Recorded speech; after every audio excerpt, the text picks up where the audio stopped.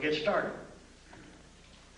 Robin Quayle and I last year about this time, and Sherry McCord sitting over here, with three of us brought Bill in last February, had a real good turnout, and we decided to do it again this year. Robin and I have been talking with Bill for over the past several months, and we found out that he's got a lot of brand new material that you people, if you were through the one last year, it's going to be the new material. And one of the things he said last year, he said he was going to touch from kindergarten to about the 4th grade last year. And it made some people mad, but yet made them mad enough to want to come back. Now, this year, he told me the other night, he said we're going to hit from about the 7th grade to the 10th grade, so we're into junior high. So maybe in 2 more years, we'll be into high school or college. So this is some of the things. Bill spent about 7 years in naval intelligence, and he'll get into a little bit about what he did in there. And then he spent the last 17 years putting together what he is going to share with us this afternoon. At this time, I'd like to introduce Bill Cooper. Bill?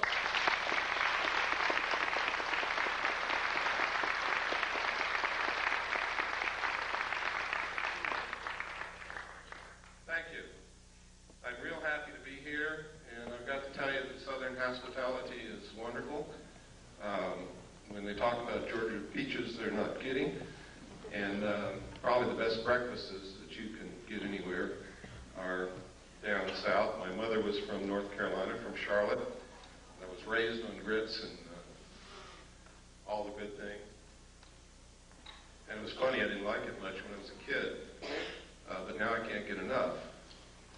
Seems like we change over the years, and sometimes the poison becomes sweet. What I'm going to talk about today is a lot of how the sweetness has become poison. Just the opposite has been happening. But it doesn't have to be that way. We can change it. I'd like to know, how many of you are here from out of state? Good, excellent. We try very hard to notify everybody that we have an address on anywhere around any state that I'm going to be in, and I see that people are appreciating that. So we're not wasting our money on the postage. How many of you are here to see what I have to present and hear what I have to say for the first time? My God, something is working. That's incredible. That's wonderful. How many of you have never seen any tape or heard any audio presentation of mine or been to any of my personal appearances? Okay, that's good. Something is really working. One of the most difficult things about what I talk about is get people to drop their preconceived notions, their preconceived ideas, it can't be happening, this is impossible, Bill Cooper's a nut. Get them to drop those kinds of obstacles and just take a look at the evidence. Because I'm going to tell you right now, I don't want you to believe anything that I tell you today. I don't want you to believe anything that I present to you today. But I do want you to see it. And I do want you to listen, and maybe, just maybe, what I'm all about is just maybe you will see or hear something here today that's going to convince you that something is terribly wrong. And it's going to empower you to become active and help us find out exactly what is wrong and fix it. Because I believe that we don't have too much time left to do this. I hope that I'm wrong. I sincerely hope that I'm wrong. But I have to tell you, ladies and gentlemen, since I have begun telling the world what I know and what I've found in my research, thousands of people have set out to intentionally prove me wrong, to ridicule me, to discredit me, to do all of these things, and no one has succeeded. Everyone who has gone to research the evidence to try and prove that I'm wrong has only succeeded in proving that I'm right. And I have thousands of letters from these people. And they're amazed when they do it. There are people here today who were at my presentation last year who I know didn't believe anything that I told them. They were very skeptical, skeptical and have since become helpers in our crusade because they went out and looked at what's available.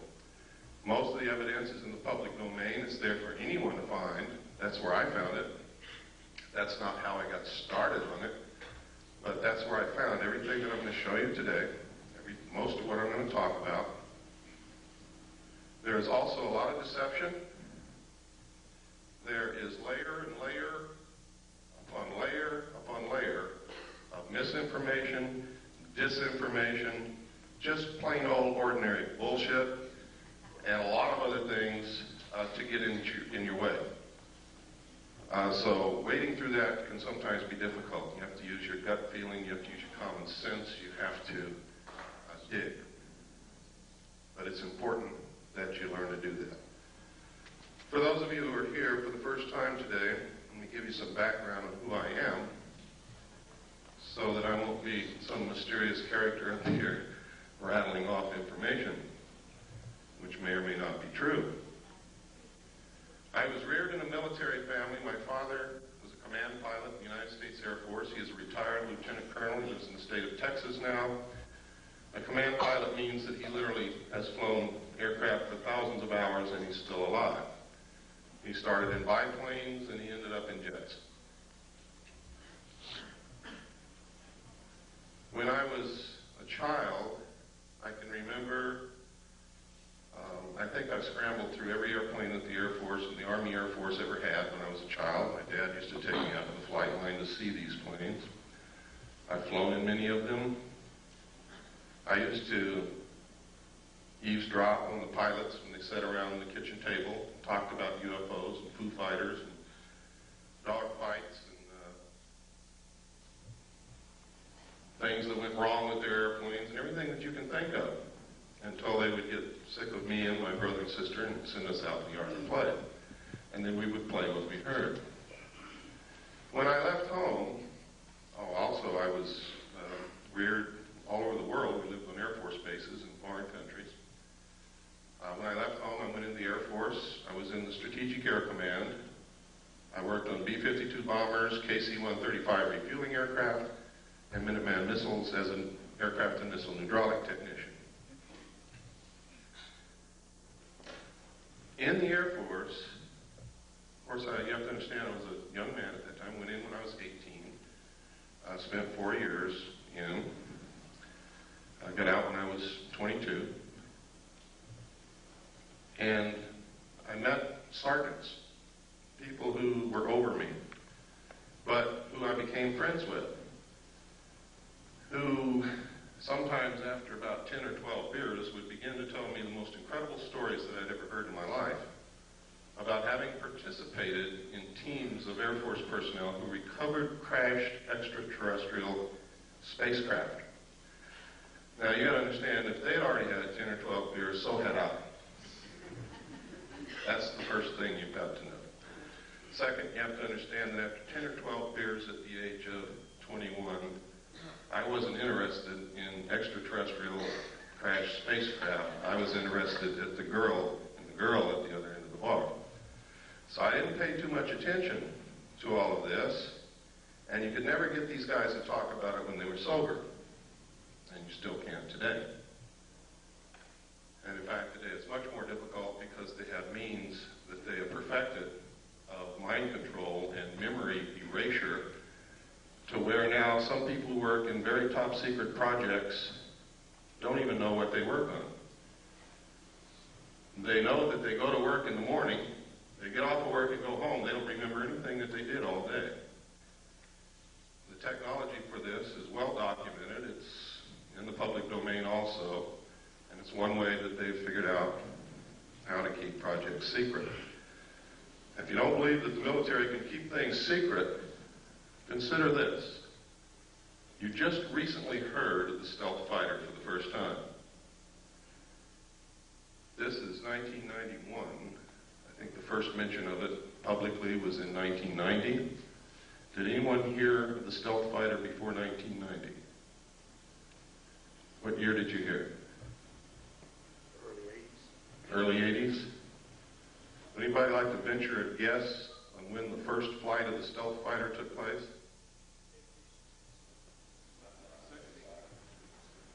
That's close. It was in the early 70s, ladies and gentlemen, first stealth fighter flew. So that's pretty good secret keeping. They can and do keep secrets for many, many, many years, and nobody knows about it. Now, I can tell you this for sure. If they have revealed publicly the existence of the stealth fighter, they have something else that's secret that makes that look like a tinker toy. That's the way these things go. When I left the Air Force, I went into the United States Navy. I had originally wanted to go into the Navy. I love the ocean. I love ships. I love the water. I was a wonderful swimmer. I only had one problem.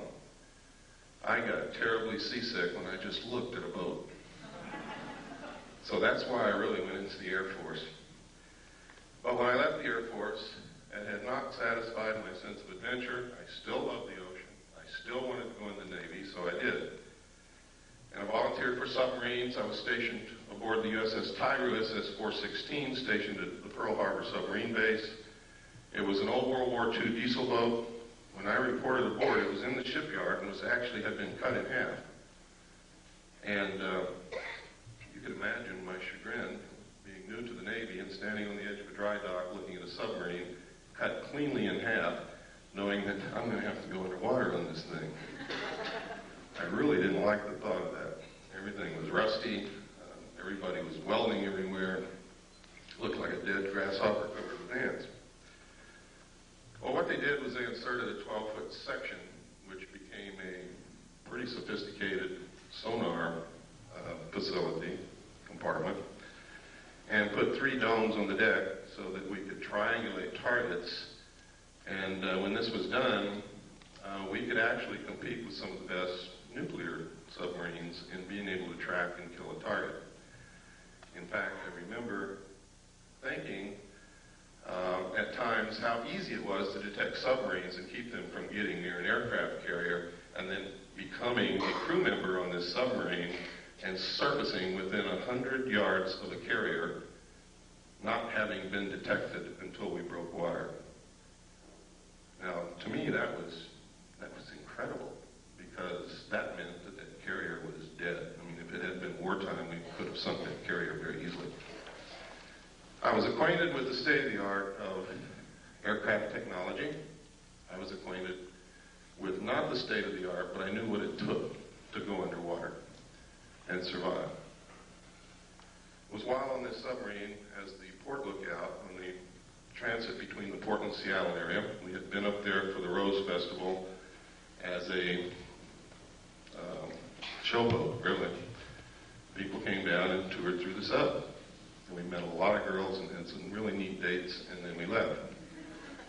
And about 1/3 of the way back from the Portland-Seattle area to Pearl Harbor, I was the port lookout. We were on the surface doing about 10 knots when off the port bow, I saw, and I was the only one that saw it, a huge flying disc the size of an aircraft carrier come up out of the water, tumble on its axis, and disappear into the clouds. Well, needless to say, I was stunned, literally speechless. I started to say something, but couldn't talk. Nobody else had seen it, and I knew that they weren't about to believe what I had seen if I told them. And it scared me a little bit too, because I had never believed in these things, even though I had heard stories about them all my life.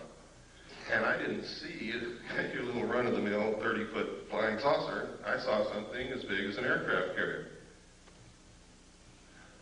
But I had a duty to report this because it could have meant a danger to the vessel. My duty was to the vessel and to the crew. But I wasn't about to tell the officer of the deck that I'd seen the flying saucer. So I told him, his name was Naval, I told him that I had seen something off the port bow at a relative bearing of approximately 15 degrees. Would he help me find it because I've lost it? And you work that way on the bridge of a ship. You work as a team. Everybody helps everybody else out. Since the lookout can't leave his station, officers very often bring them coffee. Well, he looked over there, and the starboard lookout had also heard what I said, and he looked over there too. And I was turning around to look back again, bringing my binoculars up, when the same craft, or another one exactly like it, I don't know which to this day, came back down out of the clouds, tumbled again on its axis, and the most incredible thing happened. There was no splash. It was as if the ocean opened up ahead of it, and then it went into the hole which closed behind it. Now this sounds incredible. And to tell you quite truthfully, it is incredible. And if somebody had told me that and I hadn't seen it, I wouldn't believe it. And I would blame any one of you for not believing it. But I hope before this day is over, you're going to at least consider the possibility that these things exist, because I'm going to show you some real film, pictures, and documents, government documentation. And we're going to talk about a lot of other things that are going on. It's extremely important that people get out of the stuck in the mud, narrow view frame of mind. I can tell you that over the last 17 to 18 years that I've been doing research, I have discovered that our normal, everyday concept of reality is an illusion. It is a manipulation in most instances of the power structure that really runs this country and the world to keep us ignorant so that we won't know what the truth is.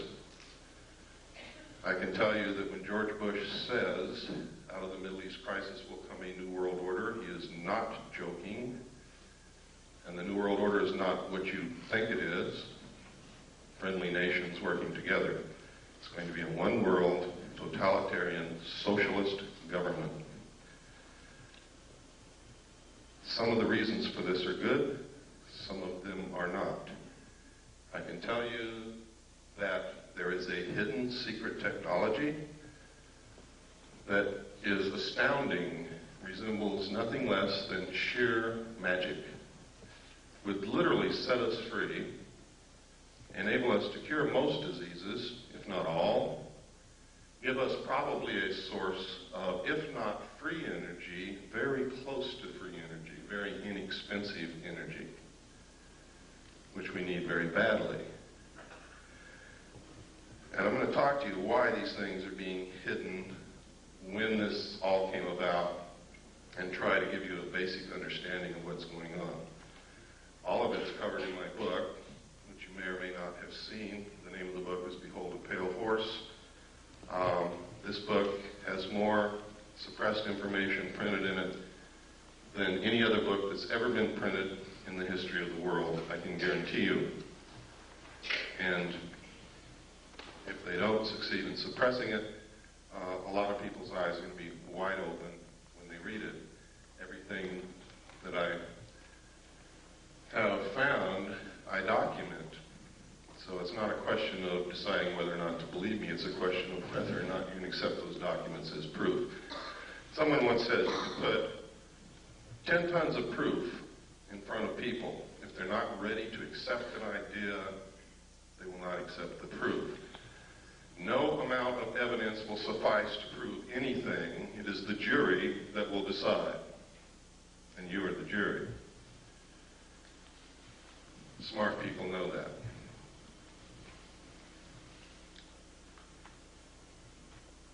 After having gone through this experience on the bridge of the submarine, I was later told by the captain that we were not to discuss this, not even amongst ourselves. I'd never been told that in the military. I'd never heard of anything like that. People who worked on projects together usually discussed them amongst themselves together. Now, when we reached Pearl Harbor, those of us who had been on the bridge, including the captain, were not allowed to go to shore. An officer and commander from the Office of Naval Intelligence came on board, spoke with each one of us in the captain's stateroom individually, and literally what happened is he did not tell us what to say. But every time we said the wrong thing, we were threatened. We were yelled at. It didn't take me long to figure out, having been raised raised by an Air Force officer and having spent 4 years in the United States Air Force what this man wanted to hear. So I told him what he wanted to hear. Sir, I didn't see anything. I want to get the hell out of here real quick. Please, let's get this over with. That pleased him. I then was given several pieces of paper to read, which literally all said basically the same thing using different words. They were different rules, regulations, and laws governing the safeguard of information pertaining to the national security. And then I had to sign a security oath saying that I would never talk about what it was that I had just told this gentleman that I had not seen.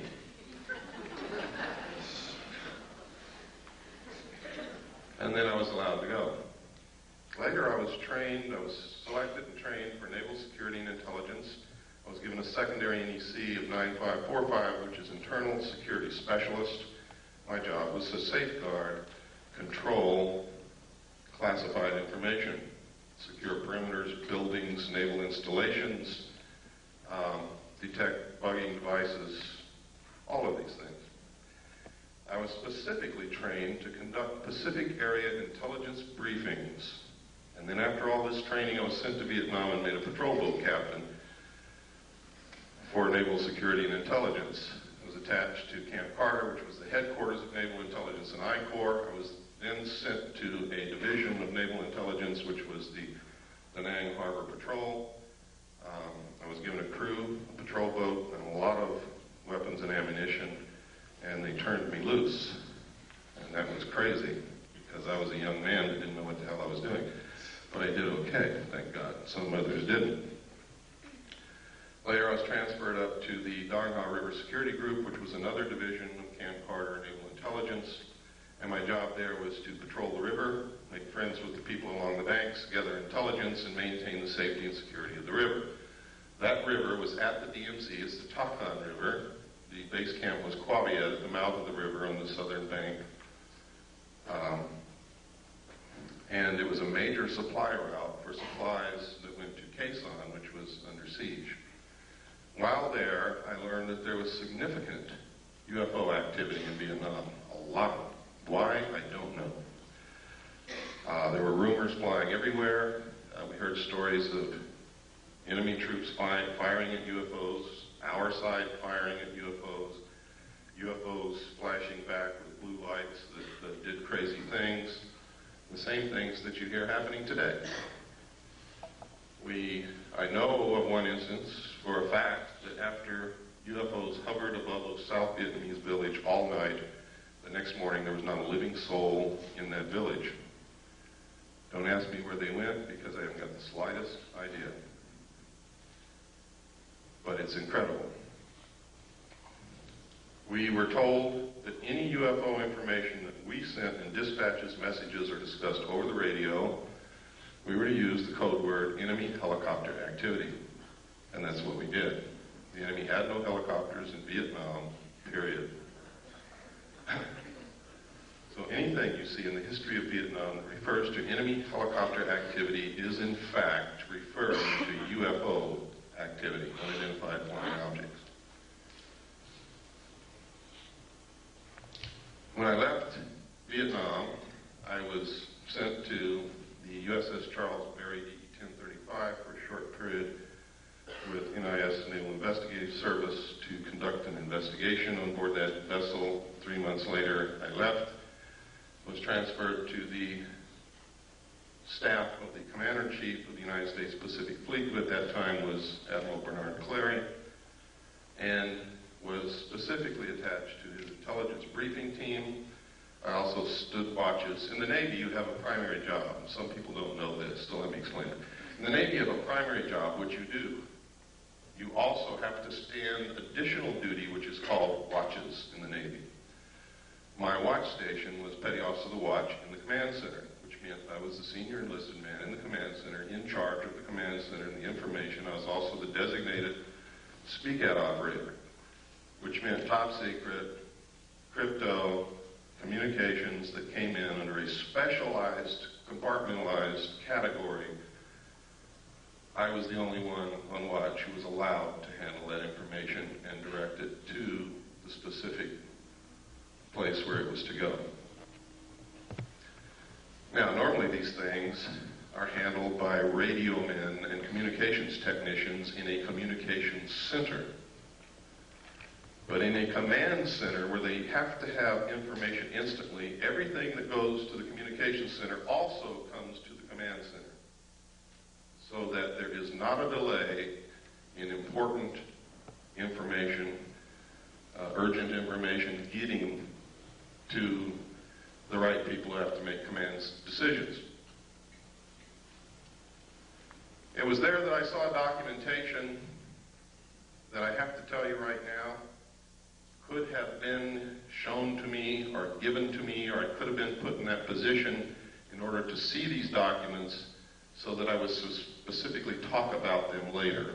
I'll tell you why in just a few moments that might have occurred. I don't believe that's the case. I believe that the information that I saw was real, was accurate, and is occurring.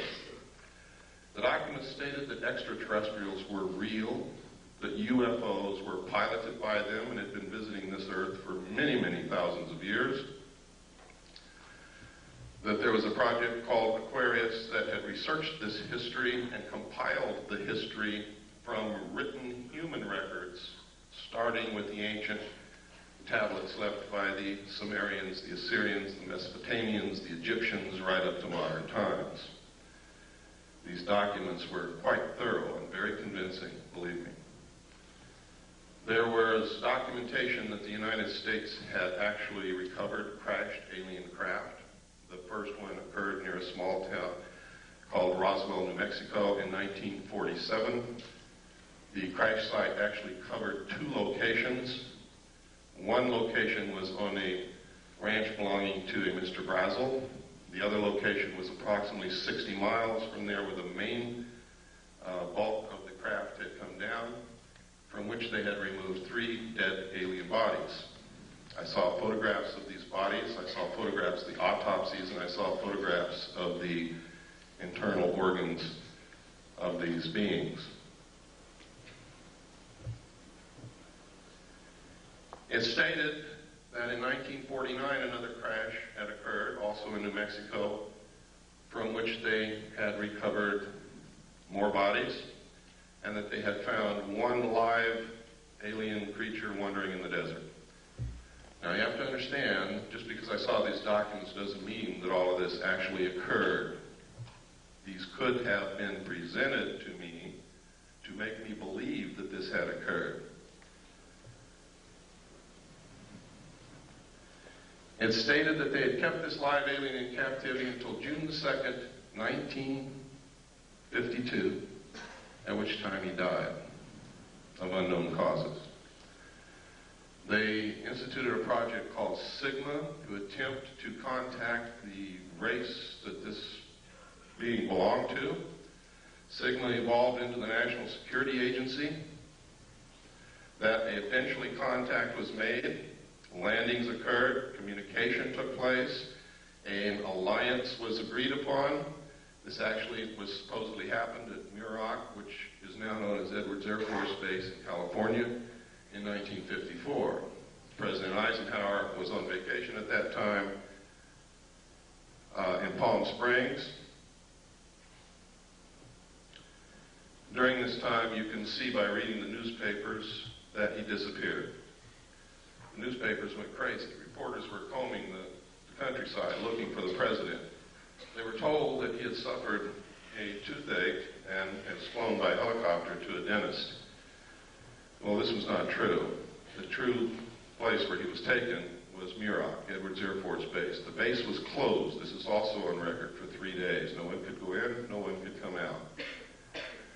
There are witness accounts that say 3 unidentified flying objects flew over Edwards Air Force Base and landed. We have a letter, which I'm going to show you later, from a Mr. Gerald Blight, who states that he was there when President Eisenhower was there. He saw the ships, he saw these creatures.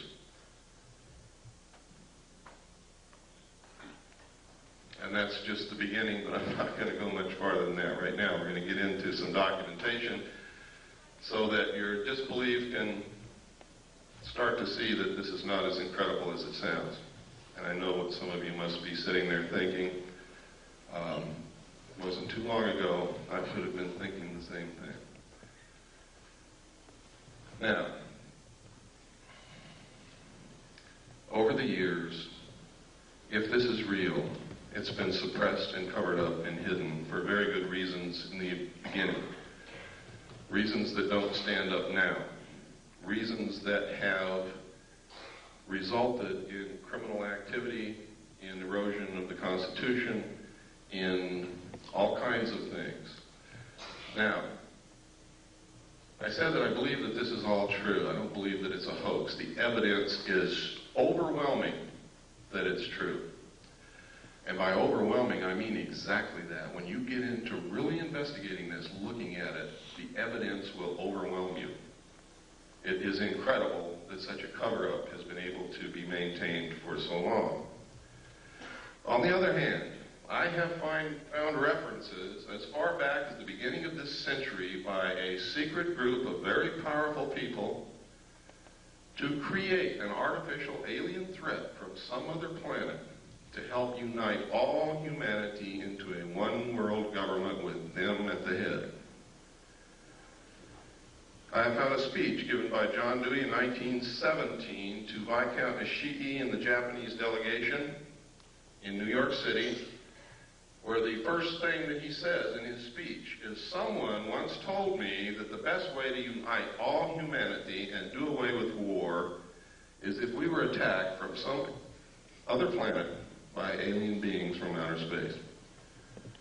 I have found reference in a report called the Report from Iron Mountain to the ultimate method of permanent peace on this earth and uniting humanity, doing away with nation states which cause wars, and substituting for war a tremendously wasteful space program that would unite humanity against an alien threat of an intelligent race from another planet. Now, I didn't know all this when I saw these papers back between 1970 and 1973 and the photographs and the records that I saw. This information came out during my research over the last 18 years. So it's something that has to be considered. I have to tell you that the intelligence communities, the powerful people in this world, have the capabilities to do this, to perpetrate such a hoax. They can do it. They have methods and ways to make us believe damn near anything they want to. But I will tell you this. The only question is whether extraterrestrials are real or not. There is no question whatsoever about the craft. The craft are real. They've been seen by millions of people all over the world. Credible people, military people, doctors, lawyers, bag ladies, elevator repairmen, people who work in grocery stores, heads of colleges, politicians, Jimmy Carter, Ronald Reagan, and many others. Now, Jimmy Carter said he saw a UFO before he was elected president. Now, if he's not credible, why did you elect him?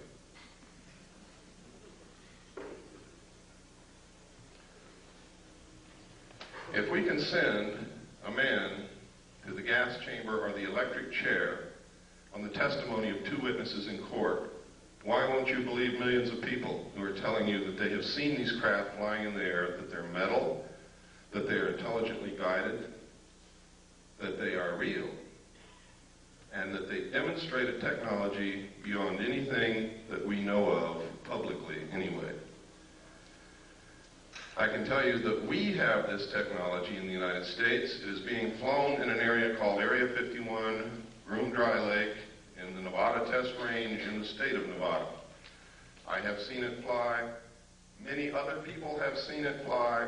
I have a photograph of it in my book. I also have a drawing given to me by one of the people who have been there and touched it and seen it. The drawing matches the craft in flight exactly. I'm also going to show you a videotape of another craft, what they call a cigar-shaped craft, above the test site here in just a few moments. So, when you hear people talking about secret weapons, when you see the stealth fighter unveiled, what they have behind it in the wings, that you too can also go see, by the way, in Nevada, if you have the money and the time to go out there and stand in the desert all night. If you look toward Groom Lake between sunset and sunrise on any given night, you can watch them test fly these craft. But you have to be prepared to stay there 2 or 3 nights because they don't always fly every single night. Now, at this time, to show you that I'm not so far out in left field that you could turn it off, I'm going to show you a tape now, and this tape is going to prove to you that the government's been lying to you for a lot of years. Now, when I say the government, I don't mean our constitutionally authorized and legal and lawful government. I mean the men who have infiltrated our government over the years and who are controlling it, subverting it toward their own end. Have been lying to us. Our government hadn't had a chance to work over the last 40 years. And you're going to see why. What I'm going to show you is a tape of the Kennedy assassination. It's not a tape that you've ever seen before. I hope you will pardon the editing because I'm not a professional editor and I have to do this at home because I cannot let this tape out of my possession because that would be totally irresponsible and it would probably disappear. Keep your eyes on the driver of the car. Do not watch Kennedy. Don't look around at the scenery. Keep your eyes on the driver of the car. That's important. They have always known who killed Kennedy, and they have covered it up for all these years. Okay, if we have the lights off, and please run the Kennedy tape. Can I sit down?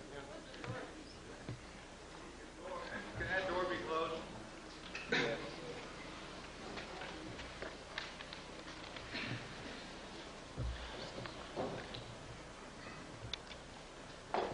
None.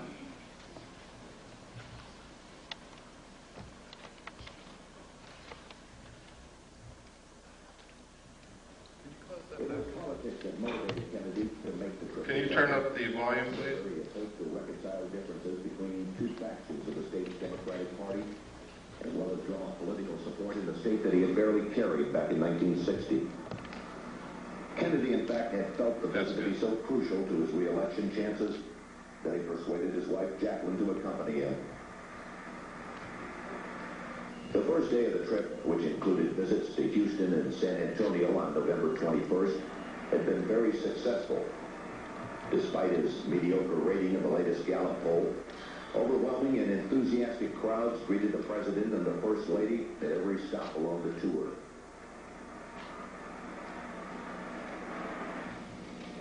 Late in the morning of Friday, November 22nd, the presidential party arrived at Dallas's Love Field, where the president was again met by a large and exuberant crowd.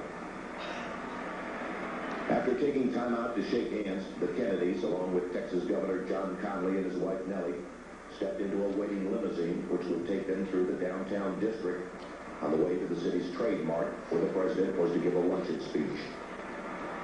As the motorcade made its way through the streets of Dallas, it was obvious that Kennedy's trip was a tremendous success.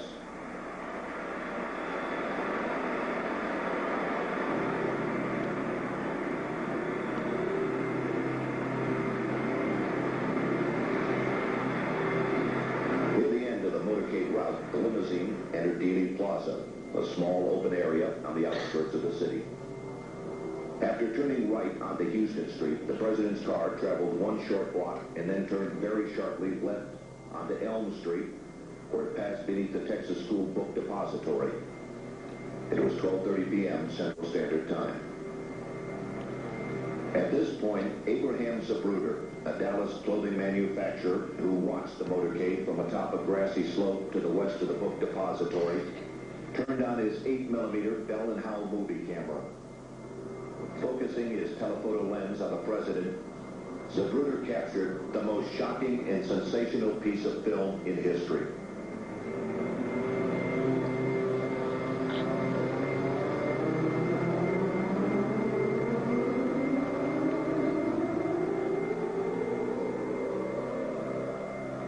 Motorcade in Dallas on November 22nd, 1963. As the presidential car passes behind the freeway sign, President Kennedy is struck in the throat by a bullet that was fired from the grassy knoll. As he's grasping his throat to John Connolly, turning around to his right, he at that point is struck. You notice the passenger of the car turning back to see what has happened to the president. As he turns back to the front, the driver of the car turns with his left arm over his right shoulder with a pistol and fires. You see the 45 caliber nickel-plated automatic weapon in his left hand. He's firing over his right shoulder. You see it in relief. You see his head pointing backwards towards the president.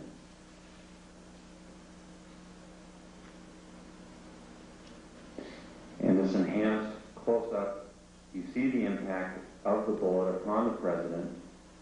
The force of the shot drives him violently backward against the back of the seat.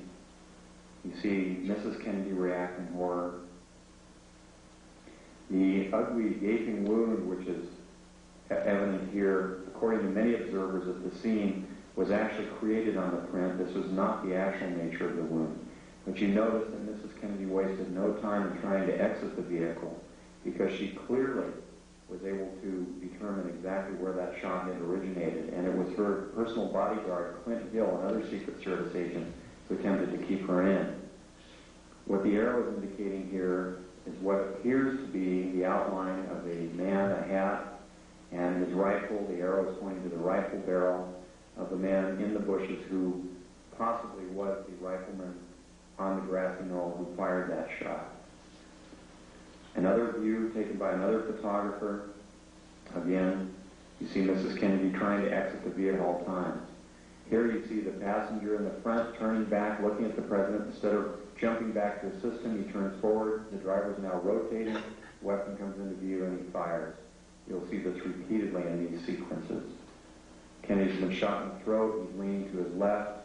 The driver now begins to rotate. His left arm comes over his right shoulder and he fires now. Again, you see the driver rotate. You see the weapon come into view. He's rotating again. The weapon is in view. He fires.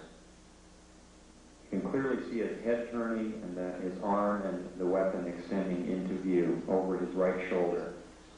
Many of the witnesses indicated that the car slowed almost to a virtual halt at about this point. And here in the normal version, you see how much more quickly it is speeded up. It's much harder to determine.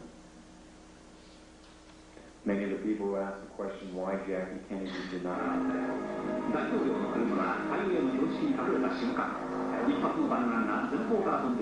This is the same film that we sent to Japan to have a computer analyze. The Japanese concurred. They said that I was absolutely right in the outline what they found from the computer analysis. They also gave us a very clear, beautiful color cut that you will see following it.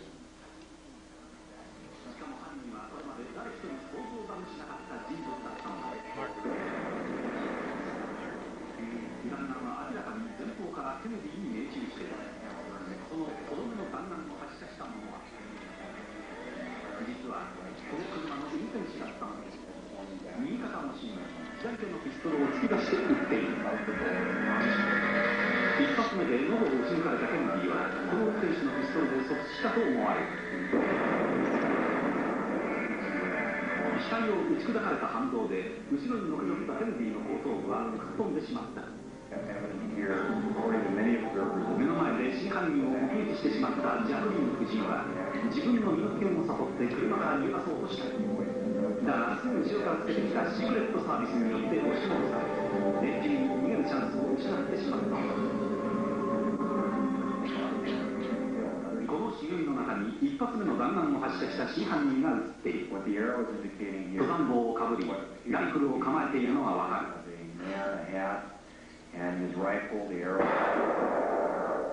おそらくこの狙撃手が最初にケネディの喉を撃ち抜いたのだ。on the grassy knoll who fired that shot. Another 別のフィルムでもシークレットサービスが慌ててジャクリーン夫人を阻止しようと飛び乗るのが映っている。ここで決定的な瞬間をより鮮明なフィルムで見て画面右端の運転手が振り向き片腰にピストルで撃つのが見える。画面の右端に見える運転手の動作に注意するとわかる。ハンドルを握った右腕の芯に左手でピストルを突き出している。もう一度見てみよう。間もなく運転手の頭が後ろを振り向くと同時に肩のところに白く光るピストルが出てくるのが見える。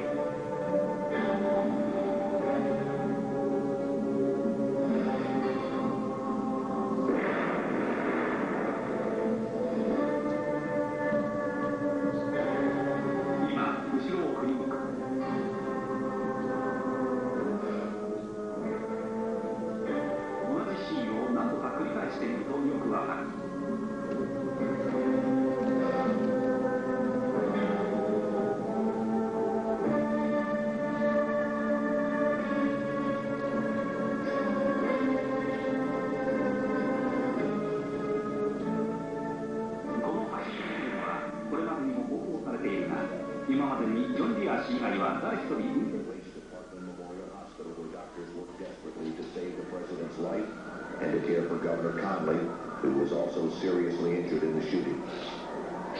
Although the governor would make a full recovery, it was obvious to the doctors that Kennedy's wounds were fatal, and at approximately 1 p.m., the president was pronounced dead.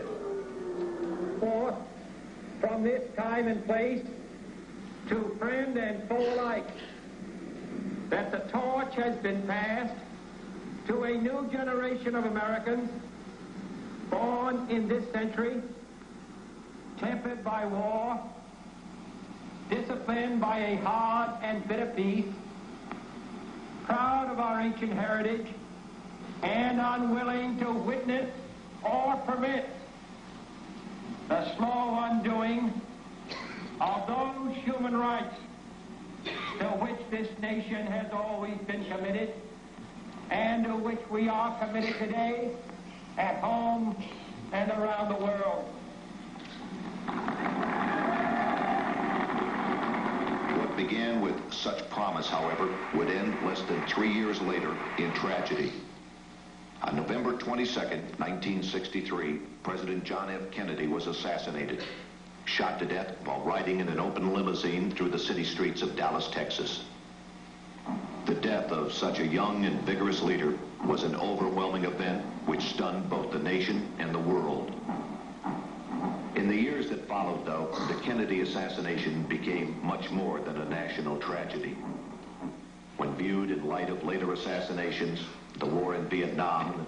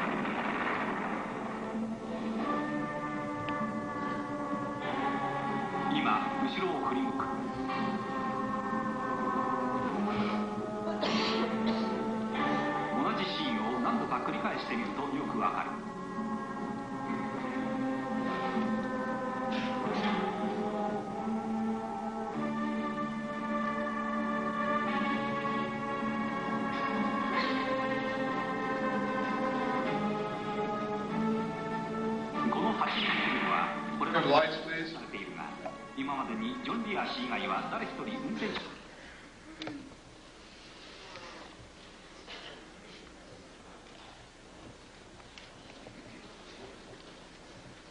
While I was with the Office of Naval Intelligence attached to the Commander-in-Chief of the United States Pacific Fleet staff, I saw documents that stated with no hesitation whatsoever, with clear understanding that President Kennedy was killed by William Greer, the Secret Service agent driving his limousine in the motorcade. These documents disclosed to me that the people involved in the assassination of the President were the Office of Naval Intelligence, the Secret Service, Division 5 of the FBI, and the Central Intelligence Agency. The reason stated was that he was a security risk, that he had ordered them to stop the sale and importation of drugs to the American people, and that he had ordered them to develop a plan to disclose the presence of extraterrestrial visitation to this earth within the following year. He had also ordered a printing of legally constitutional silver-backed money, which is not in the best interest of the world bankers or the power structure or the Federal Reserve, which is not an agency of the federal government, but is a private corporation run, and the stock is held and owned by bankers, most of whom are European bankers controlled by the House of Rothschild. They pay no taxes on the national debt that we pay them and the money that they earn from the interest. So they were dead set against the printing of this money. Kennedy had also discovered what the CIA had been doing for many years. You see, being president, you get to open a lot of drawers that nobody usually gets to open. And he had informed the CIA that he had intended, and he said this publicly, by the way, that he intended to disband the CIA and scatter it in 1,000 different directions. So you see, he made some pretty big enemies. And there were some pretty powerful people who thought that he needed to be killed. Many of you saw this and found this out for the first time today. How many of you are upset by this? I am. I have been ever since I saw those documents. I've been terribly upset. In fact, in my book, I enclose parts of my service record in the appendix. You can see the exact day that I found out that the Office of Naval Intelligence was involved in the assassination of President Kennedy. I went over the hill with no intention of coming back. It was my good friend Robert Swan who talked me into returning so that I can do what I'm doing today. He said, Bill, you can't help anybody if you're in jail, and that's where you're going if you don't go back. So I went back after 8 days.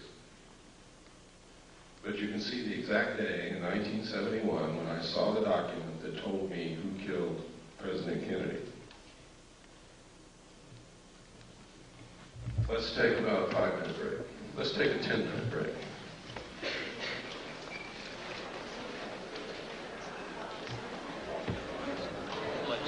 Bobby, please, we're going to get started again. I'm going to show a videotape of a UFO. You're not going to want to miss this because it's extremely rare footage of what they call a mothership, a cigar-shaped craft.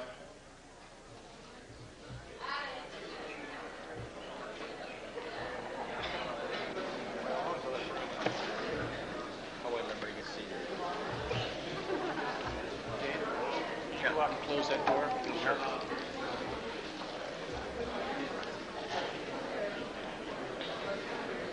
I meant to say this in the beginning, but forgot all about it. For those of you who have ordered my book, all the paperback books that were ordered have been sent.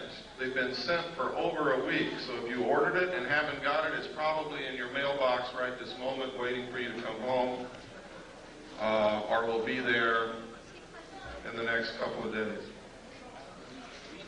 The hardback books are printed, but they are not bound yet. They will not be sent for another 2 weeks.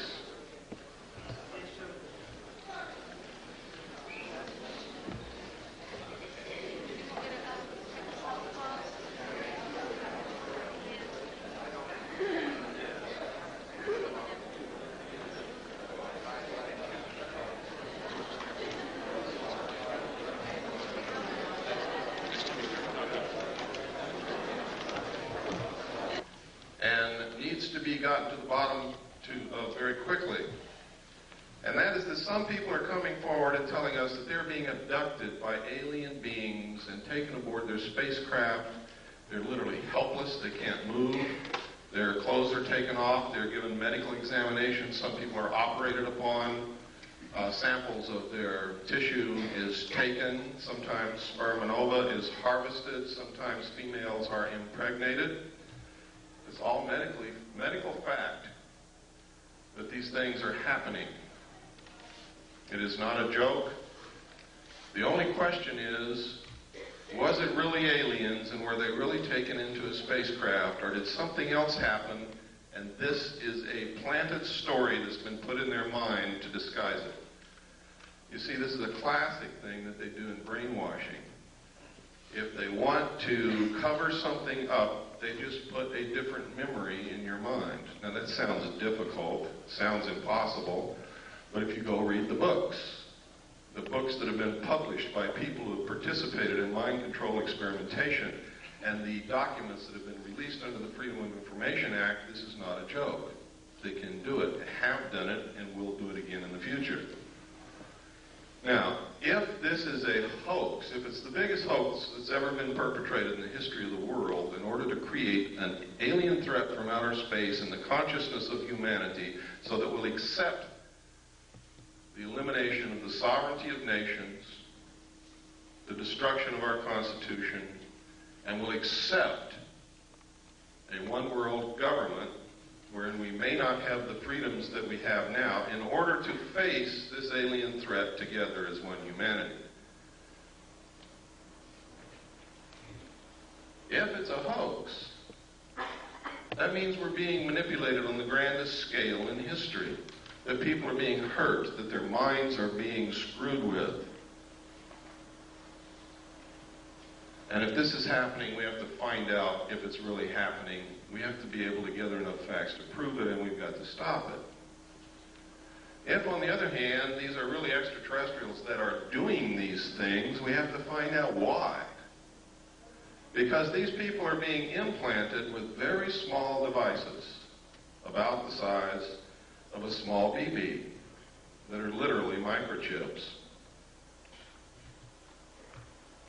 in the brain.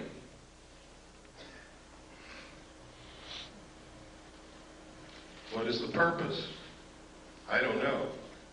Can these people be controlled through these implants? I'm going to show you the locations where these implants are put into the brain. They're easily detected by MIR CAT scan, by anybody who is a medical professional adept at identifying foreign bodies in the human body. So, aside from the obvious reasons why we should be looking into it, those are some of the other reasons why we should be looking into it. If the New World Order is so benevolent and so good for us, why is it that we have to be coerced and manipulated into it? Because this isn't the only coercion that's going on if that's what's happening.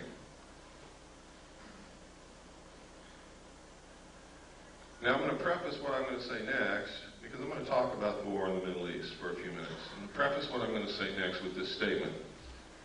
I was in the military. I'm a veteran. I support the Constitution and the government of the United States of America and will fight anyone who attempts to overthrow it or destroy it. I am for our troops in the Middle East. I am for them. I hope that not a one of them gets killed. And as long as we're engaged in battle, I hope that we win. But I'm going to tell you right now, we are not there for the reasons that you've been told. And let me give you a little history of this. Number one, George Bush comes on television and tells you that we have to send troops to the Middle East because Hussein wants to raise the price of oil and we can't afford that. That's what he said. It's on tape. It's documented. Next, he says, oh, it wasn't the oil that we sent the troops there for. It's because Hussein was not going to stop with Kuwait. He was going to go into Saudi Arabia. We're there for defensive purposes. People questioned that. The next statement came from Baker, James Baker, the Secretary of State, who said, we're not there for oil, we're not there to defend Kuwait, it's jobs. We're there for jobs. Then at a press conference, Bush said, and I quote, some people just don't get the message. It's not oil. It's not to defend Saudi Arabia, and it's not jobs. We're there to prevent this kind of naked aggression.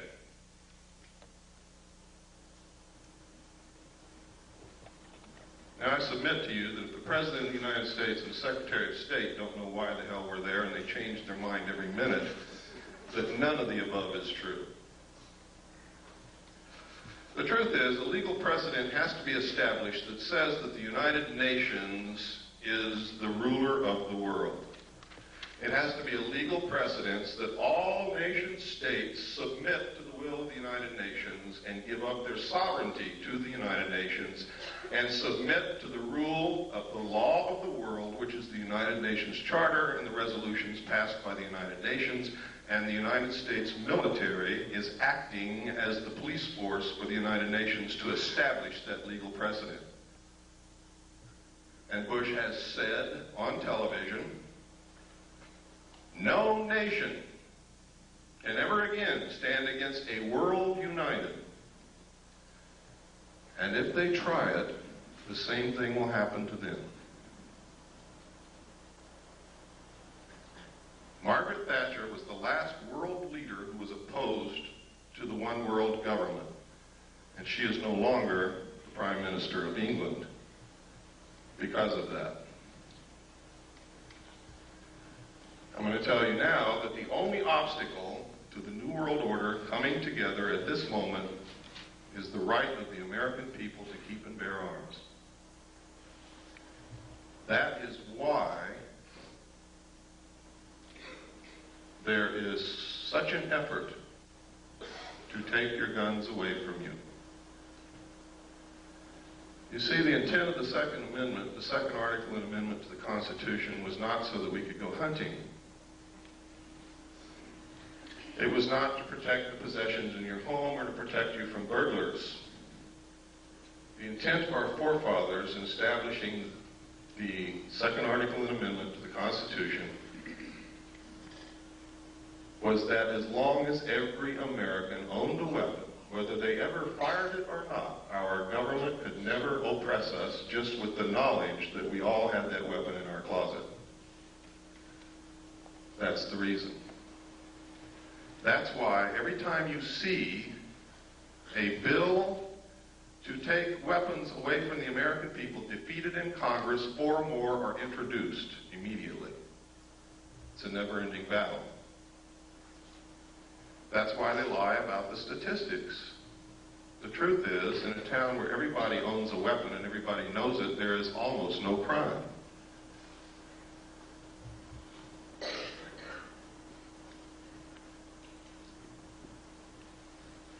I'm going to show you this next videotape while you're thinking about that, to show you that these craft do in fact exist. This was taken above the Nevada test site. This is what's called a cigar-shaped craft. They are very large. They're also called motherships. Every time they're seen, except in this photograph, usually you see other smaller craft exiting and entering these craft,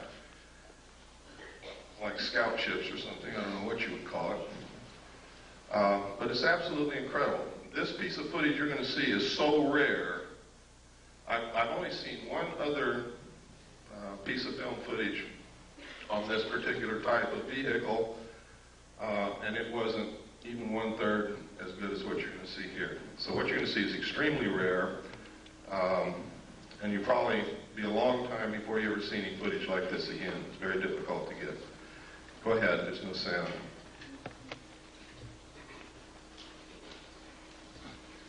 Kill the lights, please. Now you can see the craft just below the tip of the white cloud. And if you watch, it's going to move from right to left and then turn into the clouds and disappear.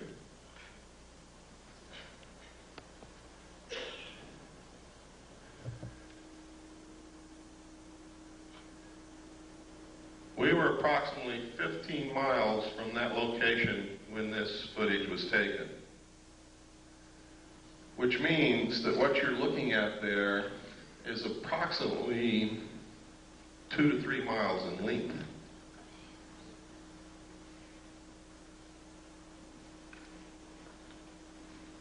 That's very impressive, and to me it's very exciting that someone can make something that flies in the air that's 2 to 3 miles in length. That is the actual time that you see there. Those are the actual seconds passing.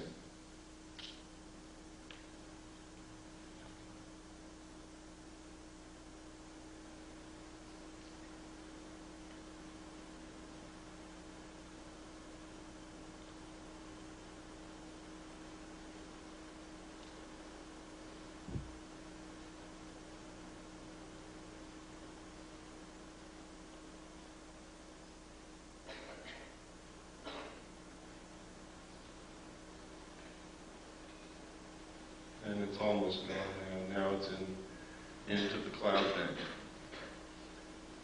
You can stop the tape.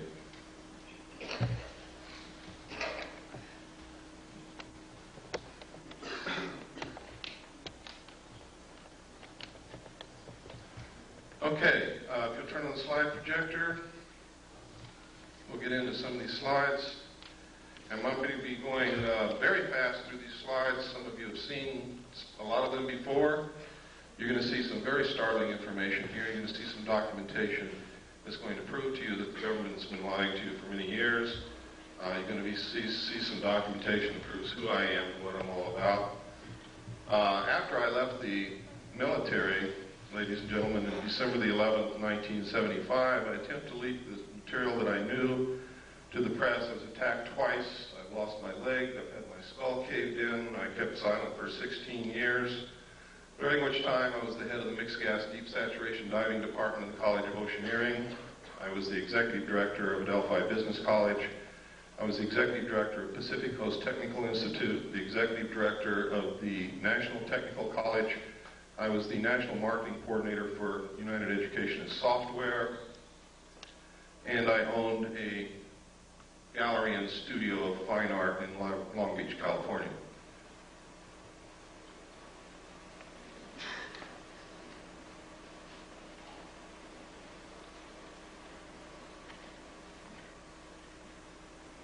Is it on? It's on. Maybe just go forward one.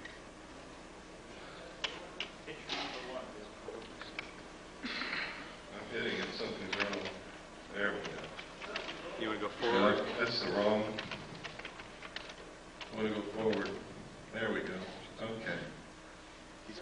This is a letter from Jim Joyner, who's the head of the Mixed Gas Deep Saturation Diving Department of the College of Oceaneering. And basically what he's saying in this letter is I worked for him, I was the head of the department, I was an instructor, and I'm a good guy.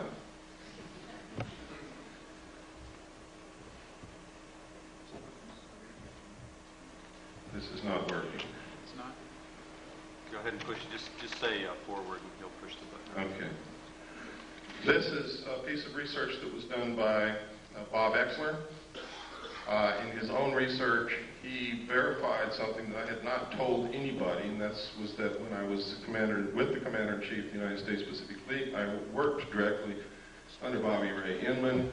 He verified all of this, verifies that I was there, and that I had reported seeing UFO-related documents under that command. And it goes through to outline Bobby Ray Inman's career path, which is incredible. He believes that Bobby Ray Inman is very much connected with the cover-up group, is one of those in the know, knows everything about the alien situation. Born April 4th, 1931, graduated from college at the age of 19 with the BA from the University of Texas in 1950. He entered the United States Navy in 1952, advancing to the rank of Admiral in 1981. 20 years after entering the Navy, he graduated from the National War College in 1972.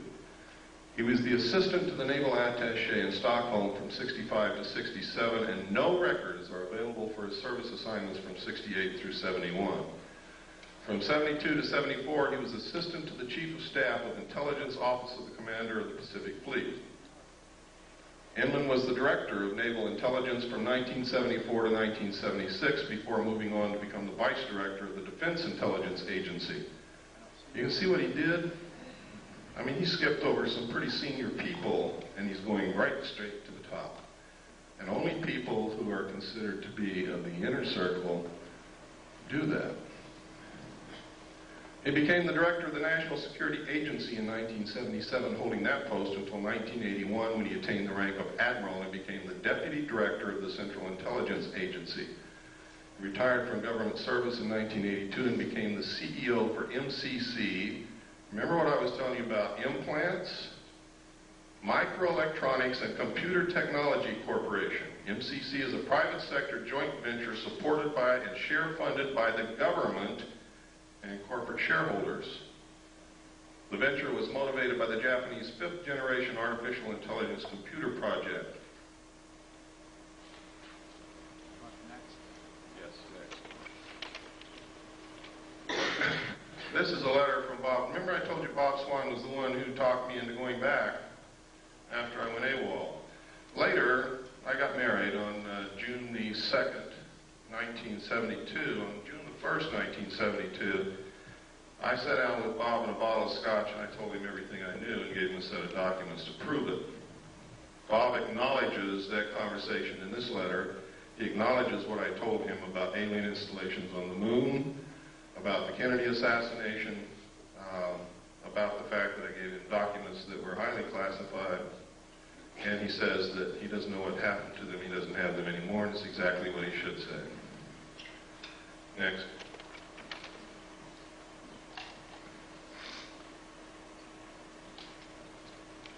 And next. This is a document known as the Eisenhower Briefing Document. It was brought out by a research team of Moore, Chandray, and Friedman. William Moore, with Charles Berlitz, wrote a book called The Roswell Incident, which was the first legitimate work on the so-called crash of the flying saucer near Roswell, New Mexico in 1947. This document is a fraud, and I can prove it to you very easily. But it has a lot of truth in it. In fact, the document itself reads as if it were taken right out of Moore's book, The Roswell Incident. All of the designations on it are legitimate. Top secret and magic was the same designation given to the material that I saw when I was with Naval Intelligence. Magic means Magi controlled. Magi is the majority agency for joint intelligence, which reports only to a top secret group called Majesty 12, also known as Majority 12. It is made up of 19 members. There are 6 from government, 6 from the Executive Committee on the Council on Foreign Relations, 6 from the Jason Scientific Group administered by the MITRE Corporation and Dr. Edward Teller. This briefing document calls it Operation Majestic 12. The documents that I saw said that it was Operation Majority. Also, look at the date, 18 November 1952. Eisenhower was not yet president, and if this is truly one of the highest held secrets in this country, he would never have been exposed to this information until he actually took the oath of president. He was not even in government service at the time he was elected. He was the president of a college. Next, please. I can tell you that of those listed there, those names, Admiral Roscoe Hillenkoetter was the director of the CIA when this group was supposedly formed. If in fact it was formed at that time, he would have definitely been a member. Secretary James B. Forrestal, according to the documentation that I saw, was a member and was the man responsible for the operation of the recovery of the craft at Roswell, New Mexico. And it is really his story that is outlined in Whitley Strieber's book called Majestic. The main character in that book was an abductee, carried the bodies from the crash site to Los Alamos National Laboratory. In the documentation that I saw, that actually did happen to James B. Forrestal. Next slide, please. And next slide. We don't have time to go through every sentence and every paragraph, so I'm just going to hit the major points. Next. Next. On this page, you can see, without any doubt, that this document is a fraud. In enumeration of attachments, you'll see attachment A, special classified executive order number 092447 TS/EO. TS is top secret, EO is executive order. Executive orders are numbered consecutively from president to president, from executive order to executive order, no matter who occupies the White House, for the purpose of continuity and record keeping. Truman wrote executive orders in the 9,000 range. Eisenhower wrote executive orders in the 10,000 range, and so on and so forth. President Nixon wrote in the 11,000 range, and some of the ones that he wrote were actually signed by Carter. This is 92,447. Any way that you look at it, it can only be a date. 09, which would be what month? September the 24th, 1947. Executive orders are not listed by date, they are listed by number. Next slide, please.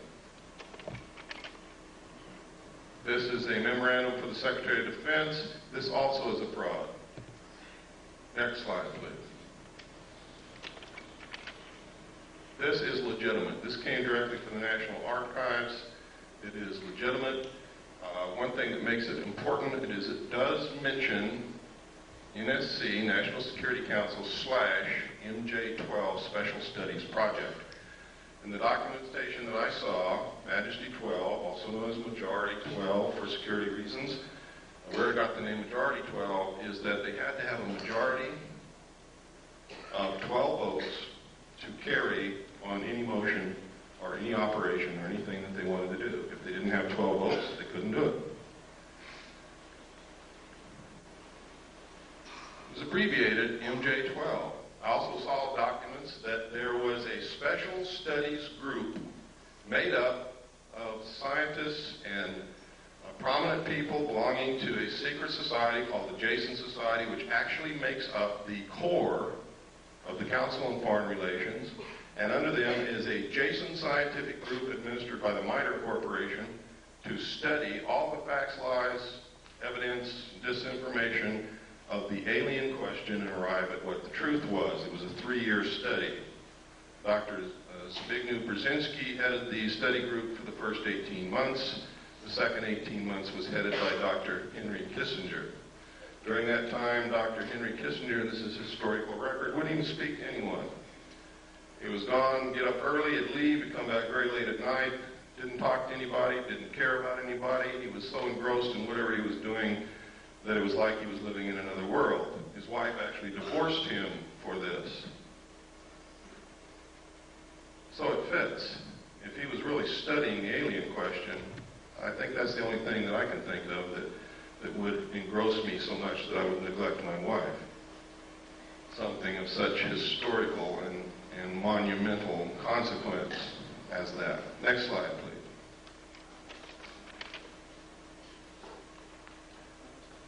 This, nobody knows if this is real or not, but this is one of the documentation that Moore, Channery, and Friedman came out with. Next slide. This is a letter from Jesse Marcel Jr. In the Roswell crash in 1947, Major Jesse Roswell was an intelligence officer attached to Roswell Army Air Force Base, and he was the one who was sent out to check out this wreckage that Mr. Brazel reported on his ranch. When he got there, he determined that this wasn't anything he'd ever seen before, didn't know what it was, gathered it all up, put it in his car, took it home, showed it to his wife and child that night, and the following morning took it into the base. That night, when he showed it to his child, Jesse Marcel Jr., interpreted that this was a was pieces of a flying saucer. Now, I don't know if his father told him it was a flying saucer or not, but I believe that the suggestion was probably planted in the kid's mind because the only thing that the father had was bits and pieces of stuff that looked like tinfoil from cigarette packs and balsa I-beams, although they weren't balsa, it was some kind of metal, but they were very light. Next slide.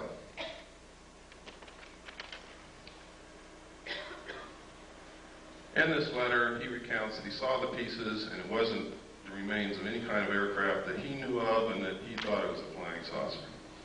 Next slide. This is the results of an interview from Jesse Marcel himself, the father. The father goes through and he makes several interesting points. He said that he was familiar with all air activities, and it was not a weather balloon, nor an aircraft, nor a missile. It was something else, and we didn't know what it was. There were just fragments strewn all over the area, about 3/4 of a mile long and several hundred feet wide. We proceeded to pick up the parts of whatever it was and load it in the vehicles. It was one thing obvious to me, that whatever it probably exploded above the ground and was strewn over the ground, traveling in a easterly direction, probably northeast to southwest. We filled the vehicles and then proceeded to come back home to Walker Air Force Base, which is now called, or was then called, Roswell Army Air Force Base, where I was stationed, and that's how it was. Now notice that Jesse Marcel, the father, doesn't say that that was a flying saucer. He just says he didn't know what it was. And that's significant, and it's never been pointed out before. Everybody cites this letter as proof that he picked up pieces of a flying saucer, and that's a lie. He doesn't say that anywhere in this interview. Next page. And he goes on here, and he talks about the metal and the pieces and what it did. He said they tried to burn it, could not be burned. Would not burn. The same with the parchment we had. The metal was so thin, just like the tinfoil in a pack of cigarette paper. I didn't pay too much attention to that at first until one of the boys came to me and said, you know that metal that was in there, I tried to bend that stuff and it won't bend. I even tried it with a sledgehammer. You can't make a dent on it. And he talks about some other things that they did. But nowhere in here is significant. Does he ever say that it was a flying saucer or an extraterrestrial craft? He just says he doesn't know what it was. Next slide, please.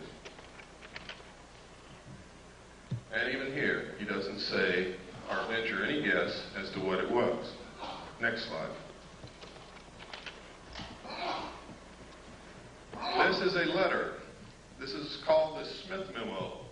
Smith was a radio engineer for the government of Canada. He came down to Washington to see if he could get the United States government to participate in electromagnetic experiments and experiments involving radio waves and other things of that nature. While he was there, he read a book written by Frank Scully called Behind the Flying Saucers, and he wanted to know if it was real. Scully in his book had said that the government had recovered crashed flying saucers and was hiding this from the public. He went to his embassy, the Canadian embassy in Washington, asked them to find out the truth. The Canadian embassy contacted Dr. Robert Sarbacher, who was a senior scientist working for the Pentagon at that time. And if you'll give me the next slide, this is what Dr. Sarbacher told the Canadian embassy, and they relayed it to Wilbur Smith. A, the matter is the most highly classified subject in the United States government, rating higher than even the H-bomb. B, flying saucers exist. C, their modus operandi is unknown, but concentrated effort is being made by a small group headed by Dr. Vannevar Bush. D, the entire matter is considered by the United States authorities to be of tremendous significance. Again, no mention of extraterrestrial or alien beings. And as you're going to see later, yes, flying saucers did exist. Next slide, please. This is the rest of the Smith memo. It's important that you see the signature and the official stamps and the classifications that were on this thing. It is now declassified. Next slide.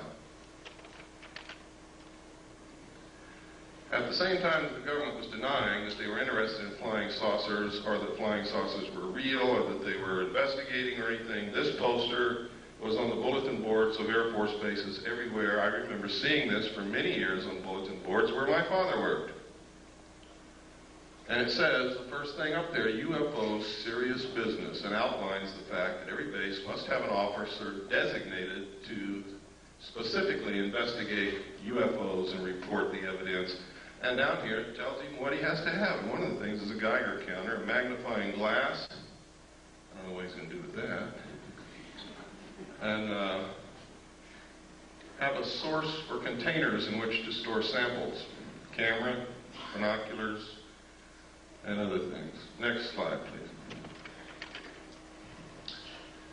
This is a news release. At the same time that poster was on the bulletin boards at Air Force bases, the Air Force was issuing news releases saying that we're not investigating flying saucers, there are no such thing, what you're seeing is weather balloons, and we don't even want to know about it. Next slide.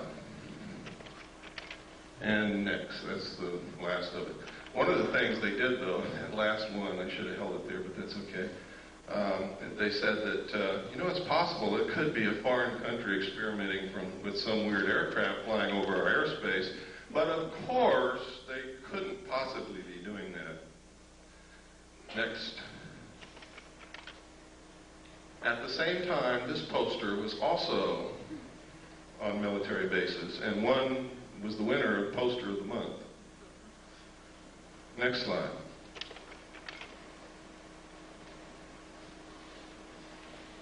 These are cows.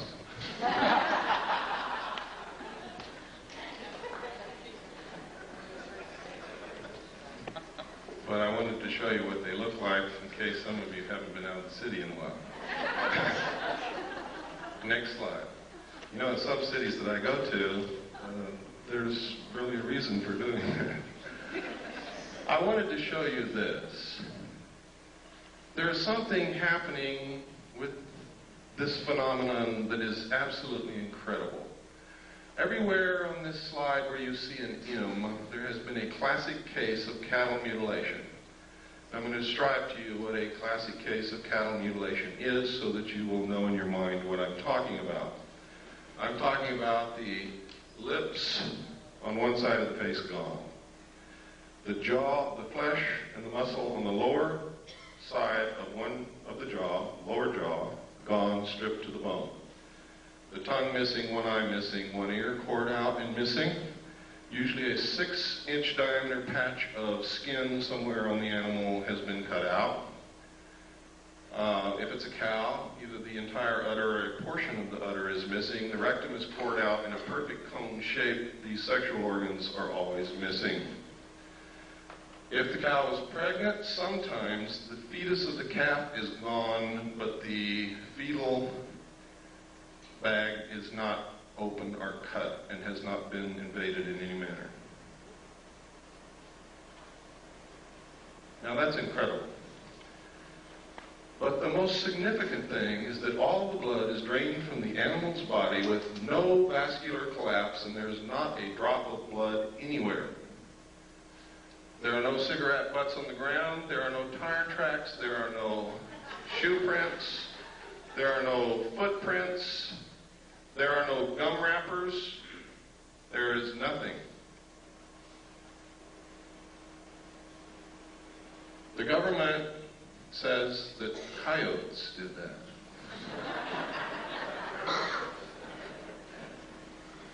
Now, I'm not going to pretend that I know who or what it was, but I do know one thing, it wasn't coyotes. And I also know that our medical personnel, with the best surgical tools at their disposal, cannot make or duplicate the same cuts that are bloodless, that seem to be literally between the cells. There is no blood in any of the wounds. There are always 2 holes on the neck of the animal. Now, we got very curious about why would these specific parts of the animals be missing? And we came up with some things that are very interesting. Dust collects in the ear.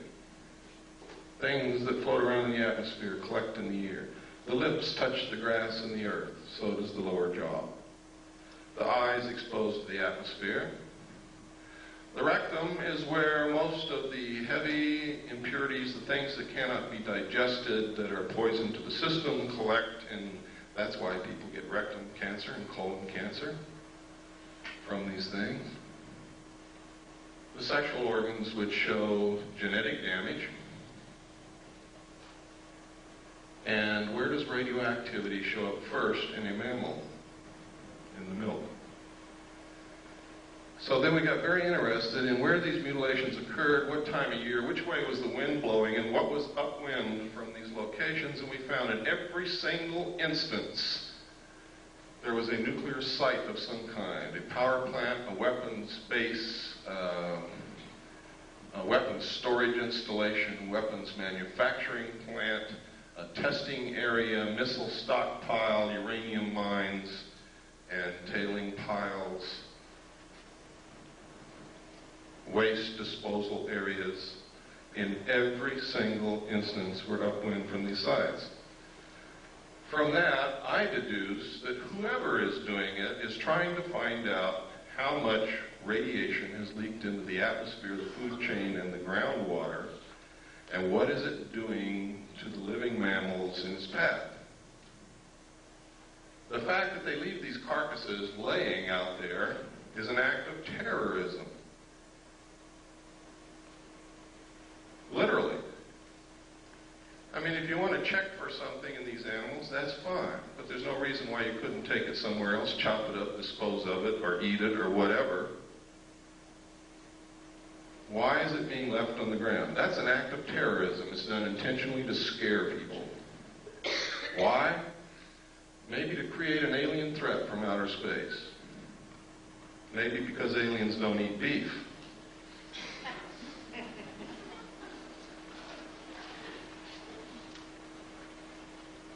Next slide, please. Sometimes these are seen in the sky over the areas where these things occur. Next. Sometimes it's these things with something going up and down from them. Next. Sometimes these things are found, they're being found all over England. One of the incredible things about the crop circles in England is they are literally a vestige of some kind. There's a book called The Father of Lies. In the back of that book, it gives an example of the cipher that the secret societies used in ancient times to communicate with their members so that people who were not initiates would not learn the secrets of the society. The symbols of their cipher match exactly the crop circles found in the ground in England. Now, this was by accident that I ran across this. There's a woman in California who lives in Victorville, who is a wonderful woman, discovered this. She had been looking at pictures of crop circles. She had the book, Father of Lies, and she was reading the book, and it struck her all at once. These are the same. And so she let us know, and we have verified it. They are exactly the same. Secret societies have a lot to do with what's going on, believe me. Next slide. Sometimes these things are seen. Next slide. Always they find this. Next.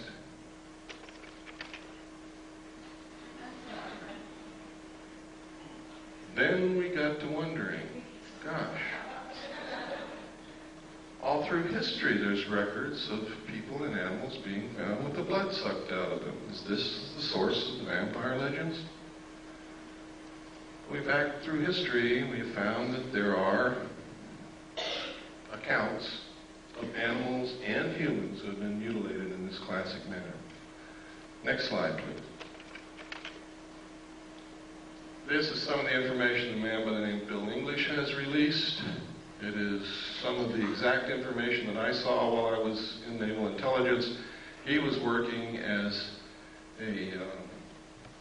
while he was working in England at a national security agency, listening post really, and he saw the same documents there. Next slide.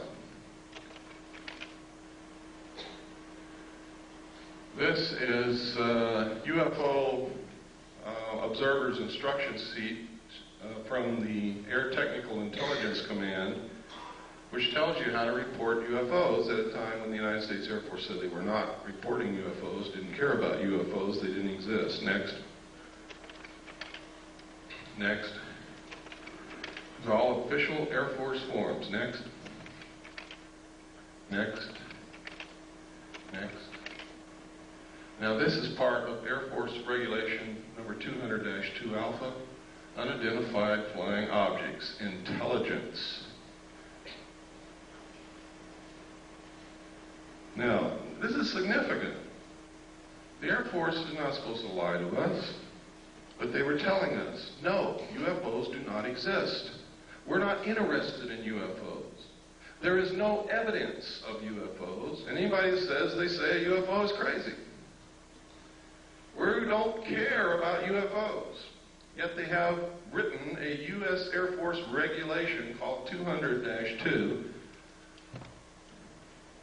And this says on the cover sheet, direct communication is authorized between ATIC and other Air Force activities in matters pertaining to UFO investigation. Specifically, the ATIC may call upon the commander of the 1127th Field Activity Group, Fort Belvoir, Virginia, to conduct further field investigations if review of the initial report indicates such a requirement. In this event, the headquarters, 1127th U.S. Air Force Field Activity Group, will prepare the final report by order of the Secretary of the Air Force, Thomas D. White, Chief of Staff. Next page.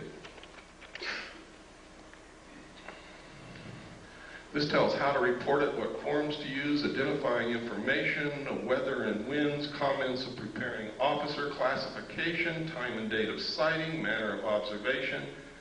Next. General information. Releasing information. That's funny. Releasing information, it says under here.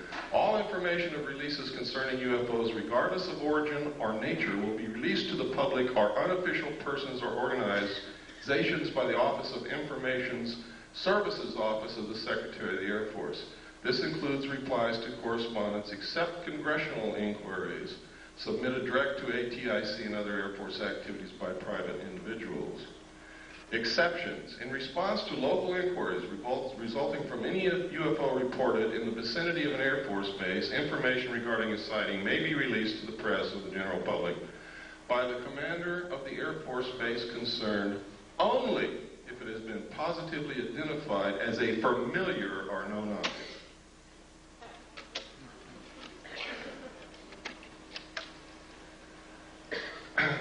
Next, please. And it goes on, but we just don't have the time. This is how to report one that moves around in the sky. Next. Next. Next.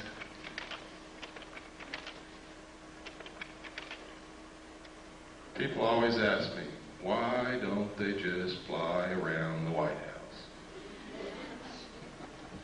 Well, there's a UFO. This photograph was taken in the early 50s, and that's certainly the White House. Next slide. Those are not butterflies. The truth is, in the early 50s, there was extensive UFO activity in the immediate area of the White House on an almost nightly basis over a long period of time. It is in the headlines of the newspapers.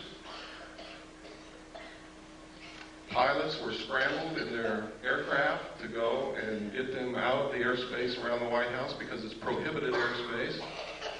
And every time they would scramble again in their planes, take off, the UFOs would disappear. The pilots would go back and land, the UFOs would come back. This kept happening night after night after night until the pilots got so disgusted and so frustrated they wouldn't even get in their planes anymore. Next slide. This is another, this is 200-2 identified flying objects UFO. This is the rest of it. Go ahead, next. All Air Force regulations. Next.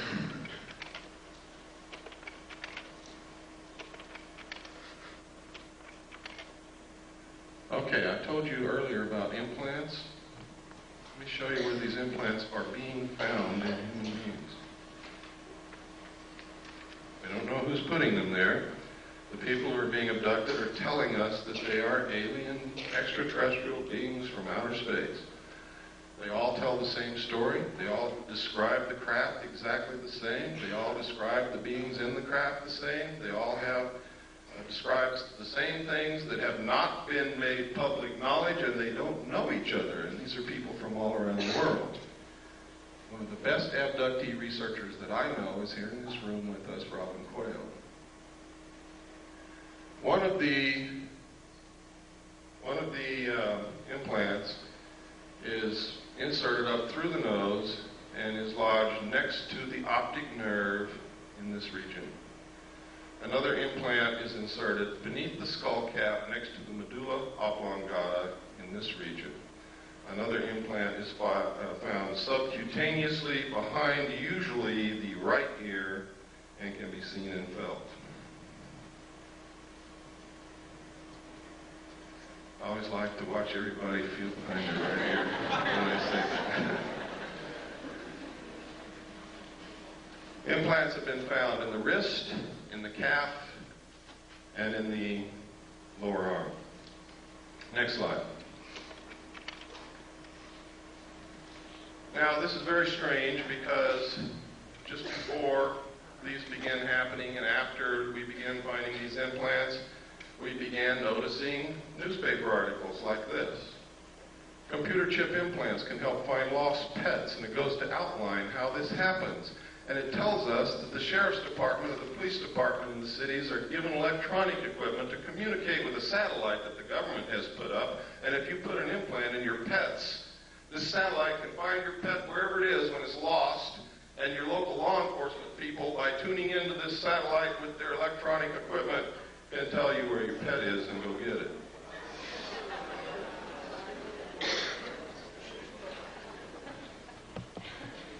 Then, next slide, please. Then you hear Dan Rather on the 6 o'clock news say that the pet implant program has worked so well that 97% of all lost pets that have been implanted are being found and returned to their owners, that you should have your children implanted. He said this in 1989. Then you see in the Los Angeles Times, not the National Enquirer, ladies and gentlemen, the Los Angeles Times on 12/12/89, forecasts 10 changes for the coming decade. And one of those 10 changes, number 4 in fact, will become necessary in the future with the availability and widespread use of electrical and chemical implants that will allow 24-hour-a-day control of individuals' behavior. Now, are you beginning to get interested in the abductee experience? I hope that you are. You might be next. Next slide. This is just a letter to me from another researcher. Next slide. Who sent me this? It's in my book. It's the Foreign Broadcast Information Service, Foreign Press Note. Foreign Broadcast Information Service is a division of the Central Intelligence Agency, which monitors foreign broadcasts on radio, television, military, civilian broadcast waves, and gleans information. This entire report, each paragraph, is a separate report of flying saucer or UFO reports in the Soviet Union during the period covered by this report, and this report was issued 22 November 1989. You never heard of any. Every paragraph. One of these paragraphs refers to a crashed craft on a hill from which they recovered pieces of technology that we're not capable of manufacturing. Next page, please. All of these. Now you see at the top is what they found up here. You look closer so I can read it. Some of the scientists have concluded that the object that crashed into Hill 611 was an extraterrestrial space vehicle constructed by highly intelligent beings. Doctor of Chemical Sciences V. Vysotsky, it's a good thing I'm not Russian, I couldn't talk, stated that without doubt this is evidence of a high technology and it is not anything of a natural or terrestrial origin. He cited the fact that the remnants of fine mesh in included bits of thin threads with a diameter of only 17 microns, and that these threads in turn were composed of even thinner strands twisted into braids. Extremely thin gold wires were discovered intertwined in the finest threads, evidence of an intricate technology beyond the present capabilities of terrestrial science, according to this man that I can't pronounce his name. Next slide. It continues. Next. Next. And I was marking some of the locations. There's a mark on here somewhere. Right here. There's one of the locations, one of the reports. Next slide. These are some of the others. I didn't mark every one of them. I marked the important ones in the Union of Soviet Socialist Republics. Next slide, please. This is the first known civilian photograph of a UFO. Next slide. This is a letter, the Gerald Light letter. This letter is absolutely astounding. It confirms everything that I've been saying. Nobody knew that this letter even existed until Bob Exler presented it at the 1989 MUFON Symposium in Las Vegas. He presented this on July the 1st. I had already issued my information that this confirms on May the 23rd of the same year. In here, he says, "My dear friend, I've just returned from Muroc." Remember I told you Muroc is Edwards Air Force Base now. "The report is true, devastatingly true. I made the journey in company with Franklin Allen of the Hearst Papers and Edwin Norris of Brookings Institute, Truman's erstwhile financial advisor, and Bishop McIntyre of LA. Confidential names for the present, please. When we were allowed to enter the restricted section after about 6 hours, in which we were checked on every possible item, event, incident, and aspect of our personal and public lives, I had the distinct feeling that the world had come to an end with fantastic realism. For I have never seen so many human beings in a state of complete collapse and confusion as they realized that their own world had indeed ended with such finality as to beggar description." Can you get the sense of what this guy had gone through? "The reality of other plane aeroforms is now and forever removed from the realms of speculation and made a rather painful part of the consciousness of every responsible scientific and political group. During my 2 days visit, I saw 5 separate and distinct types of aircraft being studied and handled by our Air Force officials with the assistance and permission of the Etherians." Notice he calls them Etherians, which means that he attaches some spiritual significance to them. And notice also that he capitalizes Etherians, signifying that he may have viewed them as gods. "I have no words to express my reactions. It has finally happened. It is now a matter of history. President Eisenhower, as you may already know, was spirited over to Muroc one night during his visit to Palm Springs recently. And it is my conviction that he will ignore the terrible conflict between the various authorities and go directly to the public via radio and television if the impasse continues much longer." Well, we know that he didn't do that. And it goes on. We don't have time to read it all. It's in my book in the appendix. Those of you who get the book, you can read it at your leisure. Next. This is the second page. Next. This is Bishop McIntyre. Next. There's old Ike. Remember the slogan, "We like Ike"? Ike started this crap. Next. There he is again. Remember what Ike said to us when he left office? Does anybody remember that? He tried to warn the American people against a group, a powerful group within the defense industrial complex, which might seize unwarranted power and destroy this country. And nobody listened to him. Next. I think he would have said a lot more, but he didn't want to die. Was this one of the little guys he met? Or is this for our entertainment? Next. Is this one of the little guys? Now, this is a very well-known photo that's been leaked out to the public. It's been thoroughly debunked by everybody in the world, but it's never been proven false. Never been proven to be a fraud. Nobody knows where it came from. Now, I hope you all know what debunked means. Let me show you what debunked means. What's your name, ma'am? No, it's not. What's your name? No, it's not. What's your name? No, it's not. That's what debunked means. Next slide. One of the things that I saw and I talked about earlier was that there was an elite group of scientists called the Jason Group, administered by a corporation which at that time was not the MITRE Corporation, but is the MITRE Corporation now. I talked about that all over the country. People said, you're crazy. Well, I found reference to them in the Pentagon papers that were leaked by Daniel Ellsberg.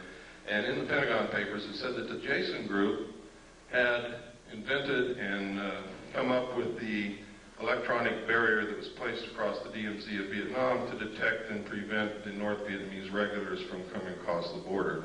I was there on the DMZ. It didn't work, so they're not as smart as they think they are. But they do exist. Some people submitted Freedom of Information Act requests and actually got the truth out of the Pentagon. The first official acknowledgement that they exist.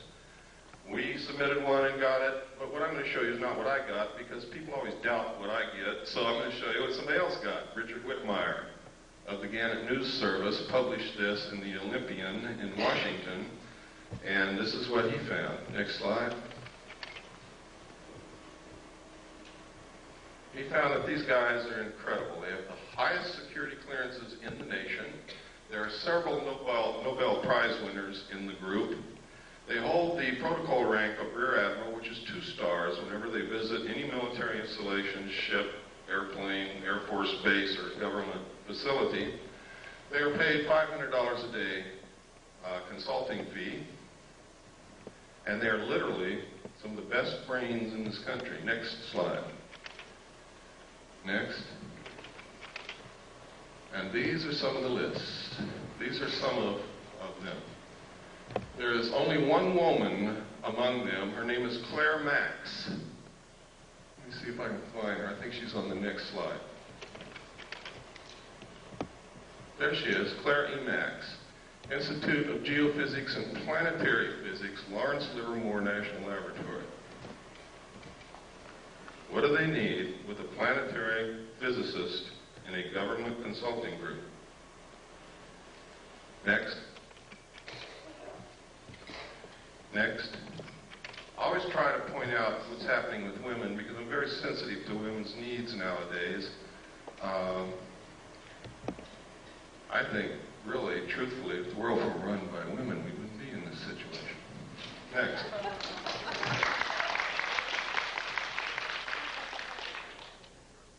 This is Bob Exler's idea of what the cover-up structure looks like. He believes wholeheartedly that to have a cover-up of this kind involving this kind of technology, you would have to have full support from what we call corporate America. Now, this would be very easy in this country because who is corporate America? It's literally the Council on Foreign Relations. And I'm going to show you later that not only is this possible, it's probably absolutely right on. Next. Next, we've already looked at this. This is a piece of film that was sent to Leonard Stringfield, who is another researcher, who, the person who sent this film said that this was an alien extraterrestrial body recovered from a craft that had been burnt. I've looked at this at every angle that I possibly can think of, and I can't tell what in the world it is, except that you can sort of get a sense that it's probably biological something. Next. This was also sent to Leonard Stringfield, and the same thing was purported to be said. They said that this was the burned body of a crashed extraterrestrial being from a crashed spaceship. And this this one is a fraud. Because right here, under the body, is a pair of Air Force flight glasses.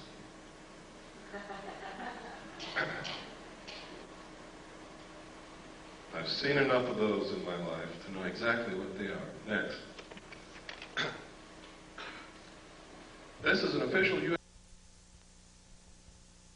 The newsreels captured it. We went down to watch Roy Rogers on Saturday morning, and they showed us this thing hopping around the flight line in front of a bunch of reporters in bleachers, and it never went anywhere. It just sort of hopped around, and the pilot had this incredible, terrified look on his face. Next slide. This is a photograph taken at a junkyard at a, I believe it was White Sands test range. Nobody knows what it is. Looks like a mad welder went wild. Next. This is a photograph. It's supposed to be able to learn how well parachutes of different designs work with this thing. Is that true? I don't know. Next. This is another one. We couldn't figure out what this is used for. We compared the shape and the size of this to the known nose cowlings of large aircraft, and we haven't been able to find anything that it fits. But there's a lot of experimental aircraft that you never get to see, so that doesn't mean anything really. Next. These are photographs of 3 UFOs, or actually 4. One's almost out of the photograph up there, over a power plant. They seem to really like power plants. They're seen a lot, especially around nuclear power plants. If my theory about the cattle mutilations is correct, that might explain it. Next slide.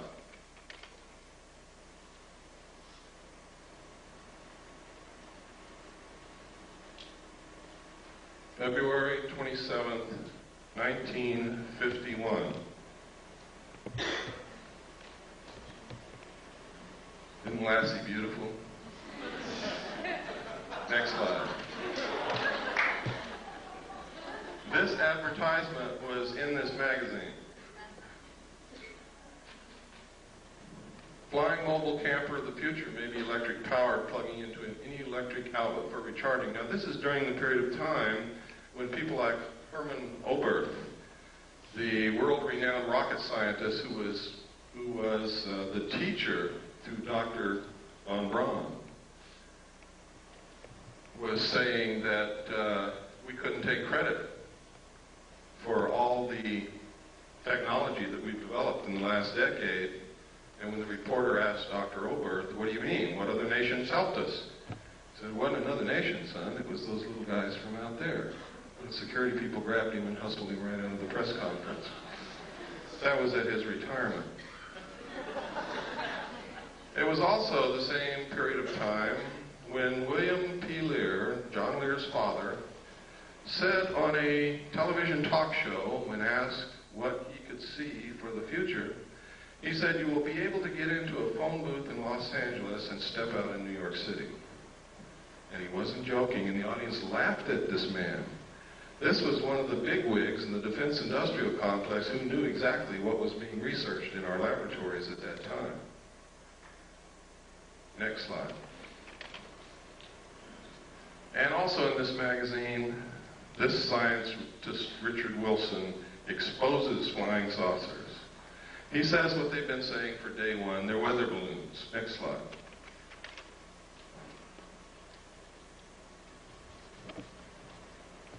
Albert Einstein.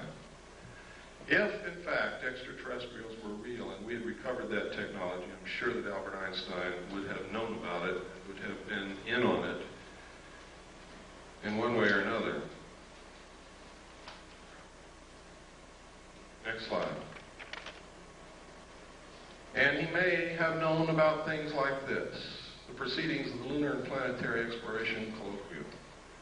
May 13th, 1958. Look at that date because it's very significant when you look at what's in this book. And I'm going to show you a few pages. I've got this book at home. I guard it carefully because it's the only copy that's ever been able to be located, and I've got it. Introduction to the initiating group, scientific aspects of the lunar surface. How did they find that out? The physical characteristics of the lunar surface. The geological aspects of the interior of the moon. Evolution and nature of the lunar atmosphere. Didn't someone tell us that there was no lunar atmosphere? Isn't that correct? Or was I not paying attention that day? Next slide. In this paragraph, they say the introduction to the initiating group is that this is a lunar-based planning group. And then it's going to be attended by the RAND Corporation, by people from UCLA, by North American Aviation. Next slide, please. You can see that this colloquium took place between May 13th, 1958 and April 25th, 1959. Next slide. Next. Here's another contents of a separate section of the same document. The chemistry of the moon, chemical resources on the moon, power for a lunar colony, where to land on the moon, observations on Mars and Venus. It doesn't say observations of Mars and Venus. Gamma ray spectroscopy of the moon's surface, program of lunar and planetary experiments, and the crater Linnae, which is very important, ladies and gentlemen, because the crater Linnae has completely disappeared from the surface of the moon. You cannot find it. It's as if bulldozers have covered it up. Next slide. But in 1958, in this document, there may have been someone on the moon at that time. Next slide. Are orbiting the moon who took these photos of the crater Linnae. What's so interesting in the crater Linnae? Why did they have that in their colloquium? Well, there's a couple of things. One is this right here. Look at the crater. See the crater? See where the shadow is? And see where the sun is? There's another crater. See where the shadow is and where the sun is? That means this is not a crater. This is something sticking straight up from the surface or coming out of the surface of the moon. The caption in the photograph said that this is gas escaping from the interior of the moon. But there's even something even more interesting, and that is in this crater there is a dome. And in this crater there's also a dome. These are both the same photograph taken with different filters. Next slide. Now supposedly we had nothing up there in 1958-59 orbiting the moon, and there was nothing on Earth that could take a photograph like that from the Earth. This is the Tonopah area of Nevada. Tonopah test range is out in this area. Next. Down here you can see Nellis Air Force Base. See again up here, Tonopah test range. Down in here is Mercury. Over here is Groom Lake. Next slide. This is the Tonopah test range with some revelations on it. Stealth fighter flight path, turn off to TTR, rocket on stand, radar road, large radar facilities, unmarked runway used by stealth fighters is here. We could go on and on, but we don't have the time. Next. This area is also the test range. Nellis Air. Over here it says Force Base. Gold Flat, you see over here is Tonopah. Right up here it says Saucer Mesa. See that? Saucer Mesa. I don't know if that means anything, but I think that's a hell of a coincidence in an area where they're testing flying saucers, that you've got a name on a map called Saucer Mesa. Next. This is a letter from a man who worked in, this is in my book, so I'm just going to brush over it lightly, who worked in Area 51 and saw the saucer fly. Next. That's just a lens cap for my camera. We cover up names to protect the identity of people so that they don't get hurt. But in here, he talks about seeing crates labeled Project Red Light. Project Red Light is the name of the project that I saw that flew crashed alien discs in the technology that we had for flying saucers. He also talks about the fact that when a certain siren would go off, they were supposed to run into a building and they couldn't look out the windows. Or if they were caught outside, they all wore a little pouch on their belt that contained a black hood. They were to take the black hood out of the pouch, put it over their head, and lie down on their stomach on the ground and not move. Next. And he goes through, he talks about, he says he saw the pilots. They were human and they were just slightly larger than he was. Next. And next. This is a photograph of one of the craft flying above Area 51 in Nevada. Next. This is a photograph of some craft. I forgot where this was taken. It was not in Nevada, but this symbol, some people say that this symbol belongs to a group of aliens called the UMO group. Now, I did a lot of research to find out if there's anything in this earth named UMO. I found an UMO corporation in London, England, that was a KGB front company. Just like the CIA has front companies. One of them is Gray Advertising in New York City. Belongs to the Central Intelligence Agency. They are the ones who pay the expense checks for UFO Cover-Up Live. Next. This is a saucer developed and flown by the French. It is real. It flies. It's not a joke. Next. It's another view of the same saucer. You can see the hatch down here. This is significant. That is a watertight, airtight hatch. What kind of technology is that based Boy, you got me. It says here, it says 3 135 horsepower engines would supply the power. Doesn't say that it did, and it doesn't say what kind of engines. Next.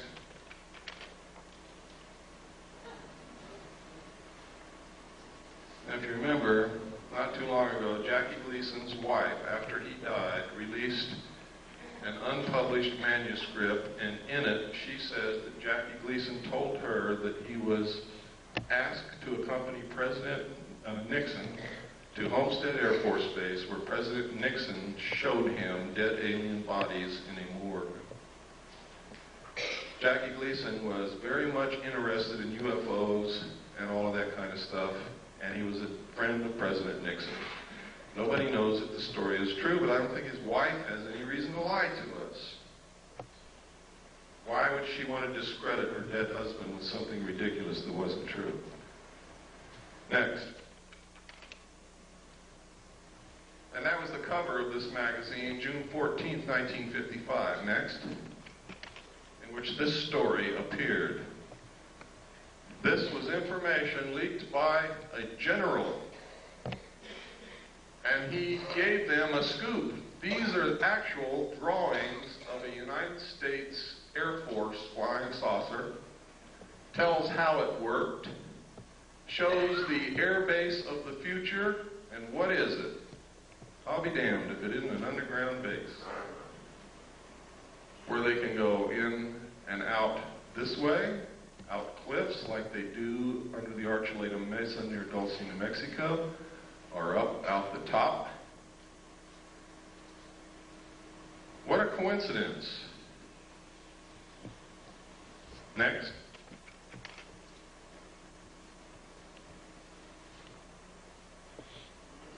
Next.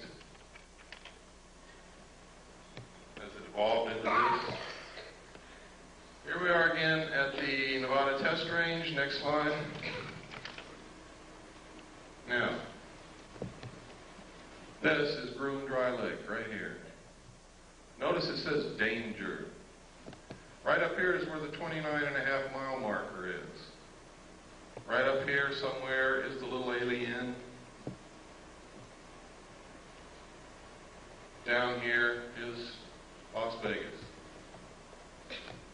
This highway goes up out of Las Vegas through Alamo to Ash Springs. Then you take this highway down here to the 29.5-mile marker. And you look directly at Groom Lake on any given night from dusk till dawn, and you will see them fly. You can take photographs of them. You could videotape them. Thousands of people have done it. They have called into radio shows and said what they saw. When Billy Goodman was on KVEG in Las Vegas, every night, dozens of people would call in and report what they saw out there. Next slide. That's Groom Lake again, showing the tunnels that go to Los Alamos and up to Tonopah. Next. These are the facilities at Groom Lake. The United States Air Force and the government say that there is nothing there. It is a barren desert wasteland with a dry lake bed. There is nothing there. This is where they developed the U-2. Next. It's another view of the same thing. Next. Here's another view. Same. Another view. Another view. Another view.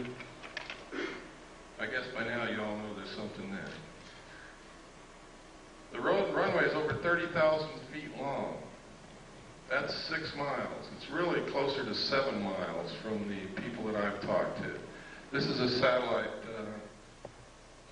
an SR-71 photograph. Next, this is, no, the other one was a satellite photograph. This is an SR-71 photograph, I'm sorry. Next slide. And this is what we've been able to identify as being there. The runway was built in 4 phases. They have a TACAN, which is a tactical navigation tower, navigational aids, access road, refueling ramp, tank farm. Tank farm is fuel tanks. Pipeline, road, housing, MiG haven. They have one of every kind of MiG that was ever built here. Power lines, water supply. This is a National Security Agency, CIA satellite intercepting dish antenna. Next. This is one of the underground tunnels. We found a publication, we'll look for something called Project RAND, which turned out to be a deep underground symposium hosted by the RAND Corporation and attended by some of the biggest defense contractors in the country. And in it were these photographs. Next. The date of this symposium in this publication was 1959. Next. Next. Look at that drill bit, ladies and gentlemen. In this, they said they had the technology to drill a tunnel 45 feet in diameter at the rate of 5 feet per hour. No one knew this technology existed at that time. We thought the Hughes drill bit that drilled for oil was the greatest thing since butter. Next. Look at that. Next. Now you know why Howard Hughes knew almost everything. These were developed by the Hughes Tool Company. Next. Next. Next. What kind of engine turned these things? In the symposium report, it says, just as airplanes, ships, and automobiles have given man mastery of the surface of the earth, tunnel boring machines and shaft sinkers will give him access to the subterranean world. What in the hell are they talking about? And construction of underground facilities. I also saw in the documents that there were underground bases all over this country, specifically in the Four Corners area of Utah, Colorado, Arizona, and New Mexico. Next. Next slide tray. You got to go back to the beginning. Okay, next slide tray. Everybody, stand up, take a stretch so you don't get kinks in your muscles. And we're just going to keep going right on through, and then we'll take a break in about 30 minutes.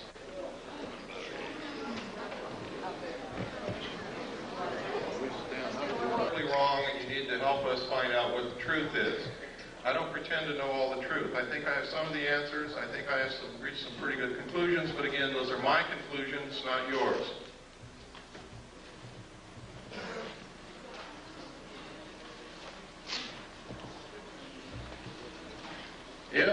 in your research or your activities you can prove something that I have said or done or shown you here wrong, I want to know about that so that I can verify your research and your conclusions and change it.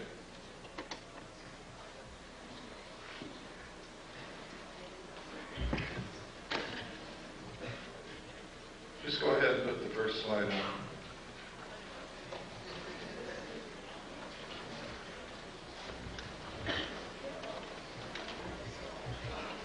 Is that the first one?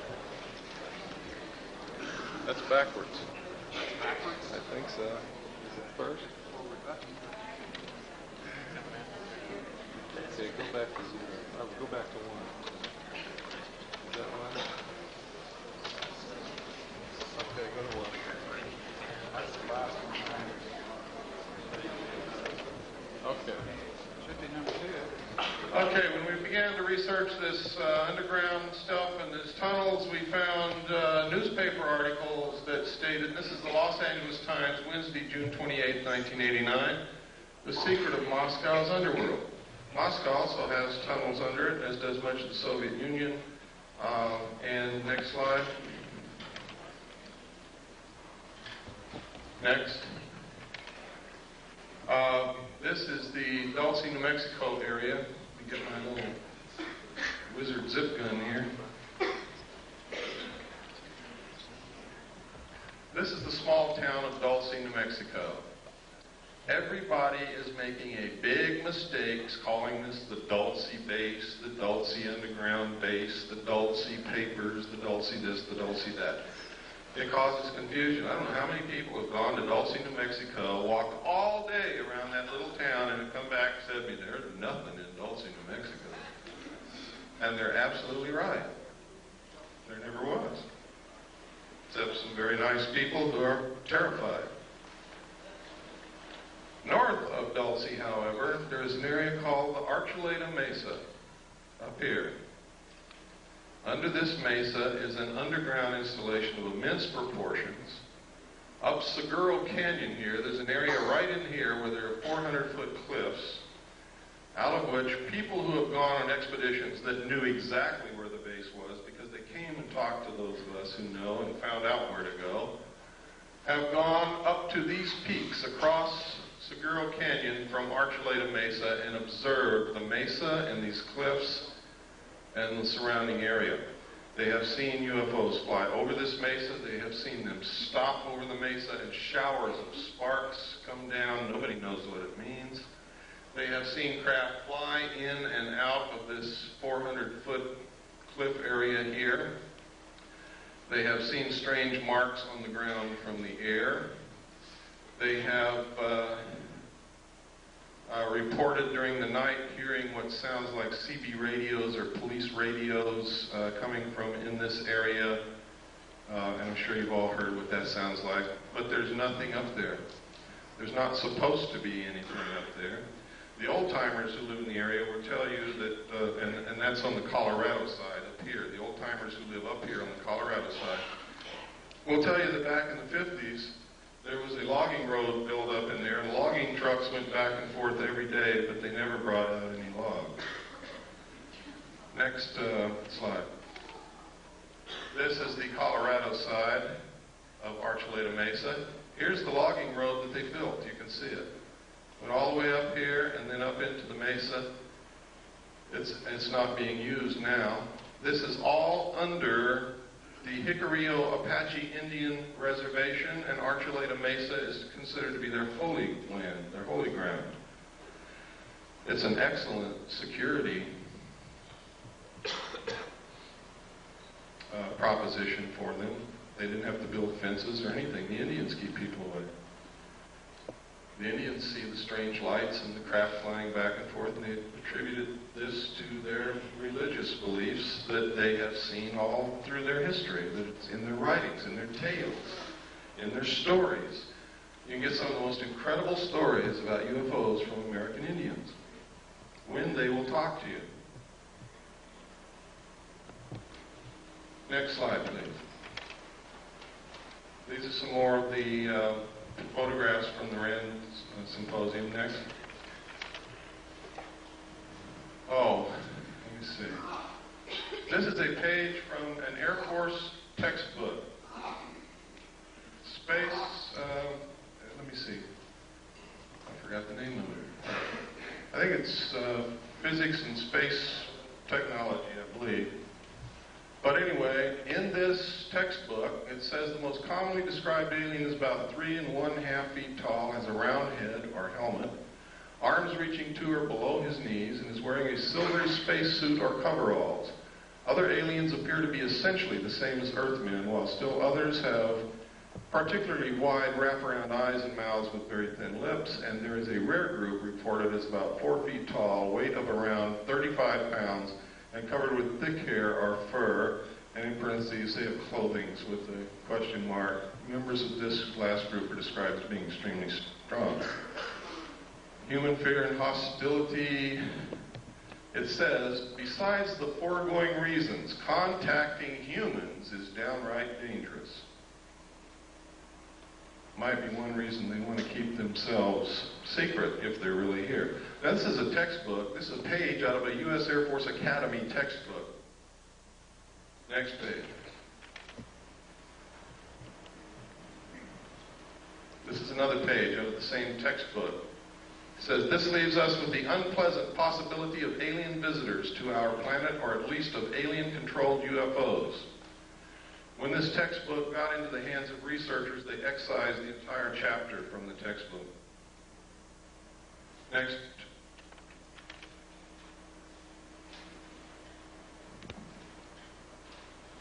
See if the name is on here. Nope. Okay, next. This is Janet 146D. You want to know why people don't report these things? Want to know why more airline pilots don't speak up? Why more captains of ships don't speak up? It's because of Janet 146, Joint United States-Canadian Communications Instructions for Reporting, and notice it says vital intelligence sightings. Now, in this regulation, it says, if you make this report, you can be thrown in jail for talking about any of the information in the report. You can be fined. You can lose your license. But if you don't make the report, it's okay to talk about it. Next. And this just goes through telling you what's in here. Next.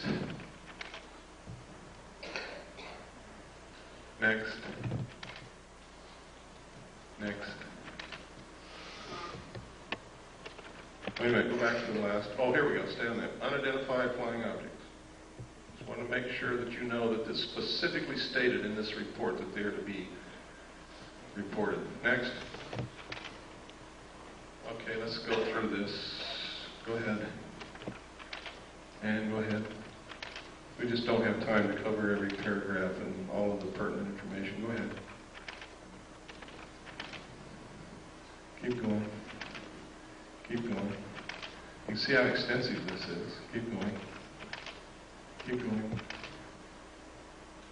This is some footage that I put in here because someplace I get to where I'm going, and they have assured me they will have a video projector, and they don't.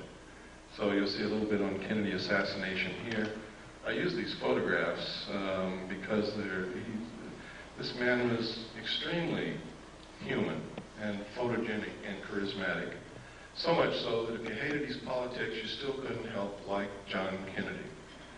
Most of the pictures you're going to see came out of this magazine, next, this magazine, next, and this book, next.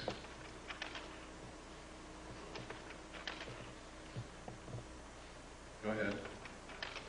Can you imagine pictures like this of Richard Nixon? Lyndon Johnson, George Bush, Gerald Ford, oops. Next. Next. Look at that. I'm not going to ask you this because some people are probably not going to be able to raise their hand, but I just wonder how many men in here have kissed your father lately. Next. This is a photograph of Kennedy after he'd been shot in the throat. Jacqueline is looking at him in horror. He's clutching his throat. Next.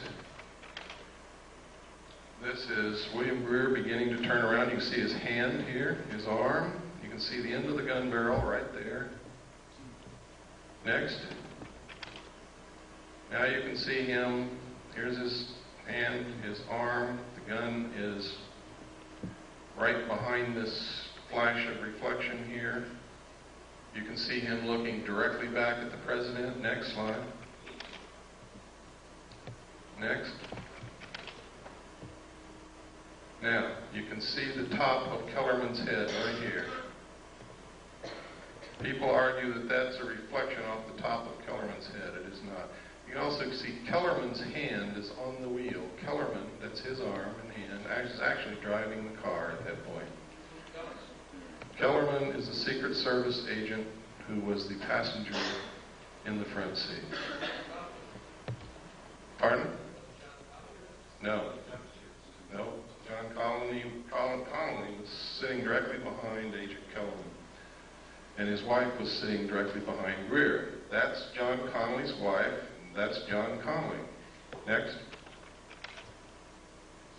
This is Kennedy's grave. Next. Everybody wonders why Jacqueline Kennedy never said anything. That's the reason right there. Where were her children? They were being guarded by the Secret Service, who just shot her husband. It was the Secret Service. Who the hell was she going to tell? And what was she going to tell them? To this day, her children are under the guard of the Secret Service, and so is she. Next. It was not Lee Harvey Oswald, ladies and gentlemen, because that's him right there, standing in the doorway of the Dallas Book Depository as the motorcade drove by.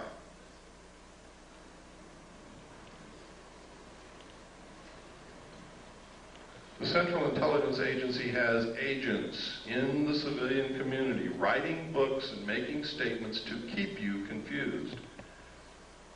They will tell you that's not Lee Harvey Oswald, it's somebody who looks like him. What was Jack Ruby's part in? I don't know, but he certainly had a part. Next. There he is again. Lee Harvey Oswald. We have done body proportion measurement comparison. We have studied the clothing. We have studied the jawline, the features of the face. Next. And it is Lee Harvey Oswald.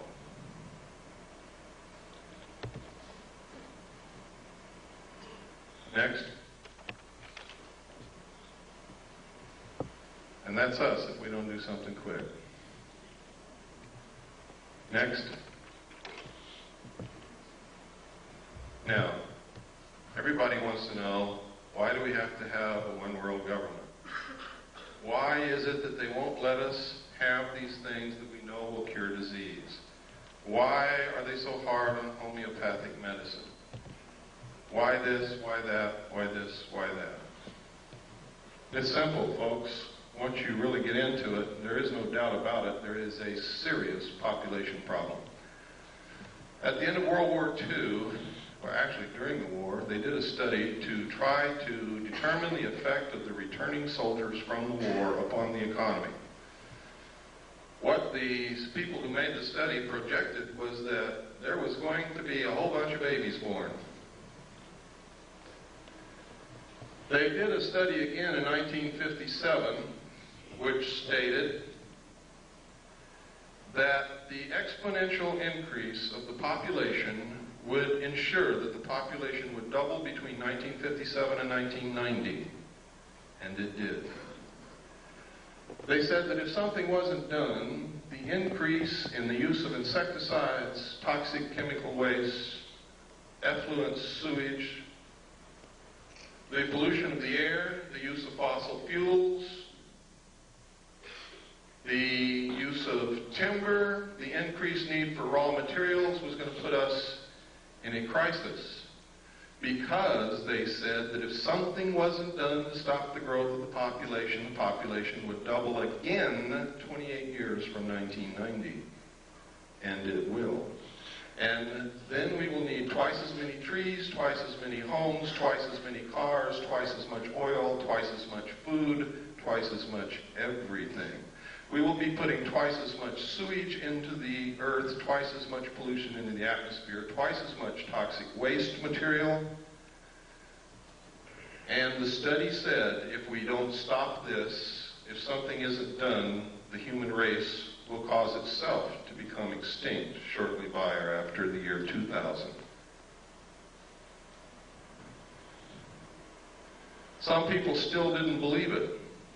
So the Club of Rome was formed secretly by Dr. Aurelio Pacheco in Rome, Italy. He got together a group of elite men and scientists, and they did another study and came up with exactly the same answers. They then commissioned a group of people in the United States at MIT. They put together a team to establish a computer model to determine what can be done to stop this, what can be done to ensure that it doesn't happen again, what can be done to ensure that the human race survives. And the answer is some of the things that I'm going to show you. All of this is in my book. It's thoroughly documented. It's going to really upset some of you, but it's true.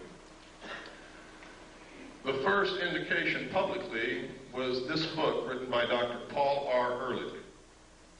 Now, you all wonder why is Dr. Paul Ehrlich writing these books? It's because his wife, ladies and gentlemen, is a member of the Club of Rome. Next slide. This was copyrighted first in 1968. It was the first indication of the results of the secret studies. This was published by Paul Ehrlich. Next. It says here, probably accurate to say that if all the food produced in the world today were in some sense equally distributed, that everyone would have an adequate diet. Does that mean that those who claim that there is no population problem, only a problem of distribution, are correct? Absolutely not. Population pressures are a product of animals as they exist, not as they might be. If lions ate grass instead of antelopes, the plains of Africa could support many more of them before the plains would be overpopulated. Similarly, the carrying capacity of Earth for saints is considerably higher than the carrying capacity for Homo sapiens. In theory, the problem of human overpopulation could be solved by a reduction in population size or by a change towards more saintly behavior.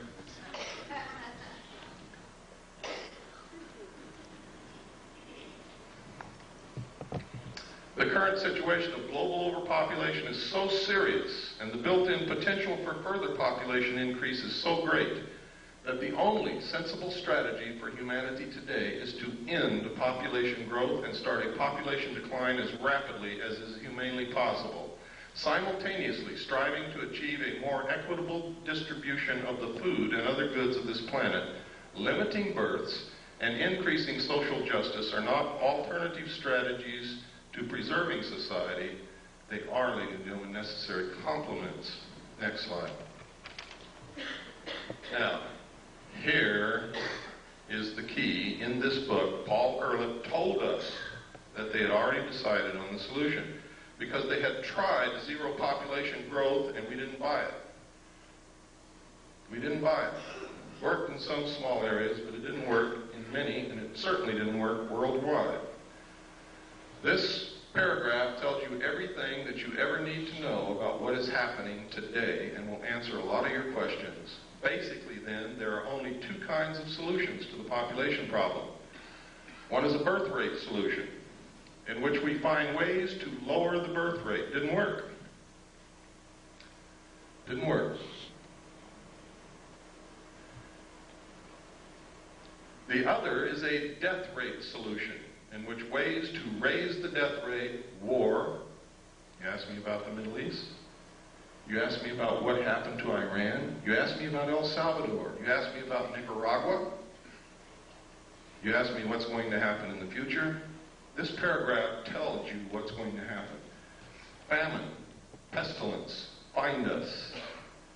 They have just shut off the water to all the farmers in the San Joaquin Valley.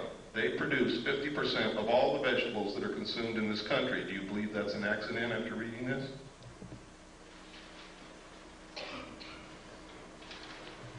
Large corporations and banks have been forcing the small farmer out of existence and buying up land which sits fallow. Do you think that's an accident? We have sold all of our grain to the Soviet Union. Do you think that's an accident? There's not 20 days supply of grain in this country if we needed it in an emergency. Now listen to this. The problem could have been avoided by population control, in which mankind consciously adjusted the birth rate so that a death rate solution did not have to occur. He's telling us, ladies and gentlemen, that they have already decided upon it and that it is in effect. Next. The next warning was the limits to growth. This was published by the Club of Rome. Next. The conclusions are, and this is only what they've revealed to the public, what they told to the power elite of the world is an entirely different story and is much more radical. If the present growth trends in world population, industrialization, pollution, food production, and resource depletion continue unchanged, the limit to growth on this planet will be reached sometime within the next 100 years. The most probable result will be a rather sudden and uncontrollable decline in both population and industrial capacity, and what they don't say here that they said in the secret report is that the masses of people in the world will result to the overthrow of their government and anarchy will reign as they try to feed themselves and their families and find jobs. It is possible to alter these growth trends and to establish a condition of ecological and economic stability that is sustainable far into the future. The state of global equilibrium could be designed so that the basic material needs of each person on Earth are satisfied and each person has an equal opportunity to realize his individual human potential. Who would suffer the most under such a plan? Not the rich, ladies and gentlemen. They are in control. It's going to be us. Americans consume most of the raw materials in the world. 50% of the energy supply is consumed in this country. We pollute the earth more than any other nation. It is us who are going to have to go back and live like our ancestors did, and they're going to make us if we don't learn how to do it on our own. I'd rather be a volunteer than a slave. I don't know about you. If the world's people decide to strive for the second outcome rather than the first, the sooner they begin working to attain it, the greater will be their chances of success. And down in the last paragraph, something really important. These conclusions are so far-reaching and raise so many questions for further study that we are quite frankly overwhelmed by the enormity of the job that must be done. We hope that this book will serve to interest other people in many fields of study and in many countries of the world to raise the space and time horizons of their concerns and to join us in an understanding and preparing for a period, and listen to this because they're not kidding, it's coming very soon, for a period of great transition, the transition from global to global equilibrium. Henry Kissinger said when asked what he foresaw for the coming decade, he said, everything will be different. There will be a new world order. Many will suffer. For those who survive, the world will be better. And the last thing he said, we will have the world we have always wanted. Now, if you know anything about Henry Kissinger, he never wastes words, and he knows what's going on. Next.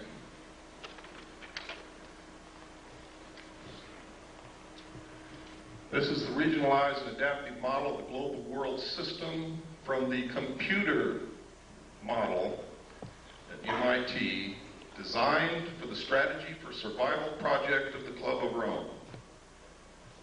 Patriots in this country have been running around calling the Club of Rome a subversive organization. They've been trying to ensure our survival. They're a study group, a think tank. That's all they are. They don't make the decisions. Next.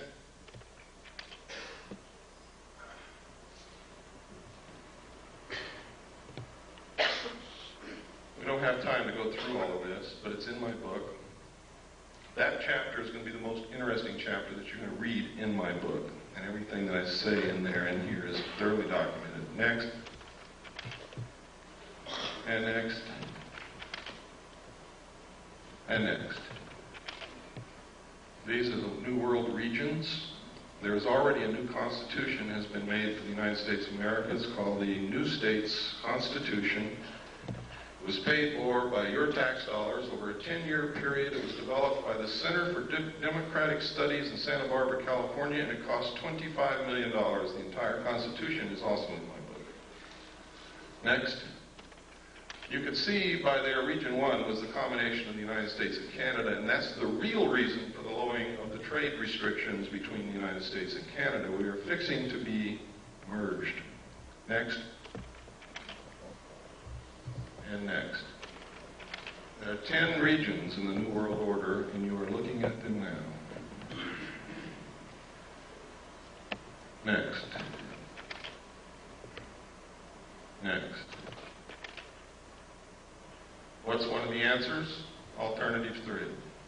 I also saw documentation, and I've already shown you documentation on slides, that there may have been somebody in the moon in 1958, and I can tell you right now, there is a base on the moon. We are attempting to colonize space because if their attempts to control our greed and our wastefulness and our destruction of this earth do not work, the only hope for the survival of the human race is colonization of other planets.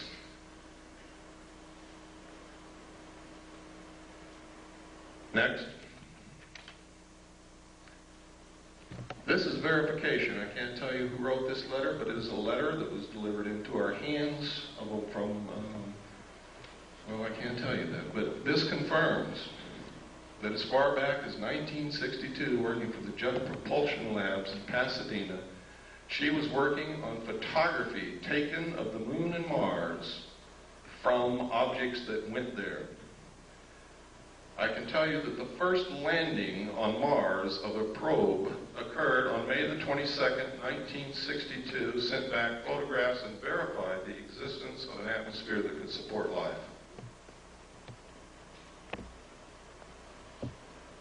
This woman was married to a man. She says in this letter, his function was to design domed modular living facilities, next slide please, for colonies of Earth scientists to be stationed on the moon and then Mars.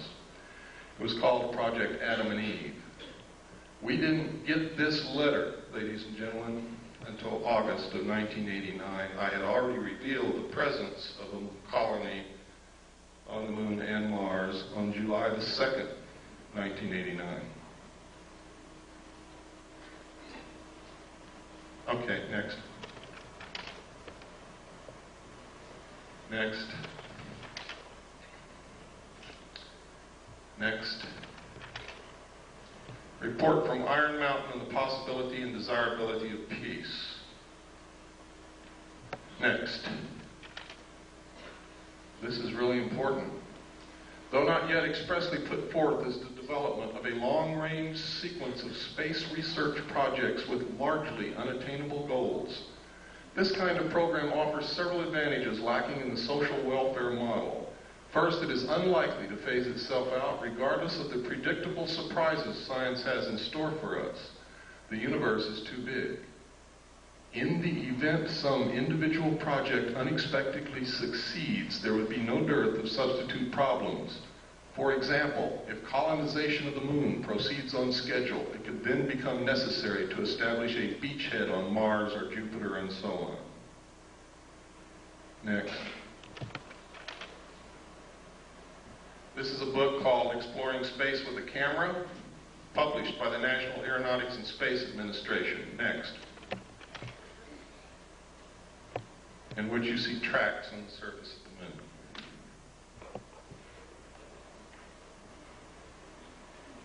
Now I want you to notice where these tracks go. They start way up here.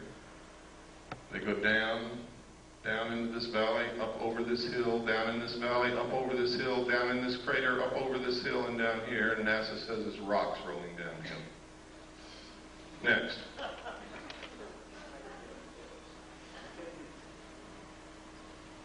Next. Here's another one. Look at this. It goes way down in this crater, up here, over here, down in this little crater, up, down again, and stops right there and makes a long shadow. Next. Here's another one. So whatever was making those tracks was still there? Yes. Next. Look here. Look at those tracks. Look at that object and look how big the shadow is. Here's another small set of tracks here. Goes out into the washout and the light. And here's another one. It comes up out of the crater and down here. And there's the object casting a shadow. Rocks rolling downhill. Next. These are official NASA photographs taken right out of a NASA publication. I didn't fake them. You can go get the same book and look at them yourself. They told us there's no water on the moon. I guess that doesn't call for any comment, does it? Next. This is another book that we had to get because they had pulled it off the shelves when they found out what was in it, and another one also. Also printed by NASA. Next. There's the title page. Next. And this is the other one, Atlas and Gazetteer of the Near Side of the Moon. We have located one in the library of the Jet Propulsion Laboratory, which the title is The Lunar Base, and we are trying to get someone in there to photograph it now. Next. Next. Next. Right here, you can see a machine inside the crater throwing dirt out of the crater, and right there you can see a saucer sitting on the rim. Over here you can see a crater that's already been artificially mined and is just left vacant. Next. That's another view of it. You can no longer see the disk that was sitting on the rim. It's gone. Next. Pardon? I don't remember. We've already passed that page. Does everybody want to go back to it? Got to be quick. Go ahead. Next. Down in this crater, you see all kinds of artificial objects. We have no idea what they are. They are not natural. It's really strange. You can see here a building with a ramp coming this way and then up to the top, and then a flattened off top here and square corners all around it. You never find anything like that in nature anywhere. There are other objects, I won't go into them. That is the most obvious. It has square corners all the way around. Next. Here you can see the antenna from the lunar orbiter here. Look at these weird things in this crater over here. These are the ones we just looked at, and that's where the mining is going on, or what appears to be mining up there. And this is the artificial crater that we looked at. All of the other photographs that you saw were macro photography taken from this photograph out of the book. Next. Anybody see anything strange there? It's right out of the book, folks. Don't see anything strange? What's that?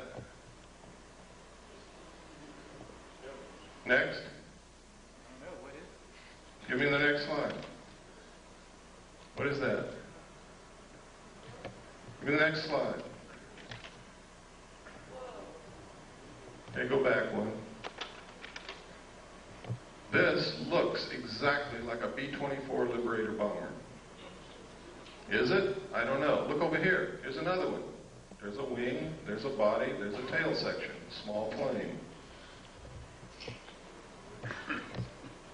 Next. Look here. See this mountain that has been shaved off? The top is flat and there are 4 domes on it. Can you see it? Give me the next slide. I know there's somebody out there that's faking. They don't see it yet. Okay, give me another slide. Now can you see it? Right out of the book. Look at this dome here on this flattened off area. It looks like a piece of pie. There's a dome. 4 domes on this mountain. And we're talking from way, way up. Those domes are big, even though they look small to you. Next. This is the crater Kepler. Anything unusual there? Right out of the book. Look at this. You see those 4 domes lined up in a row right there? You see where the side of the crater has been cut out? Do you see where somebody's built it's either a road or a wall beside a road that goes from here down into the crater?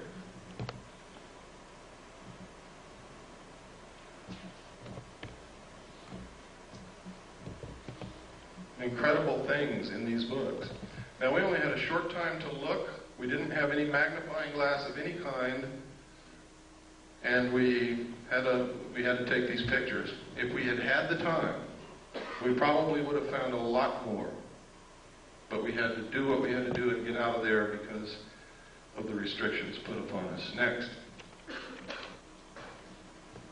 There's a close-up again. You can see the 4 domes right in a row. You can see the crater's been artificially cut out. Next. Look at this. What is this? This is the weirdest thing I've ever seen. We don't know what it is, but it resembles the freeway interchange in Los Angeles, doesn't it?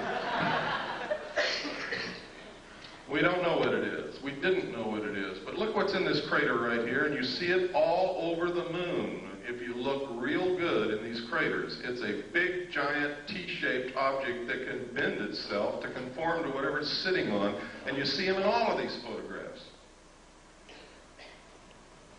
Next.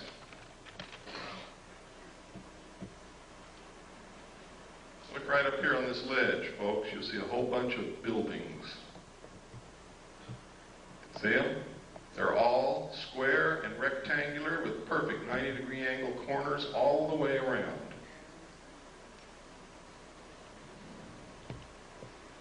Next. This is what we were looking at, the freeway interchange. I don't know what it is. I just call it that because...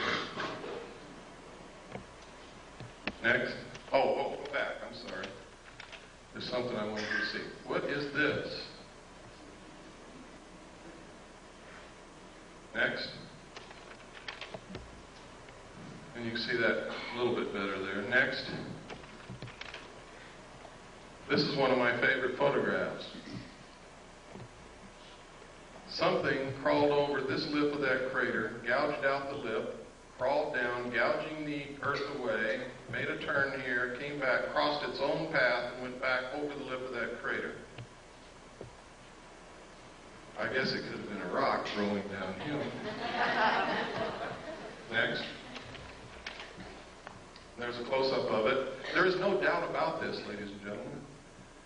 You can see it as plain as day. It came up over this rim, came down, made a turn, went back over its own path, and out. Next.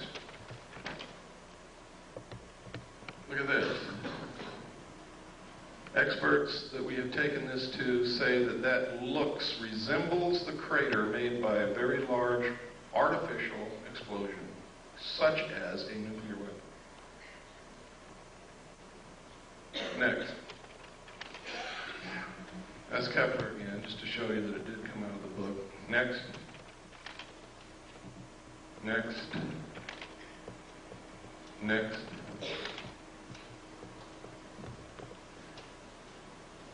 What was it? Oh, you can see these T-shaped things again. There's another one.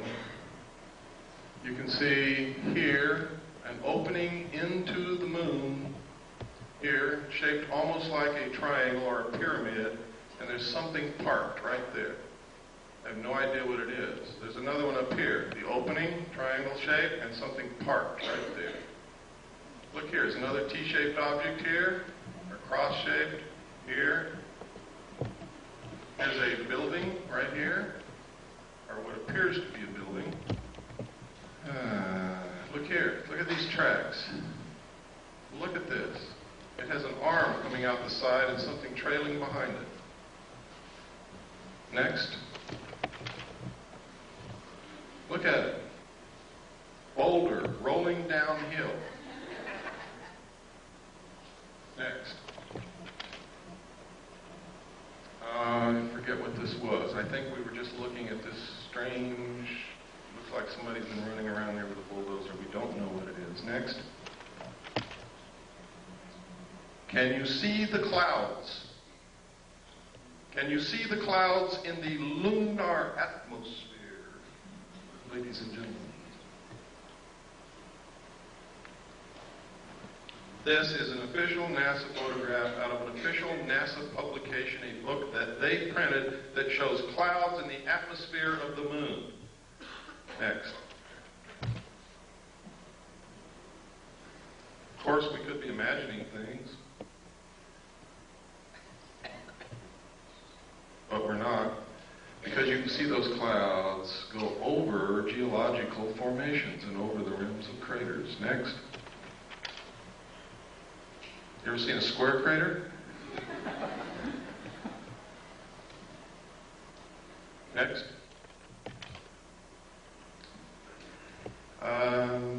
Oh, look here, folks. What is that? Doesn't that look like a triangular-shaped lake or reservoir with an island in the middle? Is it? I don't know. Next. That's the same picture a while ago. I kept trying to get a better picture of this object because you can sure see that thing sticking out with an arm trailing behind it. Next. Yeah, we saw it. This is, and this is incredible that they would allow this to be published. It says here, they resemble many steep terrestrial slopes, including those of some man-made craters produced by explosives. Next. Here are again 2 triangular-shaped openings into the moon. They are not the same location as the other ones, and they have a platform at the lip, but there's nothing sitting on these as there was on the other ones. Next. Anybody see anything unusual here?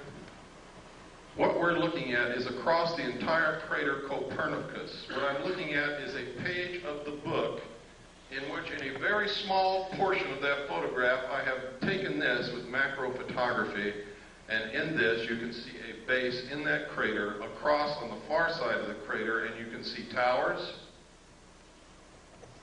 you can see buildings, you can see tanks, you can see another tank or tower over here, and you can see it even better. Next slide. Check it out. Next slide. Look at this. Look at this big Christian cross right here. Look at these buildings here. Look over here. It looks like what's a building up under this ledge. These are all perfectly square corners. They do not occur in nature. Any expert will tell you that. Next. This right here is a pyramid, exactly to the same scale of the Pyramid of Cheops. This is a Christian cross. Now, this is so far away that this cross has to be hundreds of feet high. A rock. Next.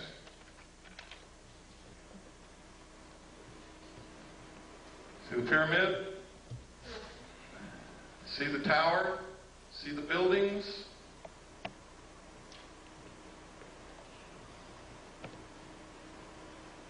Next. Again, there's the cross. It is huge. You can see tanks right along here. They look like oil tanks. Here's another tower over here. See it? Next. Again, you can see the pyramid, you can see this tower, you can see the cross, you can see looks like a city here. These are buildings. All have perfect 90-degree angles, all over the place. Again, here's the tanks, look like oil tanks. Next. What was this? Sometimes if I don't look at these all the time, I lose what the heck I was even looking at to begin with. Oh, right here. Look at this. This is some kind of an artificial installation that has been built. Look, here's a perfect square.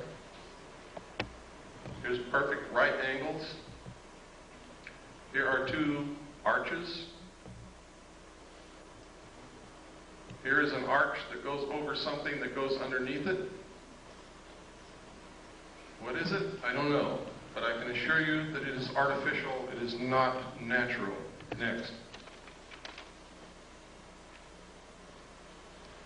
Look at how this has been flattened out here.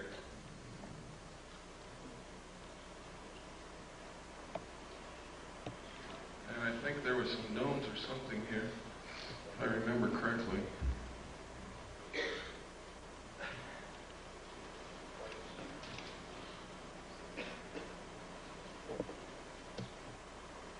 I can't see it now. Next. And next. Now this is the photograph that I took of the base across the crater. See the tower?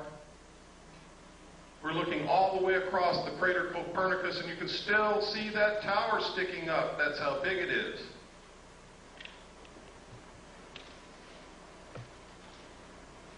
That's what caught my eye. And then I began to take macro photographs. It wasn't until we really developed the film that we knew that we had anything from that, because this is the photograph that I was photographing. That's why NASA put it in the book. They overlooked it. Next. That's Kepler again. Next. That's the crater Copernicus. That's the one. This is the photograph that I took the pictures over there. The last one you looked at was a close-up of about this area. And the close-ups that you saw where the base was were right in here. Next. That's the one, remember, we talked about, we didn't know what it was. It looked like a bulldozer had run back and forth inside the crater. Next. Next. Next. Next. Boulders, downhill, moonquakes. There's the Christian cross. This is the base again. These are the buildings in here. Next. These are photographs of Mars, ladies and gentlemen. What you're looking at is agricultural terracing. Ancient agricultural terracing. You can follow each terrace all the way around. NASA says this is wind erosion. But NASA tells us that Mars doesn't have any appreciable atmosphere, only 1% as dense as Earth's. Next. Next. These lines are exactly like the lines on Nazca, and you can see that each line carves into the lip of that crater. Next. Here you can see the face on Mars. Up here you can see an arrow in the surface of Mars. See it? Over here you can see pyramids, what we call the fort. We don't know what it is. Incredible? Damn right it is. Look at this plateau with these buildings on top of it. Next, or whatever they are. Another view. Next. Under computer enhancement, the face has eyeballs and also has teeth. Up here, I was reading this book, which is the Encyclopedia of Space or something put out by NASA, and this covers Mars. And on here I notice this Mars airplane, robotic surface exploration, Mars airplane what are they talking about? They told me Mars only has an atmosphere 1/100th as dense as the Earth, yet they're preparing to build a Mars airplane? Well, maybe my concept of a plane is wrong. Let's pursue it a little further. Next. There's an official NASA photograph of the Mars airplane that they intend to build. If what they tell us about the atmosphere of Mars is true, this airplane will not fly in the atmosphere of Mars. It's absolutely impossible. Look at the nose of that airplane, ladies and gentlemen. You will see a propeller spinning. Next. Now, this confirms the alternative 3 scenario. Franklin D. Martin, NASA's Associate Administrator for Exploration, has the host of reasons for sending humans to Mars, but after he gives all those reasons, he says, science is one of the reasons you do these things, but it's not the driver. The driver is the survival of the human race. Next. These are some more of those lines like Nazca on Mars. Here you see the arrow.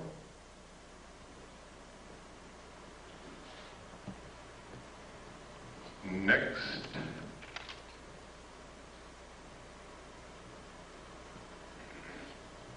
Next.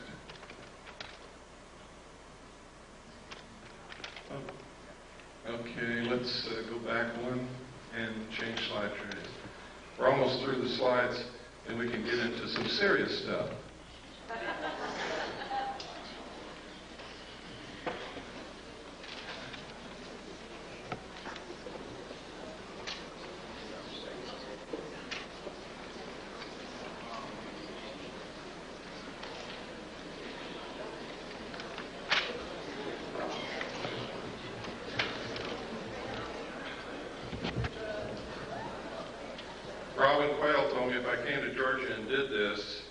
She would take me to dinner tonight.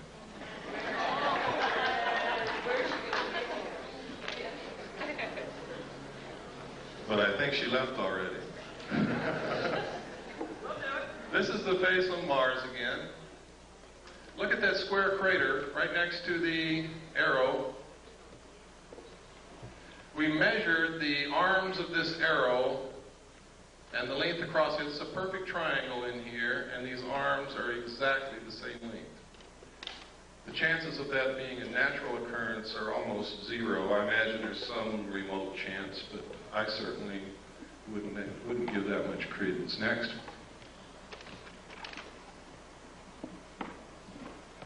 And look at this down here. It's almost boat-shaped, with what appear to be buildings on top. They may not be buildings. We can't get perfect 90-degree angles on it, but that could have been eroded away over who knows how many centuries. Next. The black dots. Those are places where the spacecraft was sending back the information and it didn't make it to Earth. They're not freckles, they're not painted dots on Mars, they're just where the bits of information didn't make it from the spacecraft to the Earth. Yeah, the face is approximately 1 mile across. Next. I really don't know, ma'am. I try not to guess at things, especially if it doesn't even remotely look like what we might guess it might be. You have to understand, when we're trying to interpret something totally alien to this Earth, we have to understand the concept of what the word alien means. What we might perceive as a landing strip might be a carnival to them. Who knows? Look at this. This is the Martian probe that we landed in 1976, I believe. And it took this picture of something flowing from up here down to here. Could be sand. Sand does flow under the right circumstances, or it could be water. If that's flowing water, then that's significant. If it's sand, it means nothing. Next. Government scientists call newly discovered heavenly object a stray asteroid. Sounds kind of interesting, doesn't it? Until you read the subhead. Astronomers worldwide in disagreement with official explanation call phenomenon an intelligently guided object. London Evening Standard. I think that's 7/10/60, page 3. Next.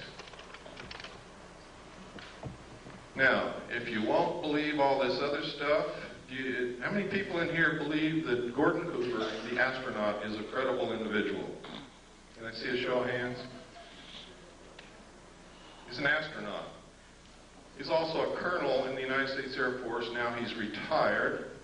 He wrote this letter to the United Nations, and in the first paragraph he says, "I wanted to convey to you my views on our extraterrestrial visitors, popularly referred to as UFOs, and suggest what might be done to properly deal with them."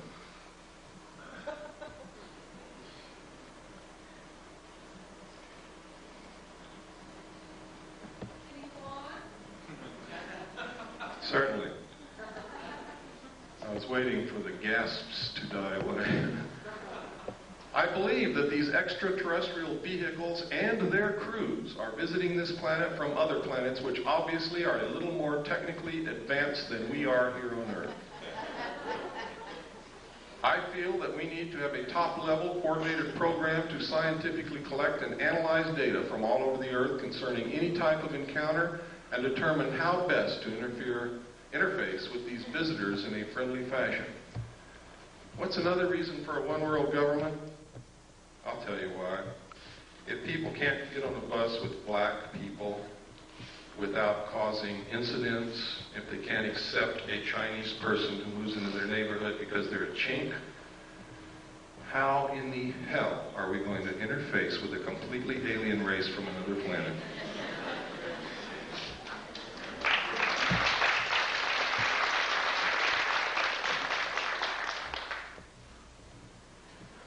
Okay, next slide.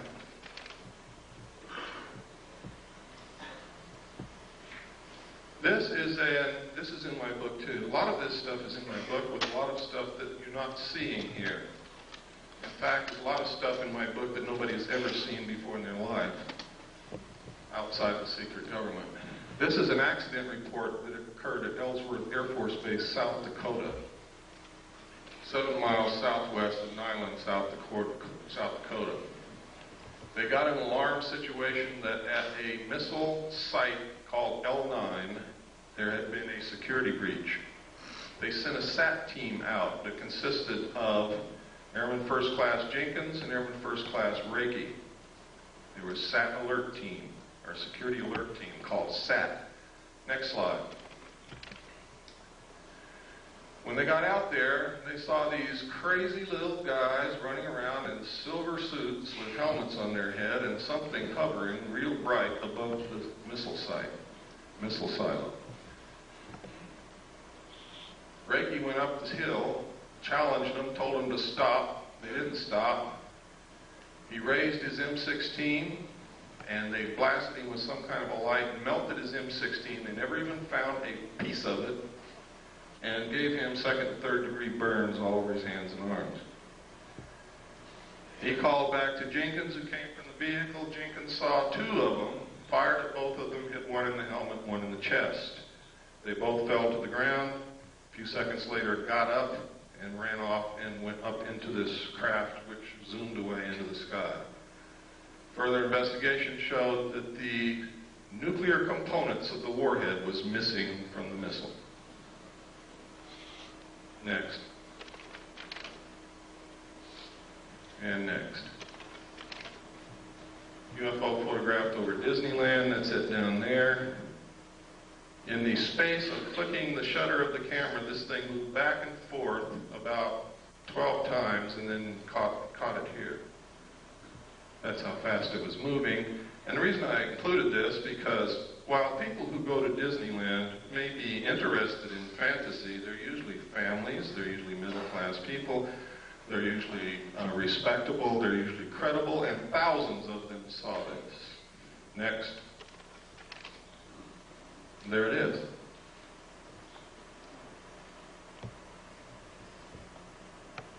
That's incredibly fast when you figure that during the time the shutter snapped, it moved back and forth that many times.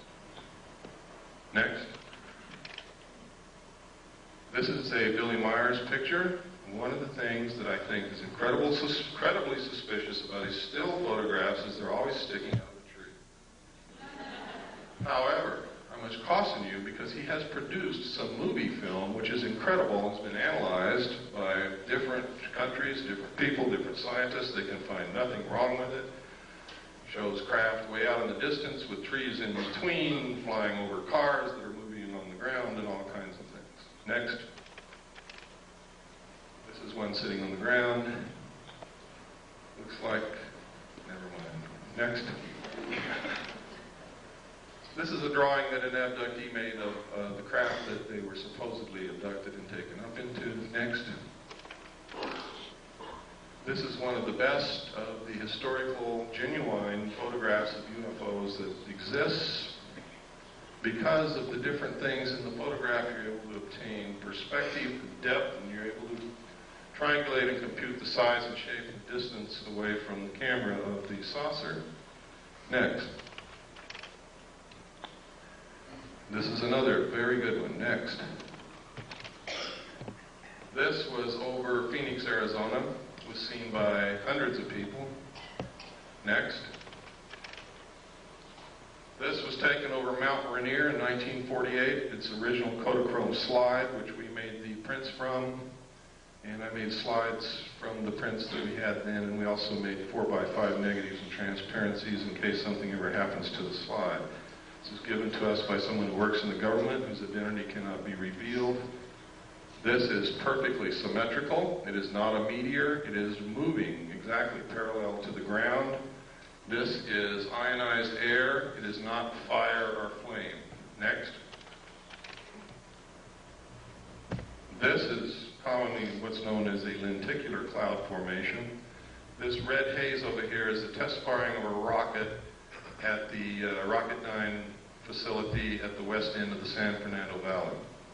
I only know that because I used to live right on top of the mountain next to it. Next. Somebody's hat blew off. Next. Notice that photograph was taken by the local barber. These are photographs that were taken in New Mexico and Colorado during a particularly heavy, what they call a flap. There's a lot of sightings by a lot of people in one area. And there were a lot of photographs came out of that. These are some out of the newspaper. I tried to photograph them so that they can be identified as not something that I made up. I have been accused of being the most rotten bastard that ever lived, making up everything, phoning photographs. So I have to be very careful. Next. This photograph was taken over London. It's one of my favorite. I have a degree in photography, and this is a very artistic photograph. It's a very rare photograph, and it is a very unusual subject, and I have to like it. Next. This is another part of what I call Project Snowbird, to make the public think that what they're seeing can be explained away by technology like this. And you saw some of it on the news about the war. They said they had things that can fly over the enemy and do recon with no pilot in them, so no loss of life if it gets shot down. That's what that is. Next. And next. And this is just about the Aurora spacecraft that they fly in Nevada. It's what they call a TAV, Trans-Atmospheric Vehicle, which literally takes off from Groom Lake, flies completely out of the atmosphere, can orbit the Earth, and I believe that it can do more than that, but that's where I'll leave it. Next. This is the first photograph that we had of the UFO over Mount Rainier taken in 1948. The man at first would not allow us to even touch the slide. So we took a camera and made a picture of the slide, blew up the slide, made a print, and made Polaroids from the print, and then we're photographing the Polaroid. That's how crazy we were getting, until finally he agreed to allow us to use the slide, and we were able to make the prints that we have in the transparencies and the 4x5 negatives to preserve that image. Next. We go through a lot of work to produce the material that we have, believe me. It costs a lot of money, it takes a lot of time, it takes a lot of searching. Sometimes it takes begging and pleading and everything else. Next. And next. Next. This is what's called a cigar-shaped object. This appeared in Omni magazine, and this is a photograph photographed of the photograph in Omni magazine. Next. Next. This is a classic UFO photograph. It's considered one of the best ever taken and is considered by every expert to be absolutely genuine. Next. This is the man who took Albert Einstein's place, Stephen Hawking's. How many of you read his book? Anybody here? I would suggest that you read it. Next. Another lenticular cloud formation. Is there really a cloud? Or could they possibly have the ability to generate what looks like a cloud around them? I don't have the answer to that question. Next. I read in documents when I was in naval intelligence that they do have the ability to generate clouds of what appears to be clouds around them. I guess water vapor. I have no idea in the world what those are except clouds. Next. And next.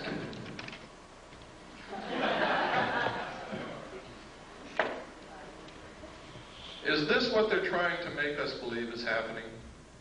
So that we'll accept a one-world government, give up our freedoms, submit to totalitarian control? Is that the easiest way to control us so that we don't destroy the earth? Is that what this is all about? That, by the way, is from The Creature from the Black Lagoon, which was a classic horror film for the buffs. Next. And next. They do exist, folks. For those of you who thought they didn't, never saw any, they exist. This was taken from an airplane window. So you know that nobody threw a hubcap into the air. It's above the clouds. Next. This was taken by a tourist in Hawaii. He didn't even know that it was in the sky. He was taking a picture of these beautiful women, and it wasn't until he got the pictures back and he was showing his vacation photographs to a friend, or at least this is the story, that his friend said, "What's that?" And he said, "What?" I never saw that. And this is a close-up. Next slide.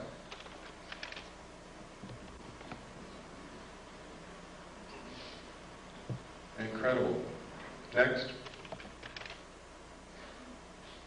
Now, they say this is a UFO. I spent a lot of time in Vietnam, and it sure looks like a flare to me. Next. Anybody know what this is? This is the Russian space shuttle. What's it look like? It looks like the U.S. space shuttle. Now, I'm going to tell you something that for some of you is just going to shatter your whole world. The United States and the Soviet Union have been secret allies ever since World War II. And the guise of antagonism between us has been artificially produced to create large sums of money from the populations of both countries for experimental methods of controlling populations and to fund and carry on a joint space program to colonize the moon and Mars. Please don't hang me. But it's the truth. Every bit of technology that the Soviets have ever obtained has been given to them covertly by the United States of America. This is no accident. That is our space shuttle that we gave to them. The only thing is theirs has a little bit better technology in it because we experimented with ours first. We gave them the atomic bomb, and then we fried the Rosenbergs as scapegoats. Next. Next. These are a series of photographs put together from the Venus orbiter. The United States maintains that the atmosphere of Venus is so thick that we cannot take pictures of the surface of Venus, and cameras and film will not last, or cameras and TV cameras will not last on the surface of Venus to send back pictures. So they do what's called cloud-penetrating radar mapping, and that's what this is. For you Hollow Earth folks, there's a hole up there. I don't know what it means. Next. If any of you see this happening, please call me immediately.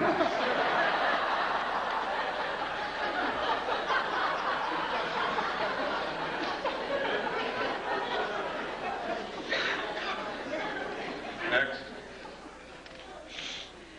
This is a photograph of the Russian Venusian lander sitting on the surface of Venus, sending back pictures of a sun-drenched desert landscape. Somebody's lying. Immediately after the Russians released this photograph, officials and government people from Washington called a high-level meeting with the Russian space program people, and you never saw it again. Next. These are comparisons of the two, the Russian photographs and the photographs that we get. Now, I want to give you some food for thought. Recently, they had a flyby of Uranus. Remember that? And most of us were glued in the middle of the night to our TV set, hoping to see something strange that we'd never seen before and get a little bit of illumination from what was happening out in space. The target of the probe was the planet. Does anybody remember that? The target was the planet. The main interest for the flyby was the planet. What did we see? Anybody know? Did anybody stay up like I did and watch? We saw the moons of Uranus. We saw one long-range shot of the planet, and we never saw it again. But we saw the most incredible close-ups of the moons of Uranus that you could possibly hope for. Why? Why wouldn't they show us the planet? And it happened elsewhere also. Next. This is a book after its kind, and the documentation I saw, that symbol there was said to be the trilateral signal, or the trilateral symbol used by the aliens as their symbol. It literally means, in ancient writing, I found it, finally. The first place I ever saw it, outside of the official documents, was on this book. The second place was in a Bible that contained a page of old ancient Christian symbols. And another one, I found a book in the library, I forget the book, but it was about symbology and symbols. And this is an ancient symbol that means mother and father with the children. See, these are two old symbols. You take this apart and you have a mother symbol and a father symbol, or a man and a woman symbol. Put them together, it's mother and father. It could also mean the process of reproduction. With a circle on one side, it means one child. With a circle on the other, it means two. This literally means mother and father with the children. The thesis for this book is a scientifically dependable yet popular analysis of the theory of evolution. In it, he inserts that there must have been some outside interbreeding or influence or genetic insertion into the human race to produce modern man. Next slide. This book was first written in 1927. Next. This is an article that just says how they can move technology, secret technology, from government laboratories into the world. Next. And next. Oh no, go back one. Go back one, please. Right here. This is a perfect illustration, folks. Look at this photograph, and you'll see that in the shadows there is no detail whatsoever. In space, without an atmosphere, there can be no detail in shadows because the only thing that will produce light in shadows is diffusion of light through an atmosphere. Now, next photograph. which proves that this photograph was not taken on the moon. Or if it was taken on the moon, there is an atmosphere. Next.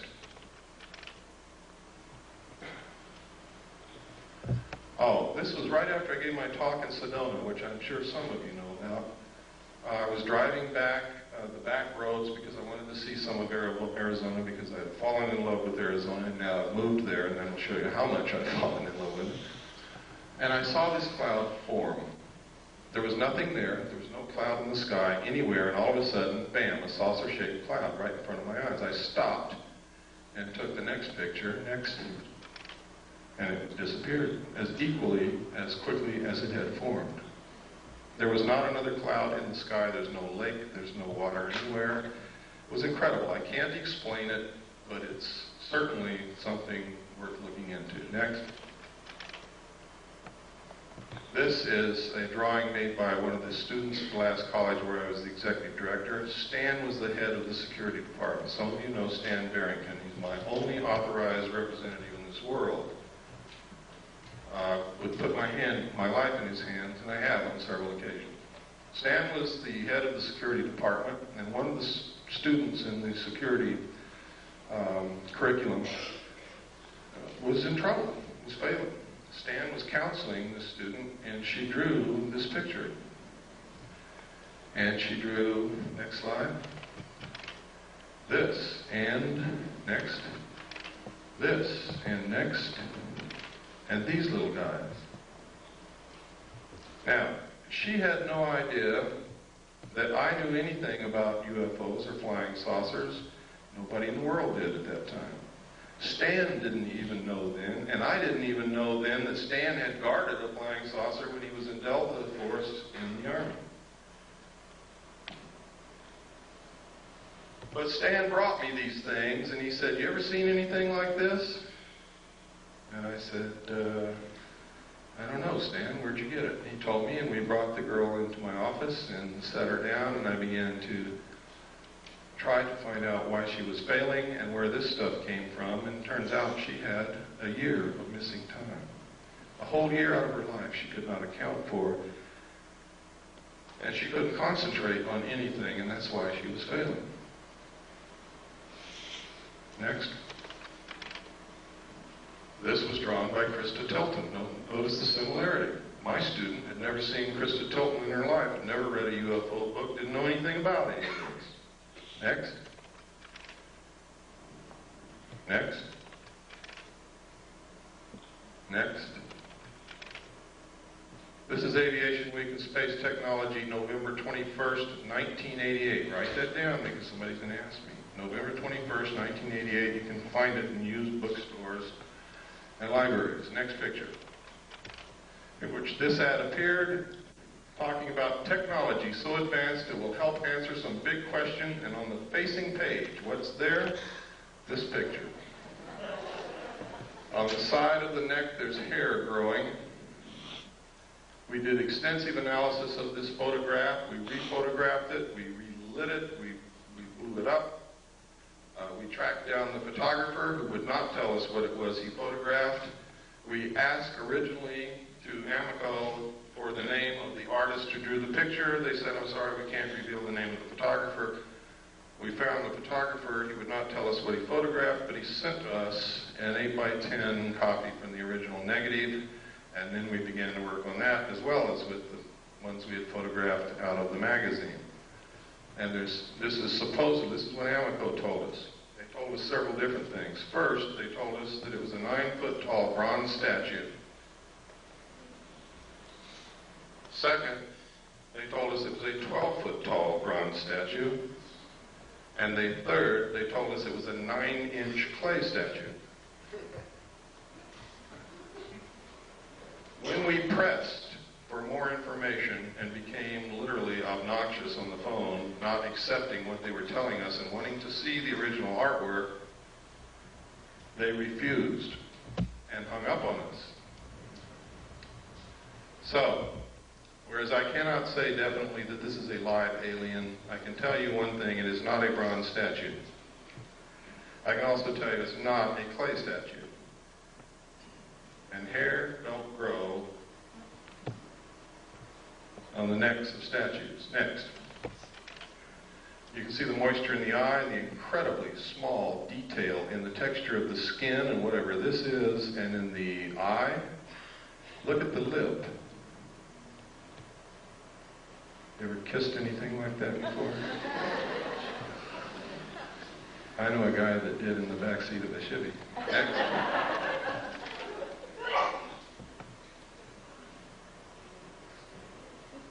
Look at the incredible detail. I have never seen an artist in my life that was capable of doing this kind of work. But I haven't seen all the artists that there are either. Next. Look at the lines on the neck. Look at the detail in the arm. Next. Look at the hair on the neck. Can you see it? It's kind of hard to see, but it's there. That little fuzzy hair. Look at the lips. Look at the throat, the detail. The wrinkles. Next. Look at the moisture in the nostrils and tell me that's a bronze statue. Look at the moisture in the eyes. Look at the incredible detail in the folds of the eyes. Look at this bag under the eyes. Next. I think they're trying to tell us something. Next. Next. These are letters from England that was a big hoax. Next. It purports that an alien craft crashed in the Kalahari Desert of South Africa is perpetrated by one guy named James Van Grunen. It's a total hoax. Don't believe it. If you want proof, write to me. If you think you can waste your time pursuing this, I'll give you the proof. Next. Next. Next. Next. Next. Next. Next. Next. Just keep on going right on through.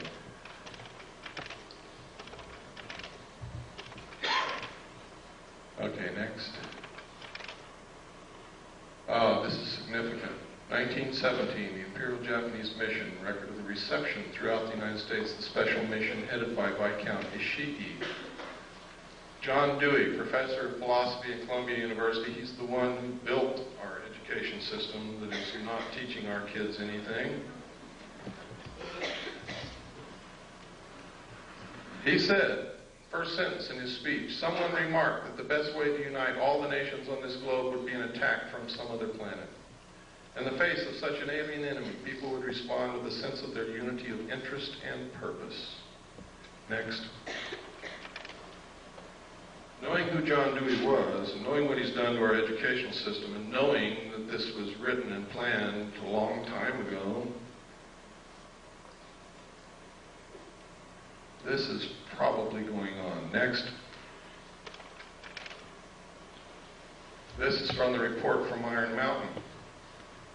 Credibility, in fact, lies at the heart of the problem of developing a political substitute for war. This is where the space race proposals, in many ways so well suited as economic substitutes for war, fall short. The most ambitious and unrealistic space project cannot of itself generate a believable external menace.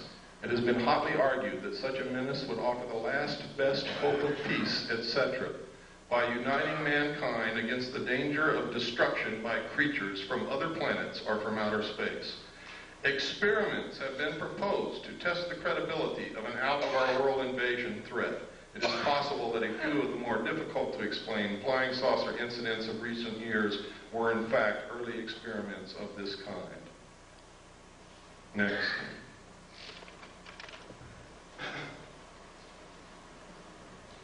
By guys like this. Next. Or this. Anybody know who this is? It's John Lilly. one of the fathers of the CIA mind control methods. Next.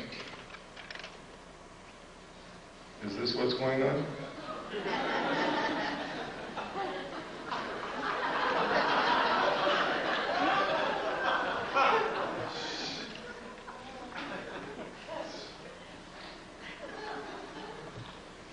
Next. Silent Weapons for Quiet Wars is the first chapter in my book. Once you read that, you will have a complete understanding of what's happening in one very important area. And you will get an understanding of what the elite think of us, the common man, the mass of ordinary, everyday people, which is what most of us really are. We're all special in our own way, but we are a part of the masses of people. They believe that we are cattle, that we do not use our intellect, that we are easily manipulated, that we will not solve the problems of the world because we are greedy scumbags. And because of that, we are nothing but stakes on the table for those who will use their intellect. And until we change that, they're going to treat us like cattle. And I've got to tell you right now, on a daily basis, we prove them right. Next.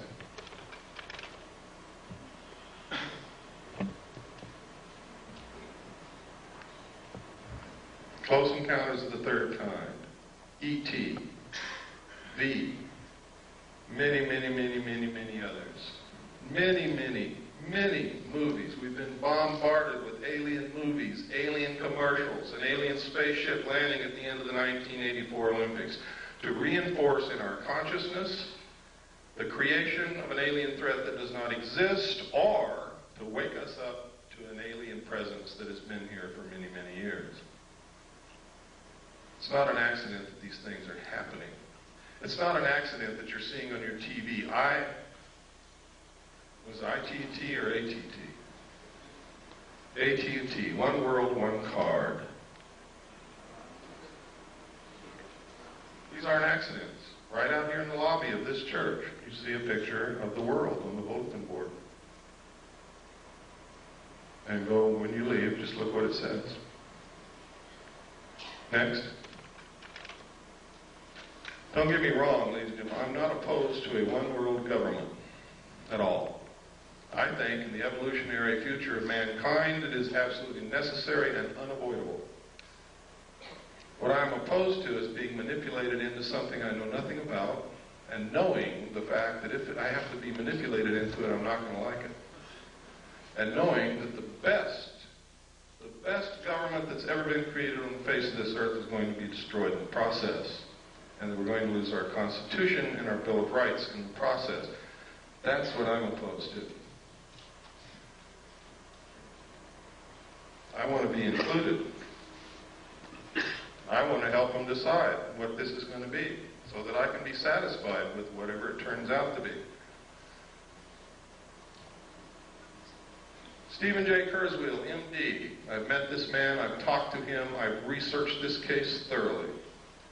This is his credentials, his curriculum vitae. Look at who this man is. This is no flake. This is a medical doctor with many degrees, a lot of credentials and memberships in many of the medical society, what do you call them?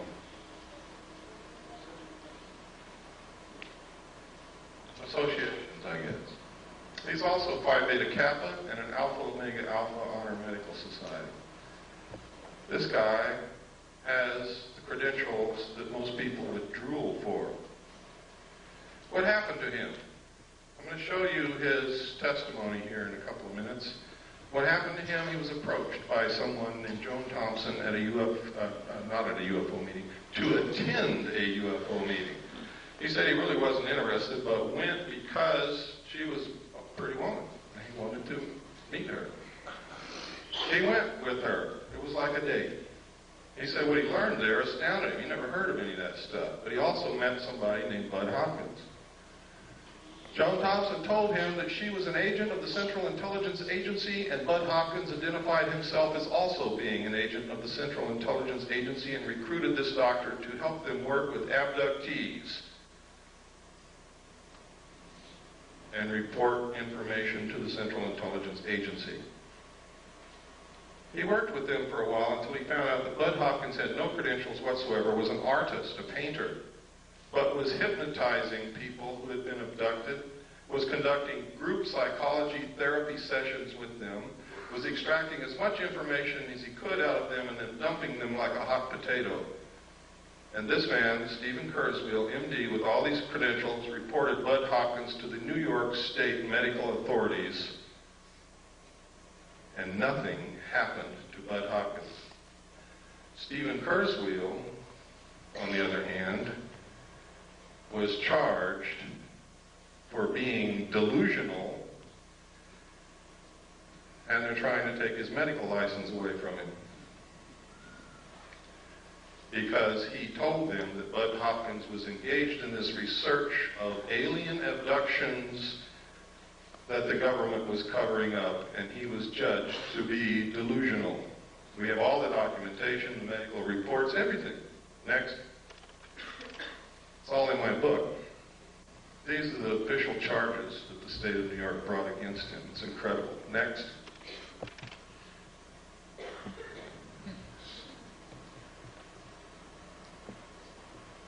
Schizoid personality disorder.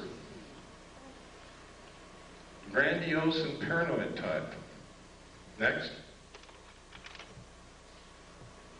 This is his testimony, sworn under penalty of perjury, signed and notarized. It's in my book. It proves the assertion that I've been saying all along, that most of the people that you ever see on the stage of a UFO symposium are working for the government. When they have a show on TV like UFO Cover-Up Live, which William Moore participates in, who is an admitted government agent,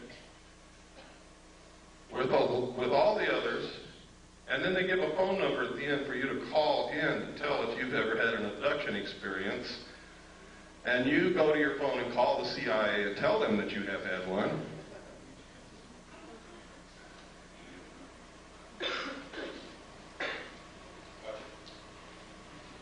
That's right, gotcha. You guys better start being careful, and you better start listening to those of us who are really looking for the truth and not trying to bullshit you. We are being manipulated on a grand scale by people who know what the hell they're doing. And if we don't wake up, we're going to be wherever they want us to be, and only we're going to discover that that's not where we want to be. Next. This.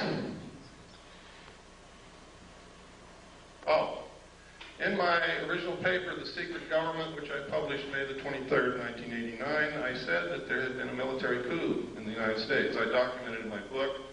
3 other people have confirmed that they saw the same message that I did, and that message was before Nixon resigned. Nixon was not going to resign. He didn't think that they could impeach him. And I don't know whether he could or not. Nobody will ever know because no trial occurred. But the Joint Chiefs of Staff sent a message to all military commanders of all the military forces, and the message said, upon receipt of this message, you will no longer accept any orders from the White House. Acknowledge receipt. That's unconstitutional. That is a military coup. Nixon was forced to resign because they yanked the military out from under him. They cut off his communications to his commands because those communication centers are under control of the military. In my book, it's documented. You no longer have to take my word for it. Nobody believed me when I published that at first. But now 3 other people have come forward and stated that they saw exactly the same message that I saw. And that's in my book. Their names, everything. Their statements, sworn statements. This is the sworn statement of David Race. It is notarized on the original. You can see the notary seal, which didn't photograph very well. Next. He also named 4 other witnesses that saw it with him. Richard Doty. This is extremely interesting. Richard Doty. Richard Doty was the agent in shadow called Falcon on UFO Cover-Up Live. I also found reference to a project called Project Mogul, which you have to remember that it was in July 1947 that the Roswell crash supposedly took place. You have to remember, it's William Moore, a confessed government agent who researched and wrote the Roswell incident. It's Richard Doty Falcon who's been working with Moore for years to supply him information. Richard Doty is the counterintelligence agent for the Air Force Office of Special Investigation at Kirtland Air Force Base. These are the notes of an interview that Barry Greenwood did with Richard Doty. It's funny that Project Mogul, a project that released balloons on July the 3rd from Holloman Air Force Base, which floated in the direction of Roswell Air Force Base, on July the 3rd, 1947, and these balloons were coated with thin aluminum sheathing. Now go back and remember the description that Jesse Marcel gave of what he found in the field on Brazel's Ranch. And the man in charge of that Project Mogul was Richard Doty's father. That's significant. We are now in the process of getting documentation through the Freedom of Information Act to prove this. Next.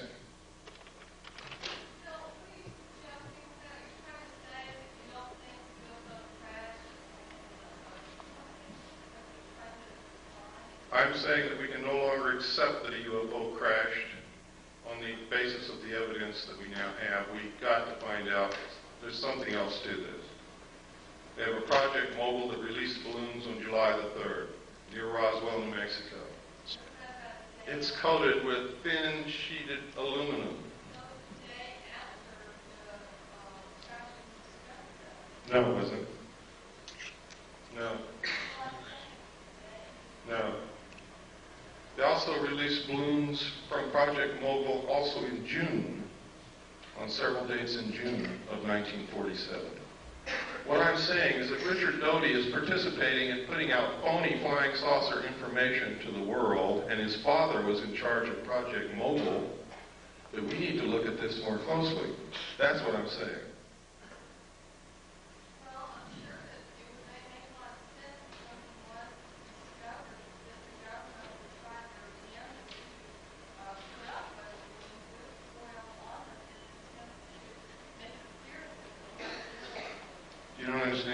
These balloons were also released in June of 1947. The crash at Roswell occurred in July.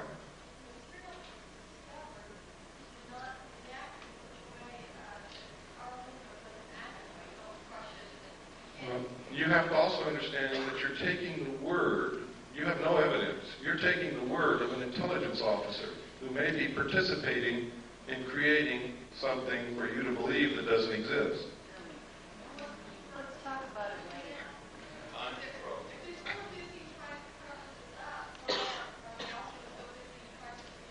Listen to me very carefully. One of the best ways to bring about a one-world government and get you to accept the destruction of your Constitution and the loss of the sovereignty of this nation is to create an artificial alien threat from outer space so that all humanity will give up whatever they have to and band together to face this threat. That's not what I'm saying. I'm saying I'm presenting evidence to you that should make you want to do some more investigating before you believe anything. And I specifically stated at the beginning of this lecture, I don't want you to believe anything that I say or anything that I show you, but I want to create enough curiosity and maybe anger and maybe a lot of other things in you that you help me start looking for the truth. That's what I'm about. Earlier, you said that you would explain why the government's billions of dollars in stealth aircraft and other conventional aircraft with this technology that we have. Why are they so ignorant of the fact that we have this kind of technology, if that be the case? I've already explained it to you, sir. Some people can't, and I know it's hard to put all this together. You saw that there's a population problem. The technology that they're hiding from us would make us live longer, would give us better lives, would give us a source of possibly free energy or next to free energy. would probably give us methods in which to kill most, if not all, illnesses and diseases. And their goal is to cut back the population. They're not suppressing cancer cures so doctors can get rich. They're suppressing cancer cures so more people will die. So that they don't have to come out and say, you and you and you up against the wall, it's your day to get killed. They make it appear to be natural, or as natural as they possibly can. That's why. Can you talk about AIDS? This is a letter no, that's in the book. I'm not going to get into AIDS today. That's in the book. This is a letter that was written to the White House to Mr. Fitzwater, who was Reagan's press guy. And what he wanted to know is who wrote the paragraphs about aliens that Bush inserted into the end of 6 speeches that he gave during his administration. Most people don't even remember that he said those things, but he did. Next slide. What Marvin Fitzwater wrote back was that the president himself inserted those paragraphs. They were not put in there by the speechwriters. One of the speeches was to Boston High School students and faculty. Next.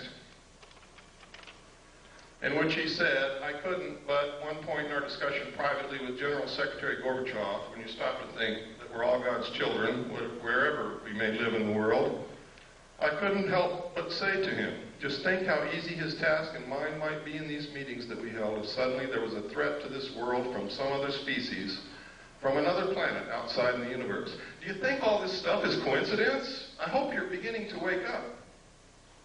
He said this 6 times in 6 speeches in his administration. This is come together one world government stuff. This is alien threat from outer space stuff. 6 times the president said. Next.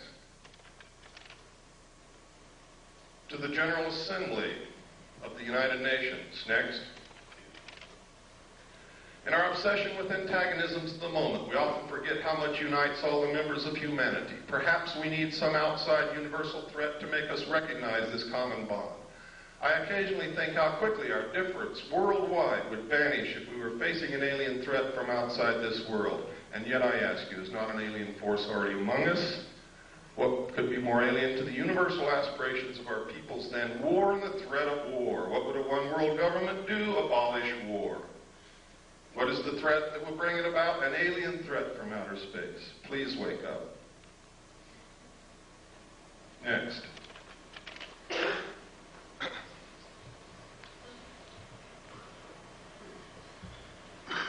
In my book, I document the things our own Congress and our own people have been doing to destroy the Bill of Rights, the Constitution, and join the one world order.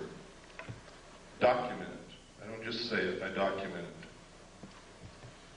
Most people don't know what goes on in Congress from day to day. They can pass anything they want to and you would never know it until they come and bang on your door and throw you in jail because you didn't know it. Next. That's right. But they're not there because they know that most people aren't watching and don't give a damn. The backbone of hidden government. This is documented in my book, NSDDs, National Security Decision Directives, National Security Memos, the fact that they write memos and write law outside of Congress and the executive branch, and most of it is signed by auto pen. The president never sees it. Next. And next. And next. And these are some of the things that they've done. There's no time to go into it. Next. Next. This is the United States with the Soviet Union into a one-world government.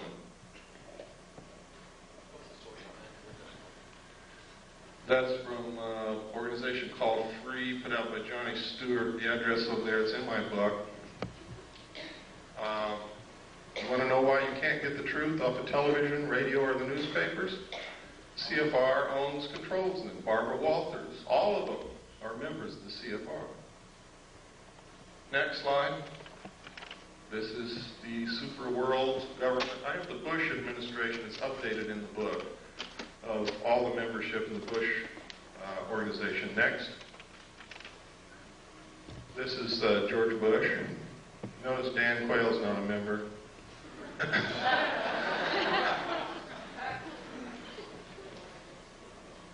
Now this is serious. Their goal is a one world order, one world government, the destruction of the sovereignty of the United States and the merger of the United States and the Soviet Union. Why do you think our generals and admirals have been going back and forth to the Soviet Union and theirs have been coming back and forth over here? They're getting ready to do it. Why do you think the Soviet Union began giving some more freedom to their peoples? The people didn't bring that about. It was given from the top down because it's time to solidify the New World Order when the European states come together. Why do you think that there are so many attacks upon our Bill of Rights right now? Because we all have to be on an equal level. We can't have all these freedoms if the rest of the world doesn't. How does Israel fit in this world pattern? I don't know what you mean by how they fit. There's certainly a thorn in everybody's sides, but not because they're Jewish, but because they will not settle the Palestinian question. There'll never be peace in the Middle East until they do.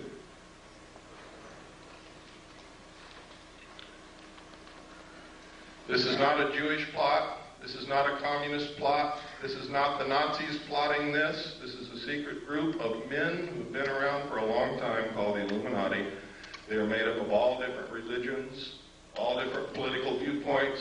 They believe in reason. They believe in solving problems. They believe in controlling the populace if the populace won't control themselves. What's wrong with it? Do you like being a free person? I'm being serious.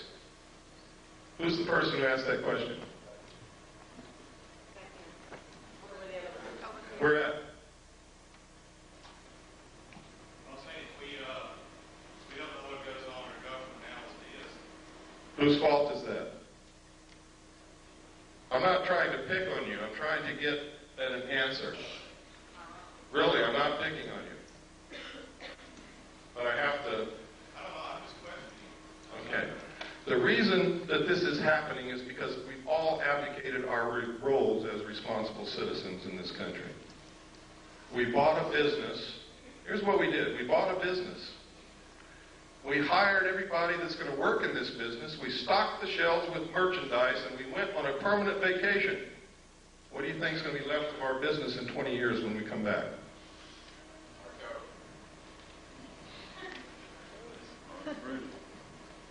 Nothing's going to be left.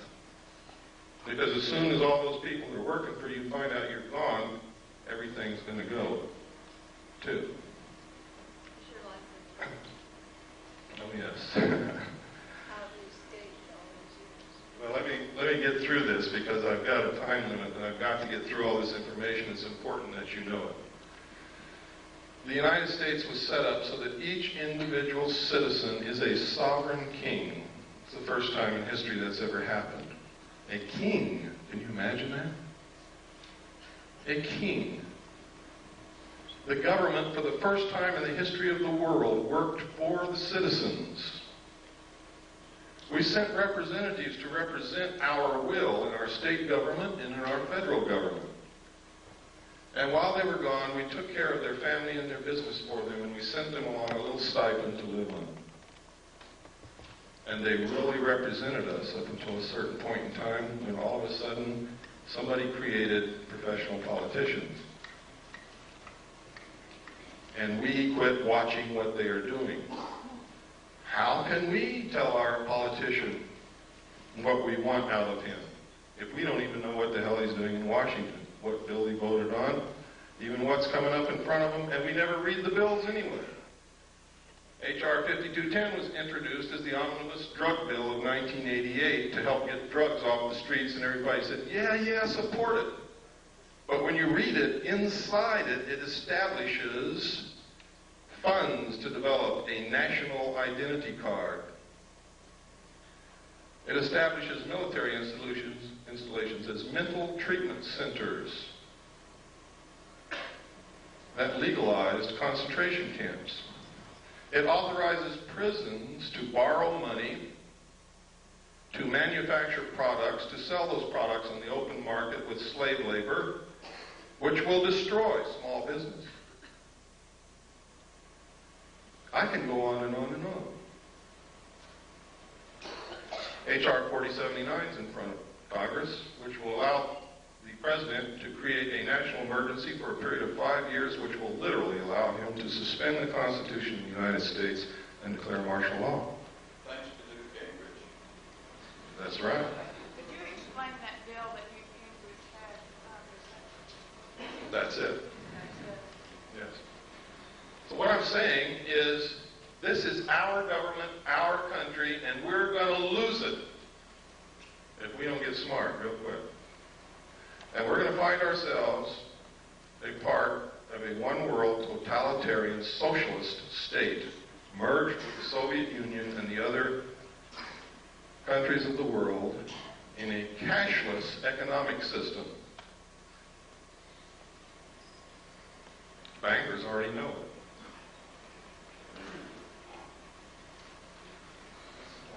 That's my message to you. My message is to you that all of this extraterrestrial stuff may be phony.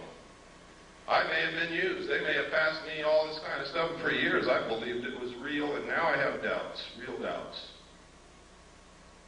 Now I'm telling you, I don't know if extraterrestrials are real or not, but there's no doubt in the world that the technology is real. And I've shown you documentation after documentation after documentation. And there's more in my book. Much more. So much, in fact, that that book is probably going to cause me a hell of a lot of trouble. But it's worth it if we can save our country. Next slide. There's the membership in the media.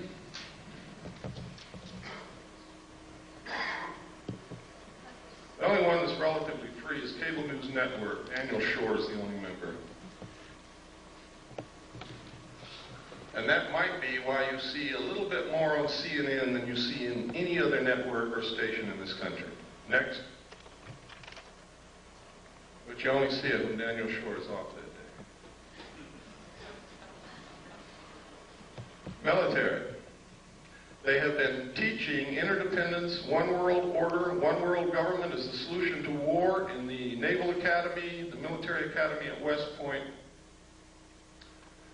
and the War College since the end of World War II. I'm a little confused. I thought that war was one of the things they were trying to promote to solve conflict. No, war has traditionally been used to solve the problems. They want to bring about a one-world government that will eliminate war altogether, but they have to have a replacement for war.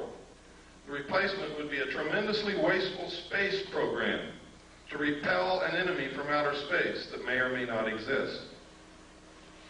What we got to do is find out what the truth is. How would that reduce the population?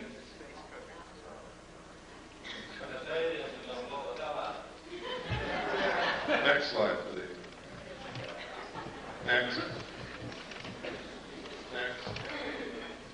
Is Colin Powell on that list? Next. Next. These are the letters I get back from Congress. Thank you. Next. Thank you. Next. Thank you. Next. Thank you. Next. And from Alan Cranston. Thank you for your letter expressing your views on foreign policy. And he goes on to tell me what all he's done in the 100th Congress and what he's going to do in the 101st Congress. Next. Thank you. Screw you, Alan Cranston. Next. Out of 500 and I forget how many letters, sent a letter to every senator, every congressman. Those were the only replies that I ever got. Ever. I sent one to the president. I sent one to the vice president. I sent one to the attorney general and each of the Supreme Court justices. I never received replies from any of them.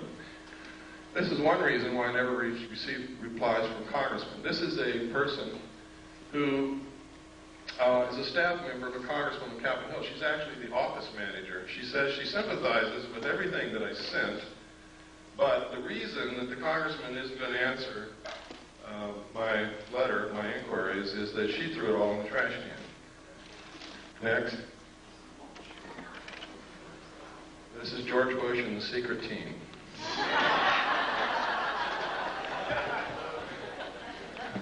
Next.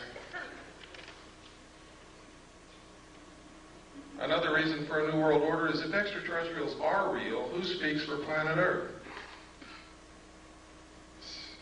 Who? I mean, if they're really real, who's going to speak for all of us? Who's going to represent the Earth?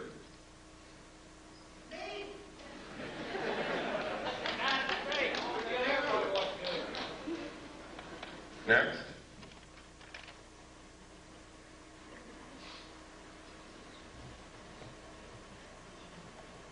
For all those of you who were going to tell me that you're just one person, there's nothing that you can do, I think this says it all.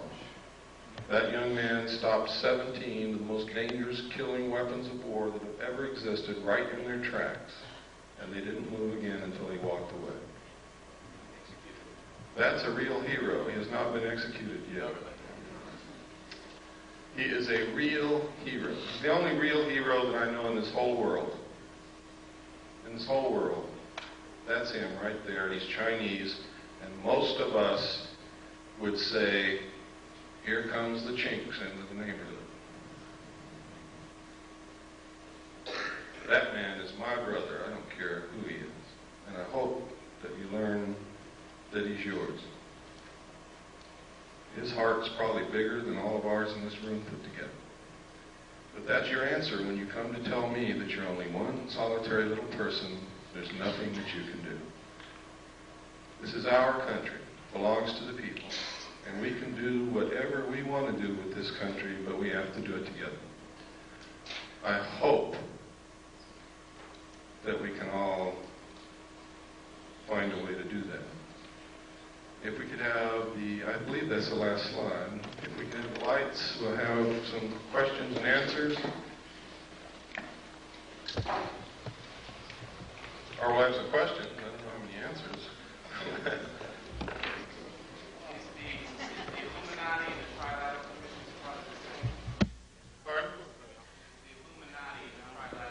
The core of the Trilateral Commission is certainly Illuminati. The core of the Council on Foreign Relations is also, in many other groups, one of the tenets of the Illuminati is that they would not use their real name. They would never appear under their real name, but under different names and different occupations.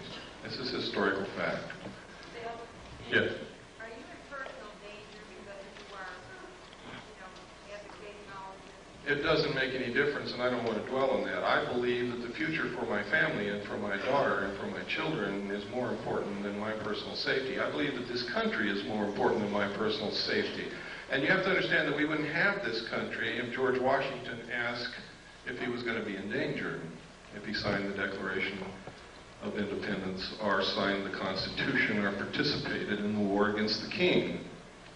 There are some things worth dying for. And I believe that I found out what it is. No, I'm not afraid. Yes, I'm in danger, but I don't give a damn. Yes, Nancy. I came to your talk 2 years ago last year, and I'm curious to know what political organizations have organized or what kind of activists. I mean, it seems wonderful to sit here and listen to all this stuff, and then everybody goes home and they don't do anything about it. Yeah, we need to talk about that. One of the things that is bad about this country are political organizations.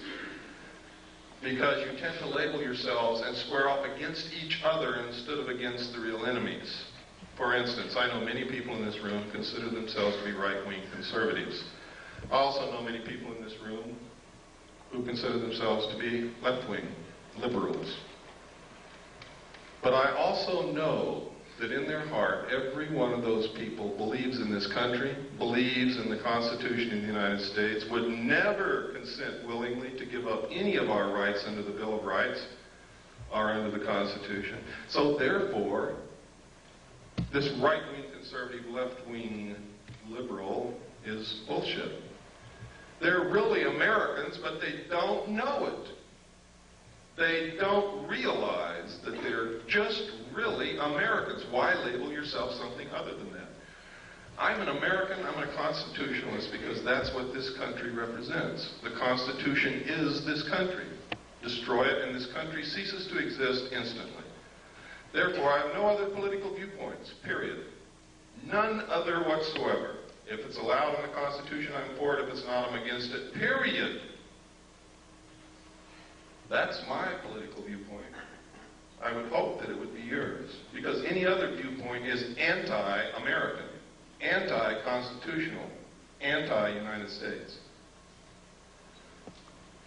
I hope that if you think you're a right-wing conservative, that you'll stop doing that. I hope that if you think you're a left-wing liberal, I hope that you will stop doing that. I hope that you will become an American again, because that's what we all started out as, Americans, and all of a sudden we became something else.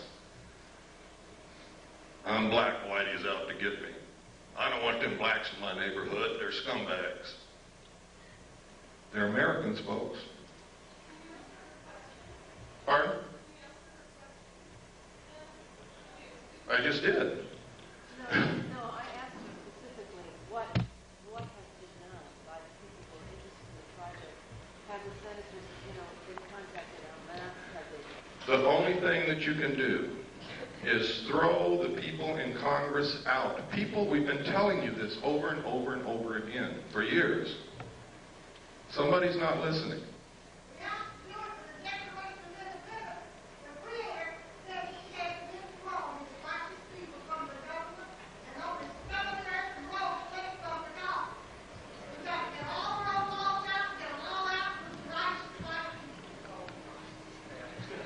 Well, I will not support any racist attitude from anyone, but you have to get the professional politicians out of Congress, out of office, out of the presidency, out of the governorship, out of the state houses, and you have to send citizens who will truly represent us, who truly will do what's needed, and only send them for one term, and that's the only thing that's going to work. If you think you're going to change the minds of these people who are so ingrained into, well, it's not politics, it's the destruction of this country. They're bent on it. If you think you're going to change their minds and all of a sudden they're going to start representing you, you're wrong. They're not. Yeah.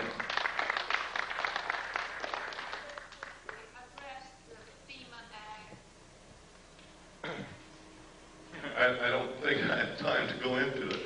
The problem with the things that I talk about is there's never enough time to really talk about it. And I know that some of you are sitting there and you have questions and you want answers.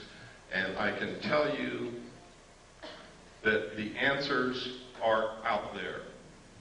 Part of what needs to be done is you have to quit relying on people like me and others and help us. You have to become one of us who search and dig and educate.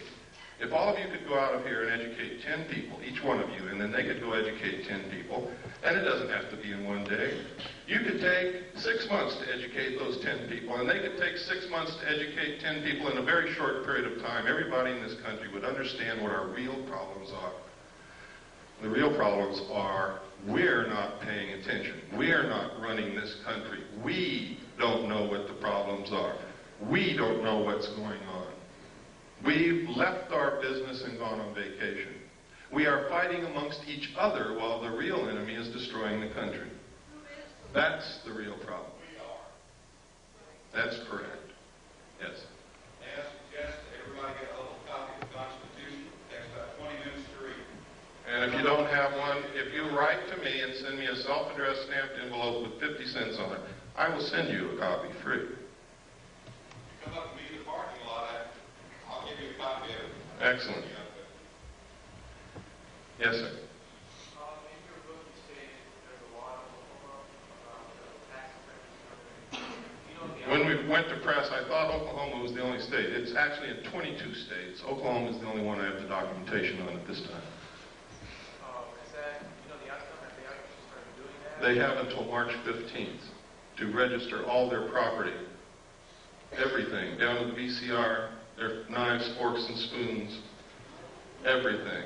If they don't, A tax man will be sent to their door with a warrant who will take inventory of everything in their home. Anything they find that was not declared on the list, or if they never submitted a list, they will be taxed 20% over and above what they normally would have been taxed. But you see, taxation is just the excuse to register the property.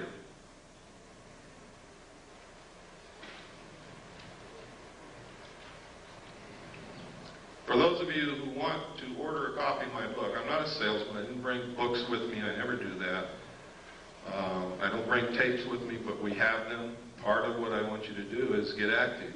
To get active, I'm not going to bring you the books or the tapes. If you want them, the order form is outside on the table. Pick one up, write to us. We'll send you a packet of information. If you order the book, send for the book, we'll send you the book. We'll do whatever we can to help you. Yes?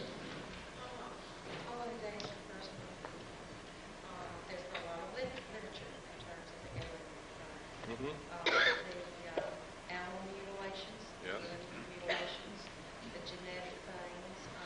Do you feel that probably this is a fabrication in terms of creating a fear in which, like you're saying, would come as an attitude of one planet against an alien? It's exactly what I believe. Now, you have to know that when Hitler got ready to go into Europe, to invade France and the other countries of Europe, he began broadcasting Nostradamus' predictions. What did you see on television last night? Why do they use these predictions and prophecies? Why all of a sudden are you hearing that the book of Revelations is coming true in front of your eyes? To get you to give up. If it's been prophesied and it's going to come true, you're not going to fight it. To neutralize the Christian community so that they won't fight the new one world government.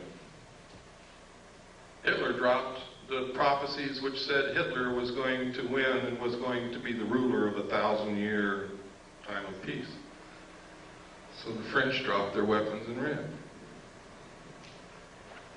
Pay attention to what's happening. AT&T, one world, one car.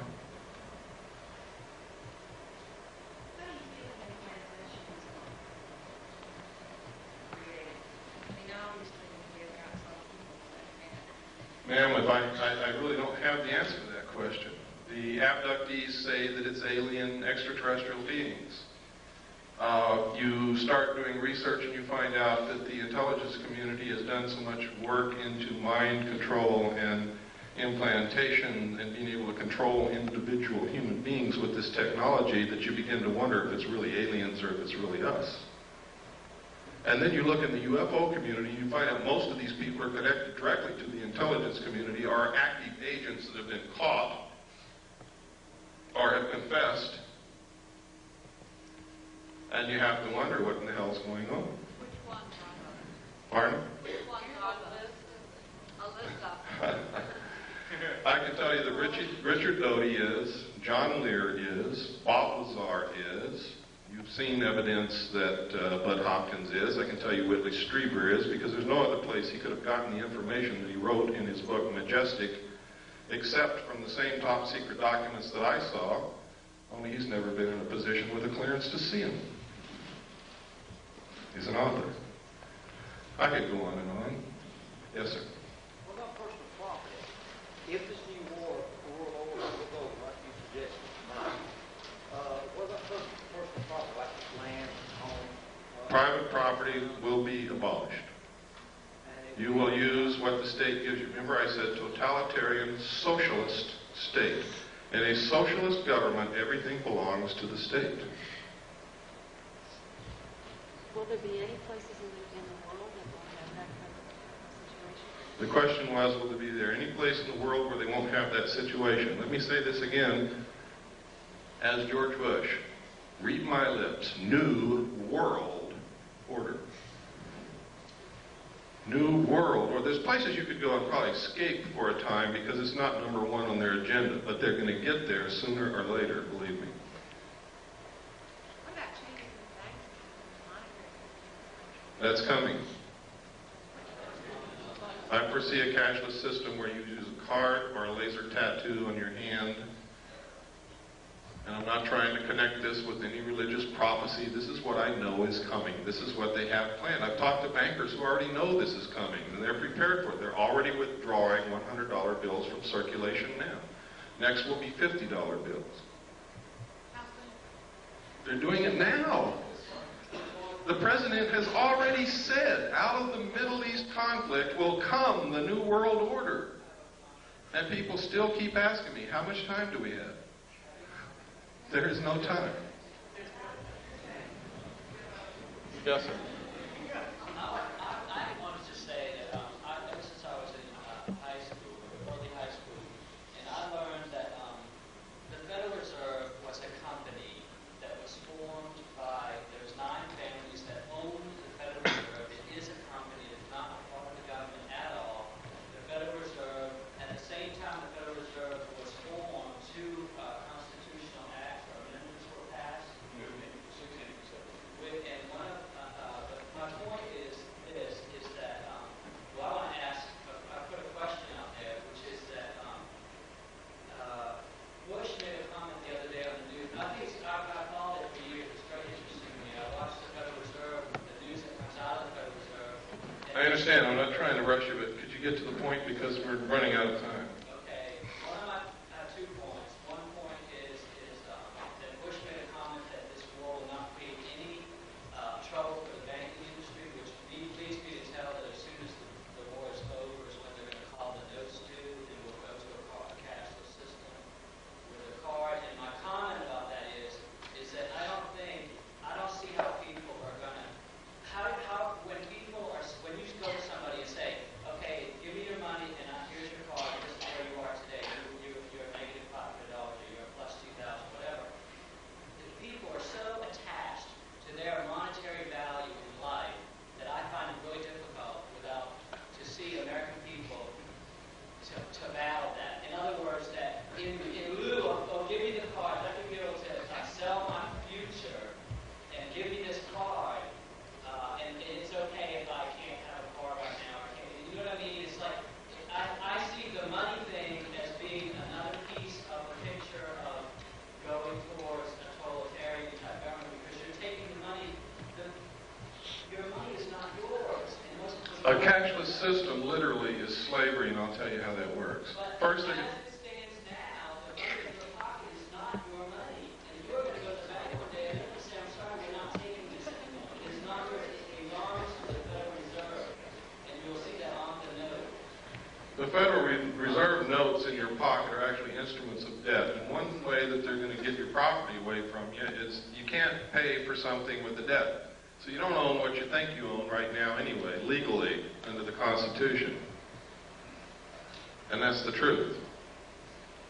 They're going to come and they're going to collapse the economy instantly. The money is not in the banks. They've been doing fractional lending, fractional banking, which means if you have $1,000 on deposit, they can loan as much as 10 times that out. That doesn't exist.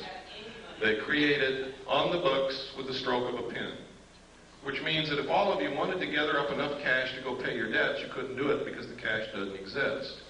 If you wanted to go draw your money out of the bank, you couldn't do that either because it's not there.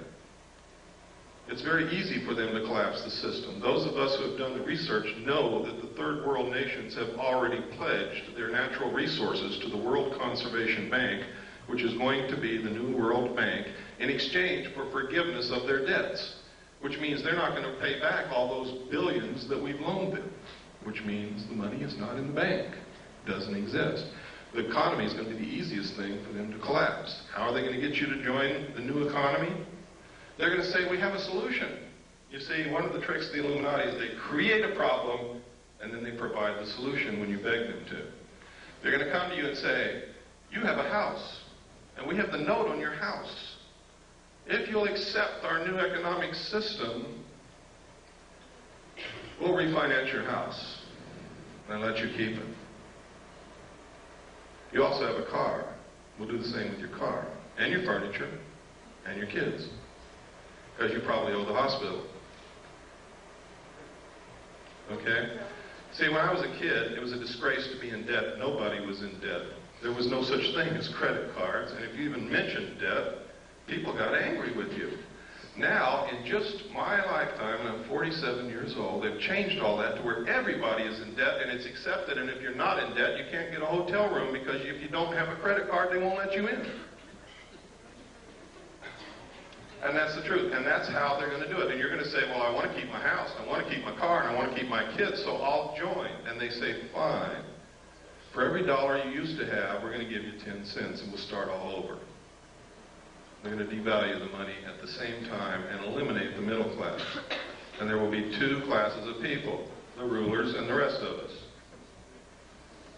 This has all been public knowledge for years, but people have ignored it, and they've called anybody who tried to educate them a conspiracy nut, an idiot. But you can see it coming through true right in front of your eyes now today.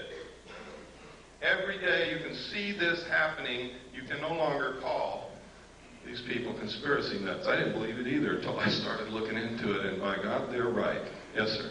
Yes, I just want to share with everyone something I had read in Current Laser magazine, and under development there is a barcode scanner that will not be able to be seen with the human eye, but it will be seen with infrared technology. So that you could have a barcode scanner on yourself and no one. That's right. It's an invisible tattoo, but it can be scanned. I'd like to say also that the reason I left California, took my family and left, I went to vote in the last election, and I saw on the voter registration form next to my name the Universal Product Code.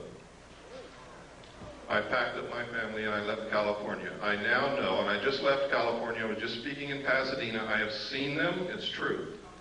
The driver's license in California now have the Universal Product Code on the driver's license. It's not far off. The UPC, yeah. The barcode, for those of you who don't know what Universal Product Code is. Yes? It's been used in over 700 cities in Europe for over 7 years now, where they inject plastic under the skin in the right hand or the forehead. It's going to be the new world. It's going to be your accountant. It's not going to be any more cash. There will not be any more swap meets. There won't be any selling your mattress to your neighbor when you buy a new one. Everything will be registered. They're already starting it in Oklahoma and 21 other states. You will register all your property. If they come to your home and something's missing, you're a criminal. There will be no black market. You will not be able to work. You will not be able to buy. You will not be able to sell. You will not be able to get medical care. You will not be able to do anything except with your number through the computer.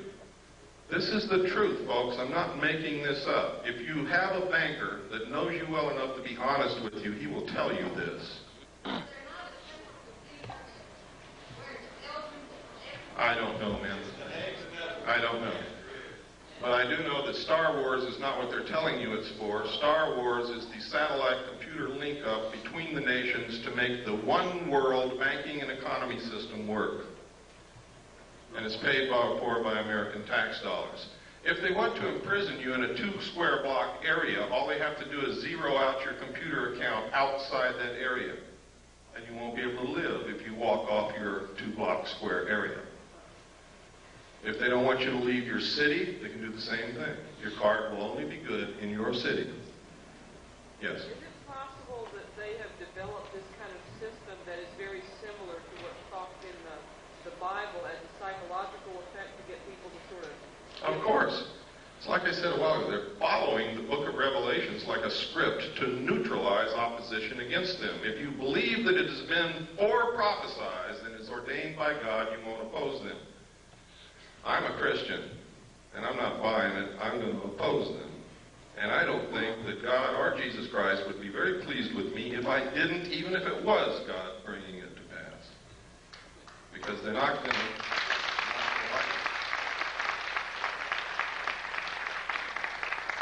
Let me take 3 more questions, and then unfortunately we're over time. I'd like to stay and talk to you more, but we really can't. I have a brief question.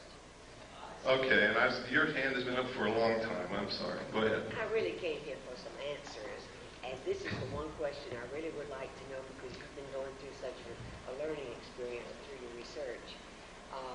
When you saw that large ship come out of the ocean spread that came up, this day, do you personally think that came from outer space of this Earth? Personally, I don't think it was built on this Earth. Knowing what I know about the state of aircraft technology and about submarines. But what I think doesn't make a bit of difference. It's what I can prove that counts. And I can't prove that there's anybody here from outer space, although there's a lot of evidence to support it. What I can prove is that there's a lot of manipulation to put us in a one-world government and destroy this nation and enslave all of us in a cashless economic system. That I can prove. And that's what we better be looking at.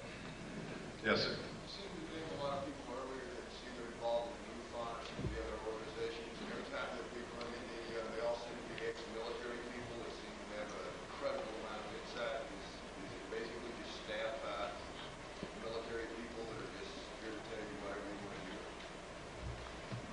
I don't know. I know that MUFON is not doing what they claim to do.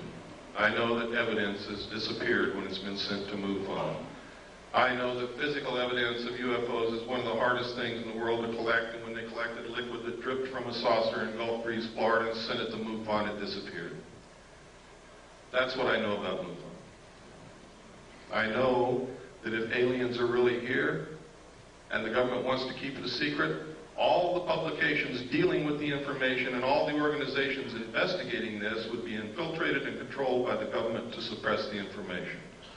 I know that if aliens are not real and the government is perpetrating this hoax, then they're doing it through those organizations and publications and through people like me that innocently was passed documents through my hands and tried to come out and talk about it.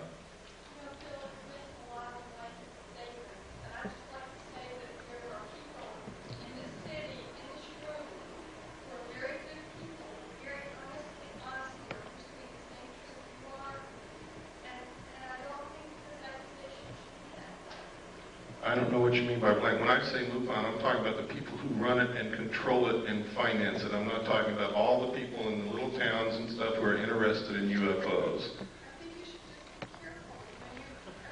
It's too late to be careful. I'm fighting a war and I need people on my side. And damn it, if somebody's on the battlefield in front of me, I'm going to run right over them. I am sorry, but that is exactly what I'm going to do.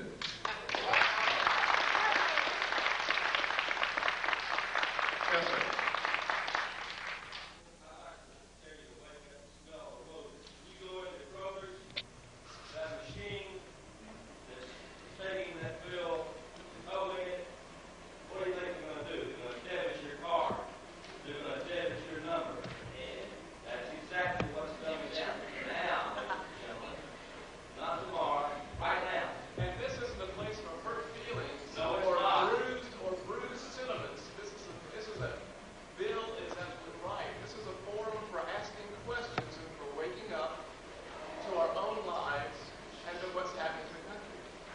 I also know that not everybody's going to agree with me, and I don't expect you to, nor do I want you to.